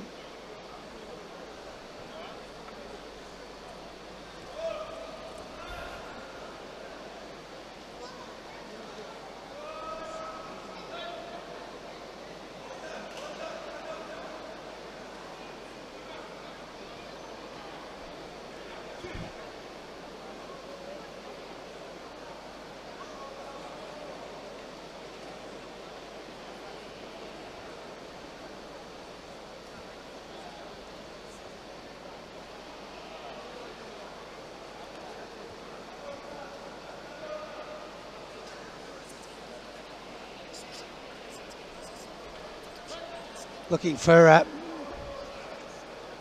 well, was it Kataguruma? It's kind of a reverse Kataguruma, wasn't it? We've seen quite a few successful throws with that, but that was nowhere near that one.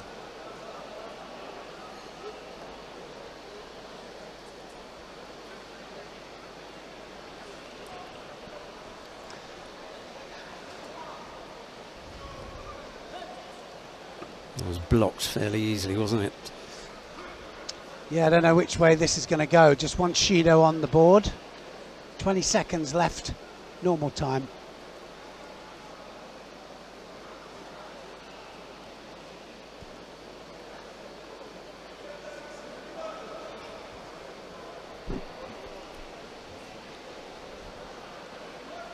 Chance on the arm.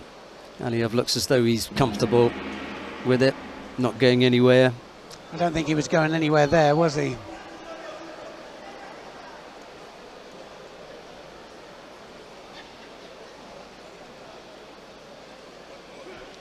Anybody's match this. Golden score then, and one Shido apiece. Winner of this will be fighting for third place.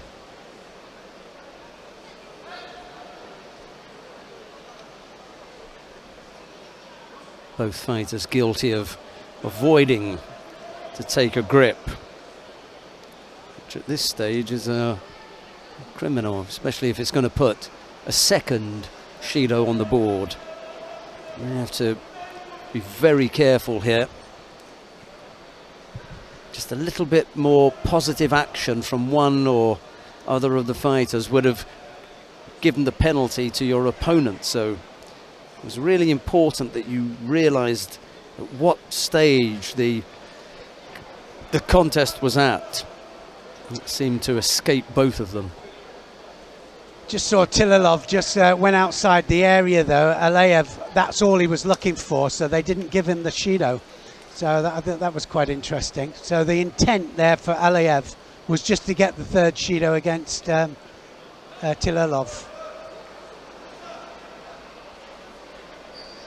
So we can't have people just playing for Shidos, otherwise an Olympic title could be all about an Olympic title being won on to somebody going for negatives.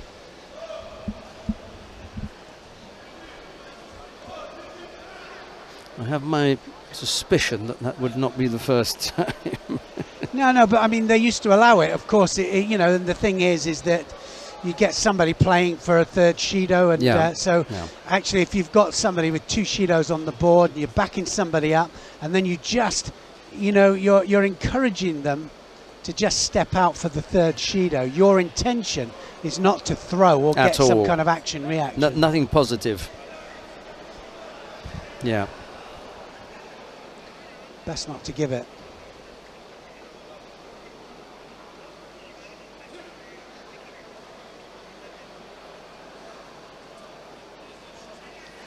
Cianagi, and very low Cianagi.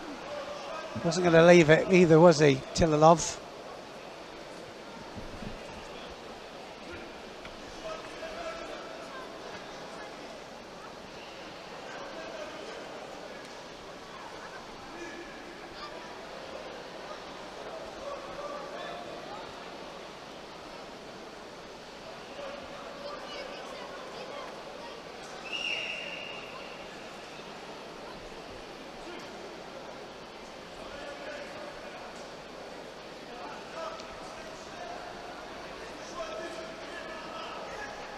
Tililov putting all the work in here now, and I'd say it's an attack off getting a third Shido. It might be all over now.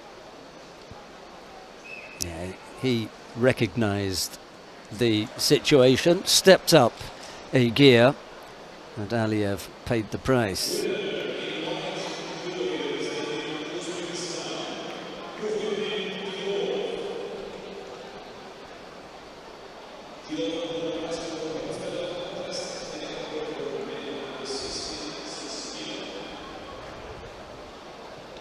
Nice little domestic sorting out here.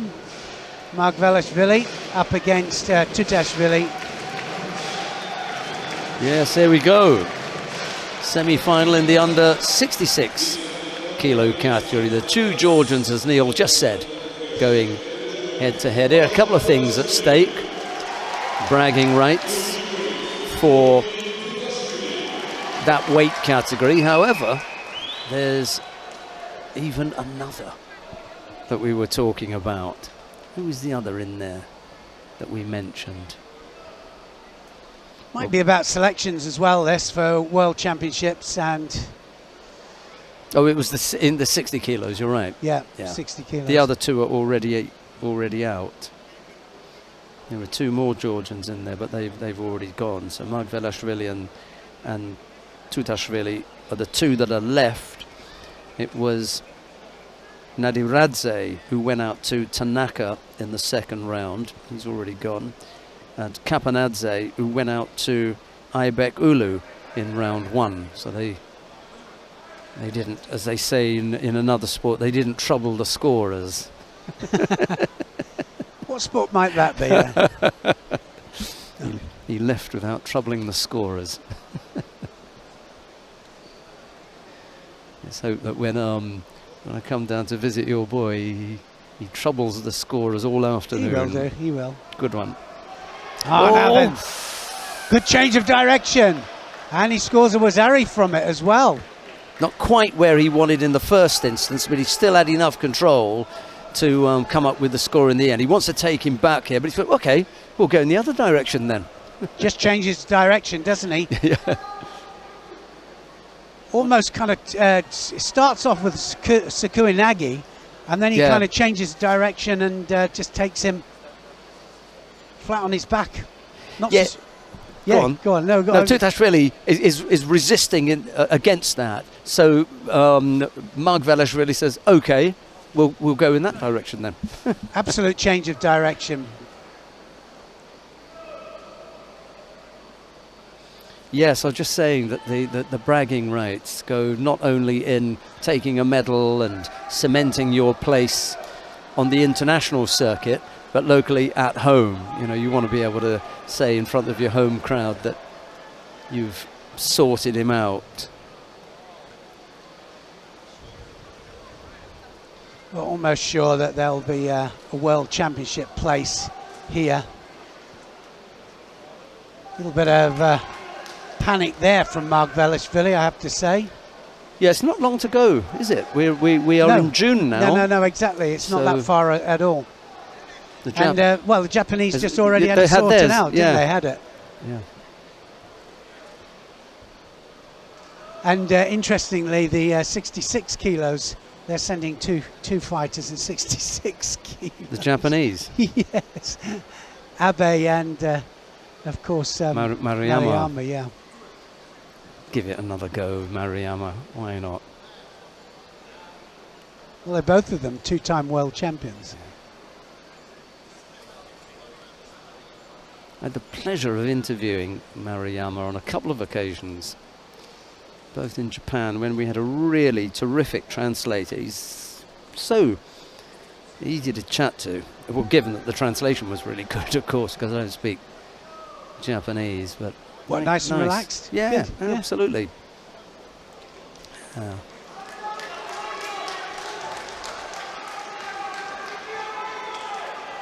His Uchimata's all right. Best Uchimata in the world, I think, but there we go.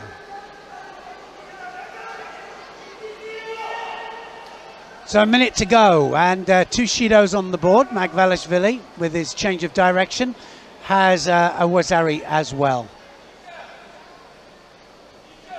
Bear in mind that these two probably train together all the time, and there it is. And a change of direction again. Ooh, so close.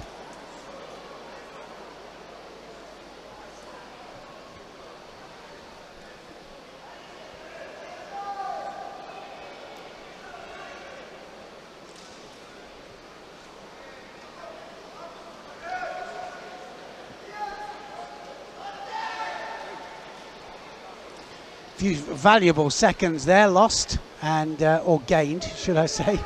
Margvelashvili, depends on which way you look at it. Lost to Tudashvili.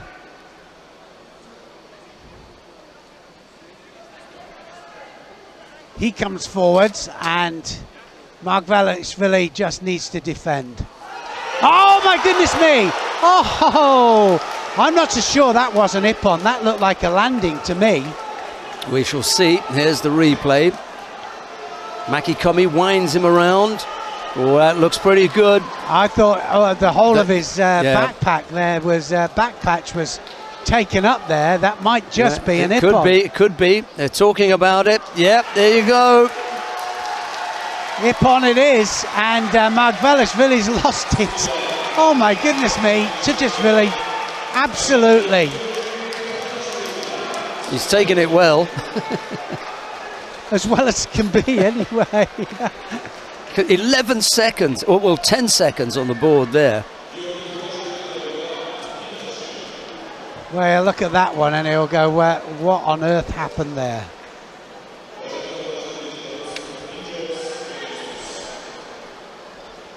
Tudashvili ambushed him right at the end. Well, even the crowd, I'm just looking up at the crowd there, stunned. They're absolutely stunned. Right, coming up next, Koga Genki of Japan is up against Aybek Omirov of Turkmenistan. It'll be Koga in the white judogi, Omirov in blue. That was a crowd silence at that one. That must have been the loudest one in here. Shock and horror for Vaza Margvelashvili, this morning's favourite to take the gold medal for Georgia. Not necessarily on paper, because Denis Vieru has the pleasure of being and honour of being the #1 seed. Vaza Margvelashvili is the #2 seed. He won't be making it to the final. Well, he won't. No. Nice bit of newaza here by Koga, I have to say. He's got the Sangaku. Can he turn it into the hold down? Not quite. Georgi Tudashvili, by the way, was unseeded this morning and has overturned the #2 seed. He's done the business there. Tudashvili. He also saw off the challenge of Alberto Gaitiro Martin, and then Ibrahim Aliyev of Azerbaijan. Good day at the office. Yeah. He's not finished yet. Koga's going to keep on here with this Sangaku, and now can he turn it in? Yes. Might just turn it in, mightn't he, for the hold down. There you go. There it is. As soon as the hips go forwards, then it's all over. But he's not giving up easy, is he? There, Omirov there, giving it everything. Wazari already scored. Now it's secured. The weight distribution has changed, and it's all over. So Koga will be fighting for third place.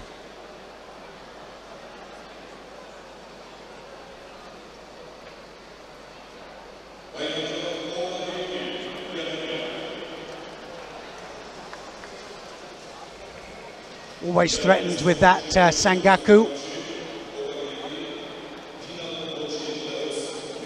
And his walk-off there is as if to say, well, it just isn't enough for me, but it never is for ones that, you know, they're there for gold and they're gold only, but unfortunately, you do have to go through with the rest of the proceedings.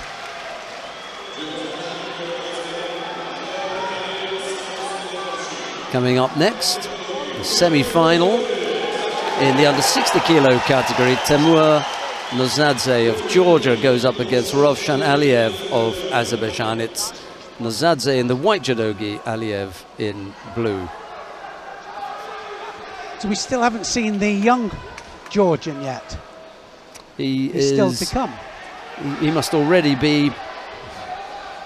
He's not coming on again. He's already in there. He defeated Chukvemiani in the semi-final, didn't he? That's it. You're going to see him later. So that was the semi-final. So he's already taken his spot. in the final. Sadalashvili. Chukvimiani has gone into the bronze medal contest. He'll face Koga Genki.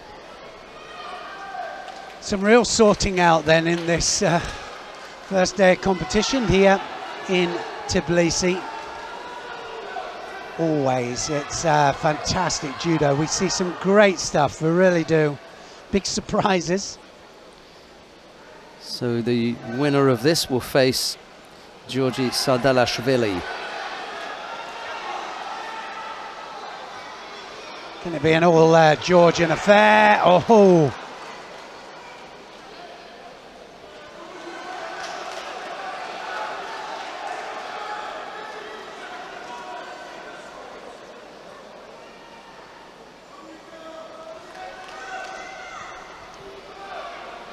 Oh, now then, great change of direction.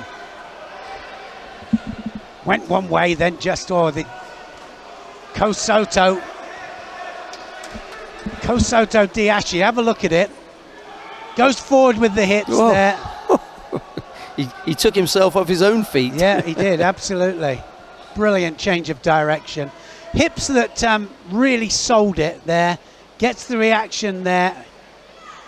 And he's already falling back, but manages to turn. Now then, somebody's going to go here. Well, you can make a prediction here. It's not going the distance. It's not going to go time, this. That's the only prediction I've got. This is not going into golden score.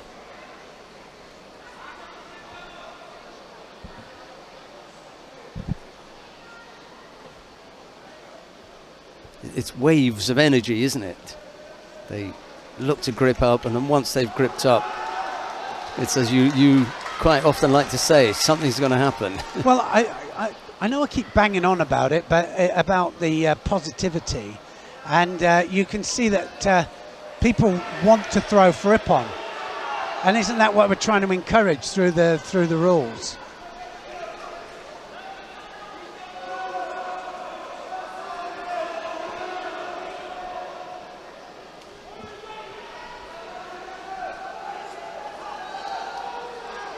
Halfway through, blink of an eye, all action.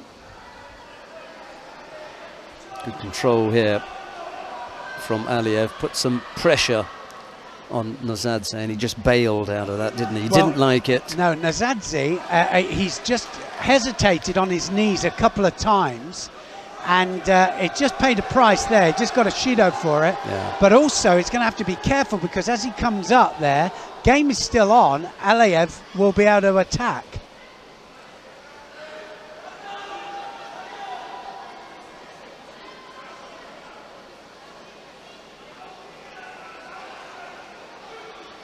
Aliev taking the initiative here.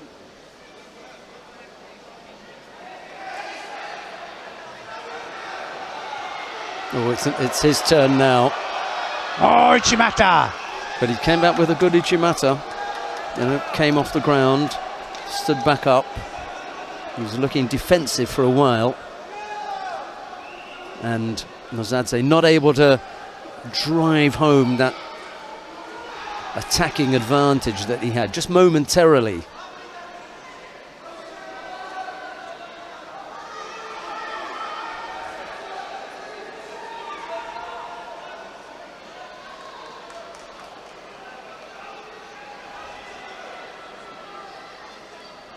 Aliev keeps snatching that grip off, doesn't he? That big right arm there, just trying to get rid of it before he attacks. But, wow, we keep saying it's not going to go to time here. Good match. Yeah. And you realise that it is going to end up in golden score now. Well, because I said. What do we know?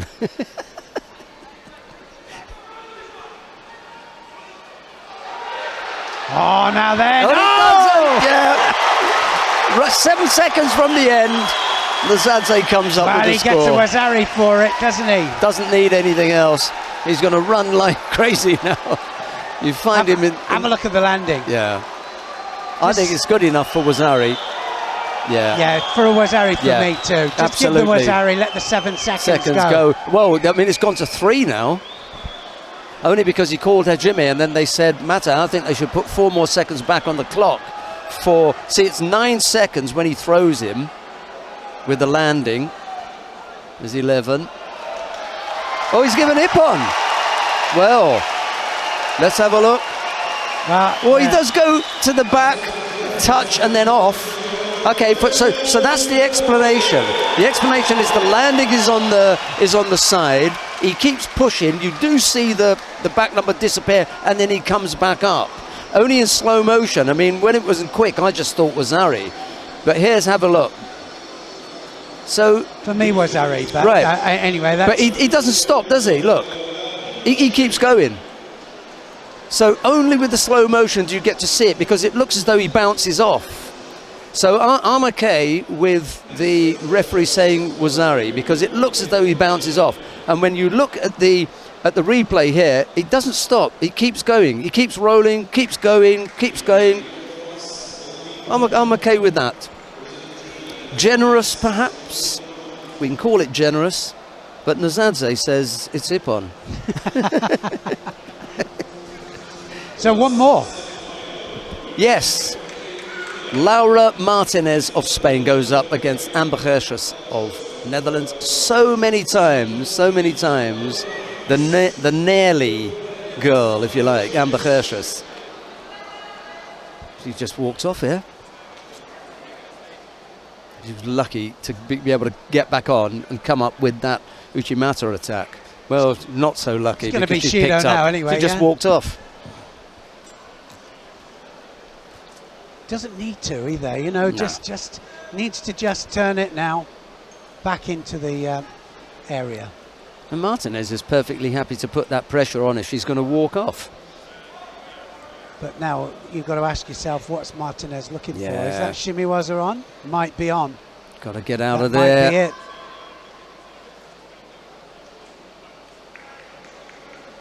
Might have been across the face, that.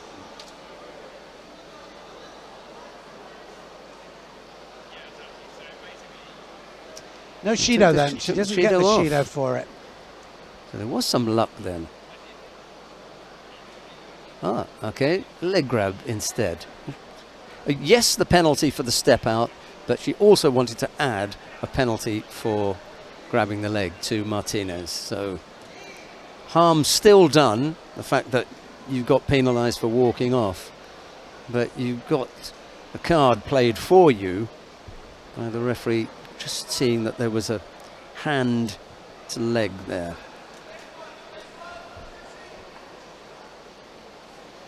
I have to say I didn't see it. No, that's why we got the video referee, isn't it? You know, because sometimes it's all so quick. Flurry of attacks.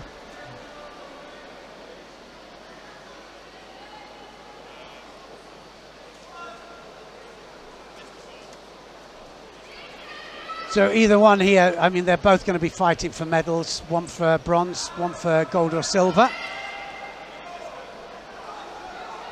Just going to click on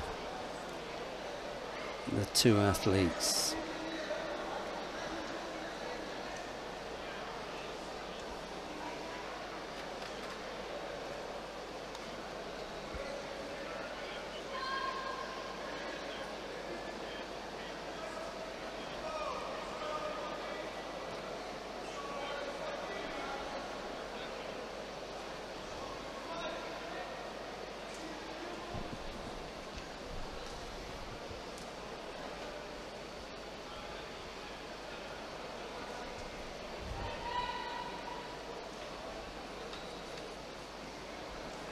Both on the sleeves, and they've got to put an attack in off the sleeves, especially if they're down.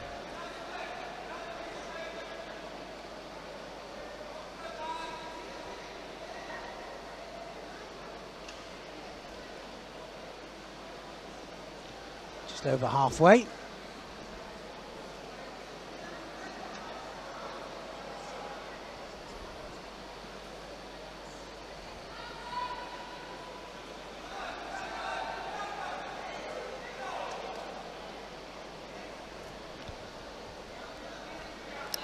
Well, this is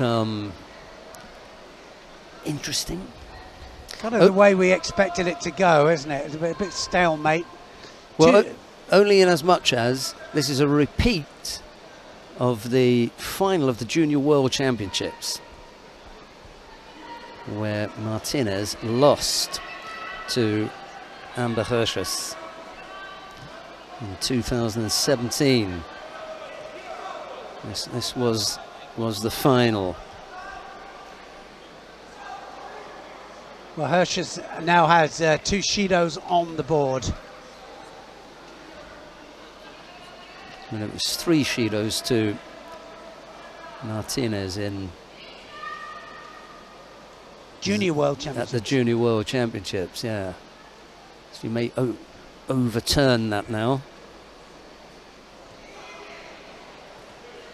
Nagi, and Hirschus just off.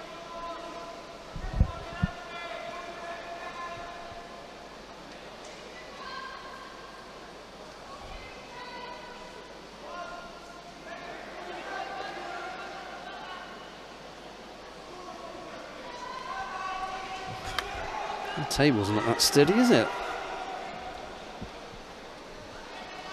Half a minute left to go. The important thing for Hirschus really is to avoid picking up a third penalty. You can go out some other way like that. Too late. Look at that. Kouchi did it. I was going to say you can go out some other way, yeah. But not with a third penalty. Not a happy camper, is she? Beautiful change of direction there from Martinez.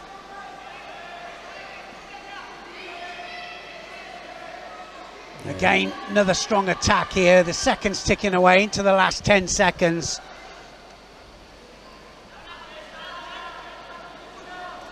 I wonder which one Laura Martinez would like to have. Is she okay with this result here? Junior Worlds, I think. Or swap it for the Junior Worlds and let Amber Hirschus have this one. I'll tell you what, right now, Martinez isn't thinking about the Junior World. She's thinking about having taken the win here. And Hirschus isn't thinking about the Junior Worlds. That's a long time ago. So 5 years. Yeah. Right. Neil and I are going to do a wrap-up. We've had 5 weight categories. Start with the 60s. Let's go with the 60s because there was some real action there. I'm not suggesting that there wasn't action with the others, but let's start with the under 60 kilo category then. A little bit of a shock, I think, with Koga, Viviani, fighting for third. Yeah. That's going to be a third place match. I think Koga was sent out here for experience against international people. He's going to get that. He's had it, and an all Georgian affair, Sedashvili. I'm looking forward to seeing him against Nazadze, and I think that the youngster looks really bright. The future looks good, doesn't it? Yeah, and I think to come back to your point about Koga, if he wanted to go up against quality opposition, well, he's already had a good go with one of the Georgians. He's going to have another go, this time against the former world champion Chukvimiani. So there we go. Why not? Mission accomplished. Right, in the under 66 kilo category, the number 1 seed has done exactly what it says on the tin. He's in the final. Dennis Vieru, he put out Tanaka Ryomi of Japan in that semi-final, and then there was a little bit of a surprise there when Tutashvili overcame Margvelashvili with 11 seconds to go or something. Yeah, I mean, him. Yeah, should be an interesting one. Vieru, as I say, just seems to be growing into the category, doesn't he? Just is looks more and more confident every time I see him out there, and so he's yet another final of a major tournament, which is why his world ranking's right the way up there. Tanaka will face Tilolov in the second of the bronze medal contest. The first features William Lima and Vaza Margvelashvili. That's in the under 66 kilo category. In the under 48 kilo category, the number 1 seed made her way through to the final, Melanie Legoux Clement. It could have been an all French final with Blondine Pont. However, it didn't work out that way. It's going to be a difficult one, isn't it? Clement, very experienced, and you know, I think she'll probably just have it too much for Martinez. But Martinez is a worker, isn't she? She just plugs away. Junior world silver medalist. Yeah. And now in the final. Katharina Tanzer of Austria is going to go up against Amber Hershus of the Netherlands, and the aforementioned Blondine Pont goes up against Amanda Lima of Brazil. Right, in the under 52 kilo category, Pup Brekker, again, number 1 seed, is working out with the number 1 seeds that it were, except Chukwuemeka. But Pup Brekker is up against Distria Krasnicki. Your thoughts on that? Well, you know, they're both of them the most consistent in the category, you know, or two of the most consistent in the category. Krasnicki looks as if she's getting stronger and stronger. Pup is one of the strongest, and against anybody else other than Krasnicki, I would have said she's got a great chance, but I think Krasnicki will be too strong for her. Yeah, I'm going to go with Krasnicki. Nothing against Pup Brekker. Leonie Gonzalez of France goes up against teammate Astrid Neto in the first of the bronze medal contest. The second features Mariam Castagnolo of Italy. She goes up against Estrella Lopez Sheriff of Spain. And the last of the weight categories, in fact, this has been one of the most exciting today, the under 57 kilo category. We saw Dario Biladid go out early to Eteri Lipitiliani. Eteri Lipitiliani couldn't quite make it into the final, losing out to Hu Mimi of the Republic of Korea, and it will be the Korean to face Paulina Starker of Germany in that final. That's been a really good good run for her. Real sorting out there, and you've got to say that if Hu's just come through all of that, maybe starting as favourite there against Starker, but you can never tell. Starker's on good form. And then Rafaela Silva is in the first of the bronze medal contests up against Priscilla Neto, and then Veronica Tonioli will go up against Eteri Lipitiliani, their home favourite in the second of the bronze medal contest. Neil and I will be back in about an hour and a half from now at 5 o'clock when we get underway with all the medal matches on day 1 of the Tbilisi Grand Slam. But from Neil Adams and myself, it's bye-bye for now.